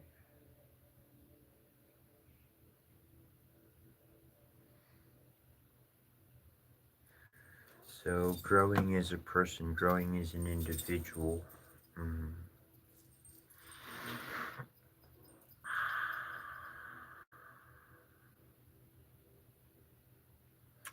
I have a construct in life. I see and I hear about God, Divine Father. I know about God. He has quite a few names. People talk about that. They argue about the name, but everybody says God. God and the Son, right? And then one day, this idea gets presented into my awareness of a Divine Mother. Hold on a second. Divine Mother. What? What are you talking about? So then I start learning. I start learning. And as I continue learning, I'm growing. And I pull into perception, not by fighting, but by seeing complementary aspects. So if there's a divine father, it would make sense, as in heaven, also upon earth, man, woman, child, right? Man, woman, child. So then heaven, it would be father, mother, child, not ghost.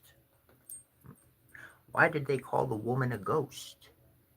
Why did the Bible take out the construct of the Divine Mother? Well, hold on. Mary represents the Divine Mother.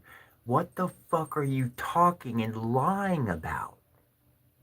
It never said that. The Bible takes the idea of a motherly form on the heavens completely out of the house. What the fuck? So to grow, I start investigating shit. I start looking into Hinduism, ancient Egyptian and Jewish and Norse and Scandinavian mythology, and I start diving into all of this information. What the fuck, Divine Mother? There's gotta be some shit, because God is not just porking a ghost. Last I checked, it was the human woman that got impregnated by a ghost. What the fuck? So then when I realized and I accepted into my soul that there was a divine father, a divine mother, and their child, that's when I put together two and two when Jesus says in that book, come sit at my table and recline with me. What? My brother. Not my slave, not my servant, because he's king at this point in heaven, right? And King Jesus. It's King Jesus, in case you didn't know. King. Got to put the king before it, not just Jesus, right? Yeshua. King Yeshua. Yeah. The king called you his brother. Last time I checked, if a king calls me brother, that means I'm a king too. He's seeing me as an equal. It's the only reason why I'm a brother with him. That means there's an entire divine family. And if the son could come to the earth and go back to heaven, guess what? That spells reincarnation. That spells life after physical death. That means a continuity of divinity. And that's when I saw my human family. And that's when I could accept the scripture that's in Psalms or Proverbs or wherever it is in the Bible. And it says, "You are all gods." Whoa. Because if divine God and mom created us in their image, guess what? If you and a woman, if you and me got together and had a child, the child would be what? In your image. Because you created them, right? Because you came together and copulated. Yeah. So if God and divine mama and divine papa get together, they're going to have a creator as a child. They're going to have a God as a child. One that's able to interact with their environment. One that can actually show up and say, "I love you," and give you a hug. One that can be the present. I'll say that again. One that can be the present. You are the present into somebody's nonchalant life, into somebody's life that has been full of misery. You're the present. You didn't have to buy anything. You didn't have to become anything. You didn't have to go. You just had to show up.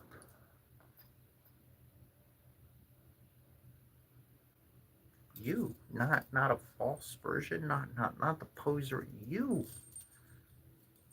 Let the heart speak freely and see where the conversation goes. Did they judge you? That tells you that they are judging themselves. They really don't care about your life. They're not judging you. Seriously. You're being a mirror so that they could judge themselves, and they need a sound box so that they can hear the echo come back to them. That does equate into being a sacrifice for one's neighbor.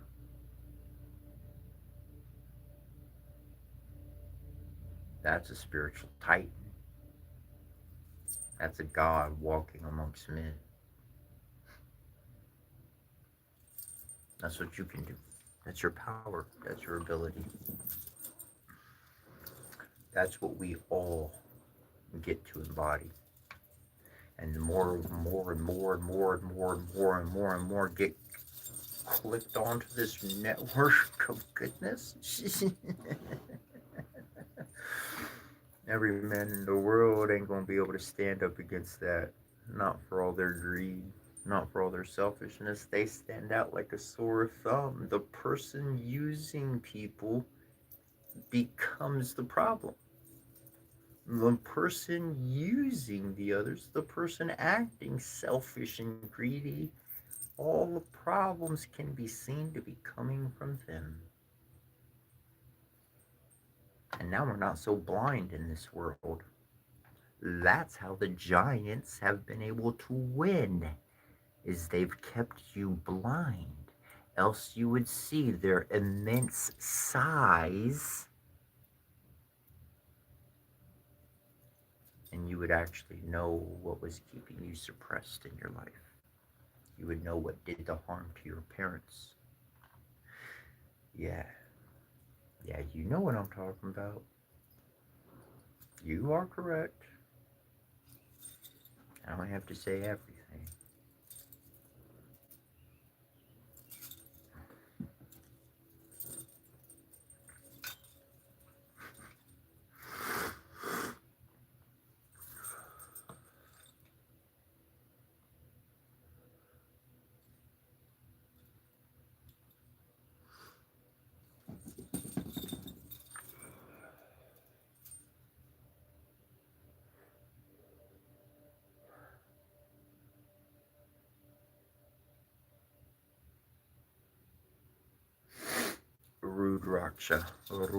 Or let me see if I can spell it. I'm not going to spell it correctly, but you can plug this one in there. I tapped in the chat that Rudraksha. Um, these things, uh, like the Indian beads, you can find them on different websites, whatnot. Um,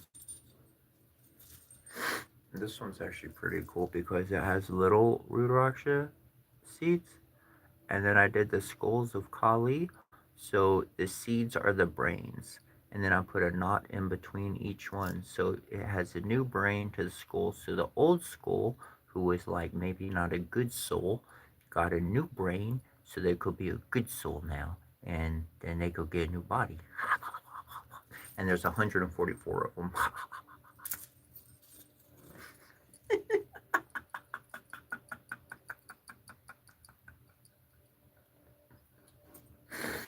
Transplanting souls and brains. I tell you what, just souls, just souls.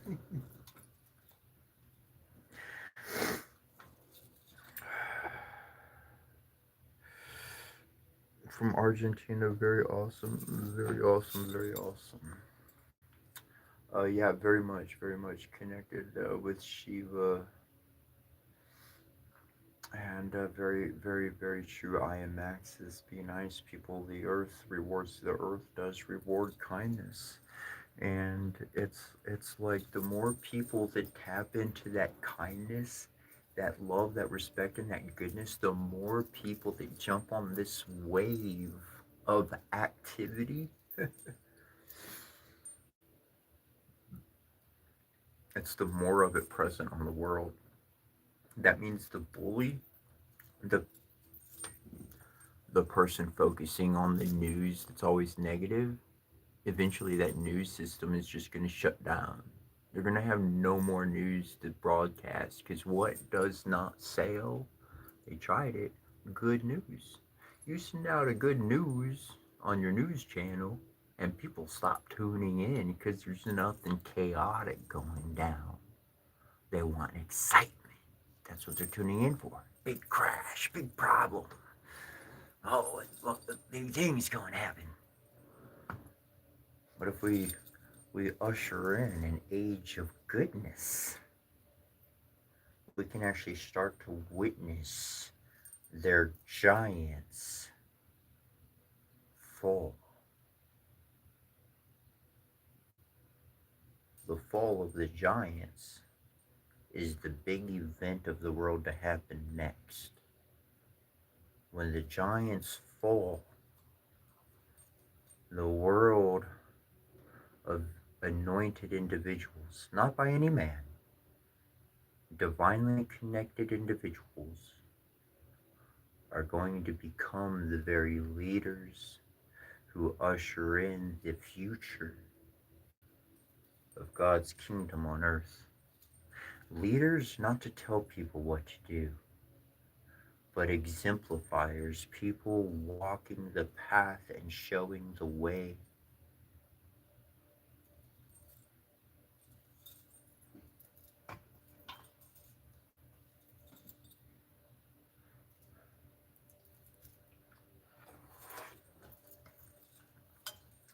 Pray for peace, dance for peace. Whatever it is you're called to do, do it. Whatever you're connected to do, do it. Tomorrow you might change directions, and that's okay. Everything has its day, but dedication and the determination to stay connected to a thought, a considered dedication, whatever that dedication may be, whatever it is to, that is going to build character. That is going to give you stories. That is how you're going to remember throughout the years the amount of different things, of abilities that you can pass on to other people. For what you conquer in your life, That's what you just helped other people conquer. That's what you just helped them overcome. Did it seem like you were by yourself when you did that? Well, no. No. That the collective consciousness, they were updated as those actions happened. The collective consciousness, that energy, that solution that you worked out that no one else could, everybody going to get updated with that. It doesn't have to come with an update with your name at the bottom of it. We all are contributing to our future every single day, every single moment. And most people, they don't have sight of their influence, of their change. And so they feel like they must control it physically. Your energy. Your energy is the new dynamic this world is going to get used to, and so are the rest of its residents. You're the future. And the future,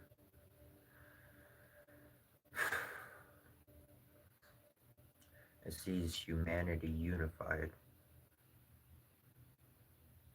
diversified, but unified.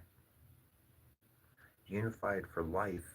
Remember, and don't forget, you are a tree of life. Water yourself, alright? I love you. It's been nice. It's been fun. Donna De Guai. Until next time, much love, many blessings. Thanks for being here.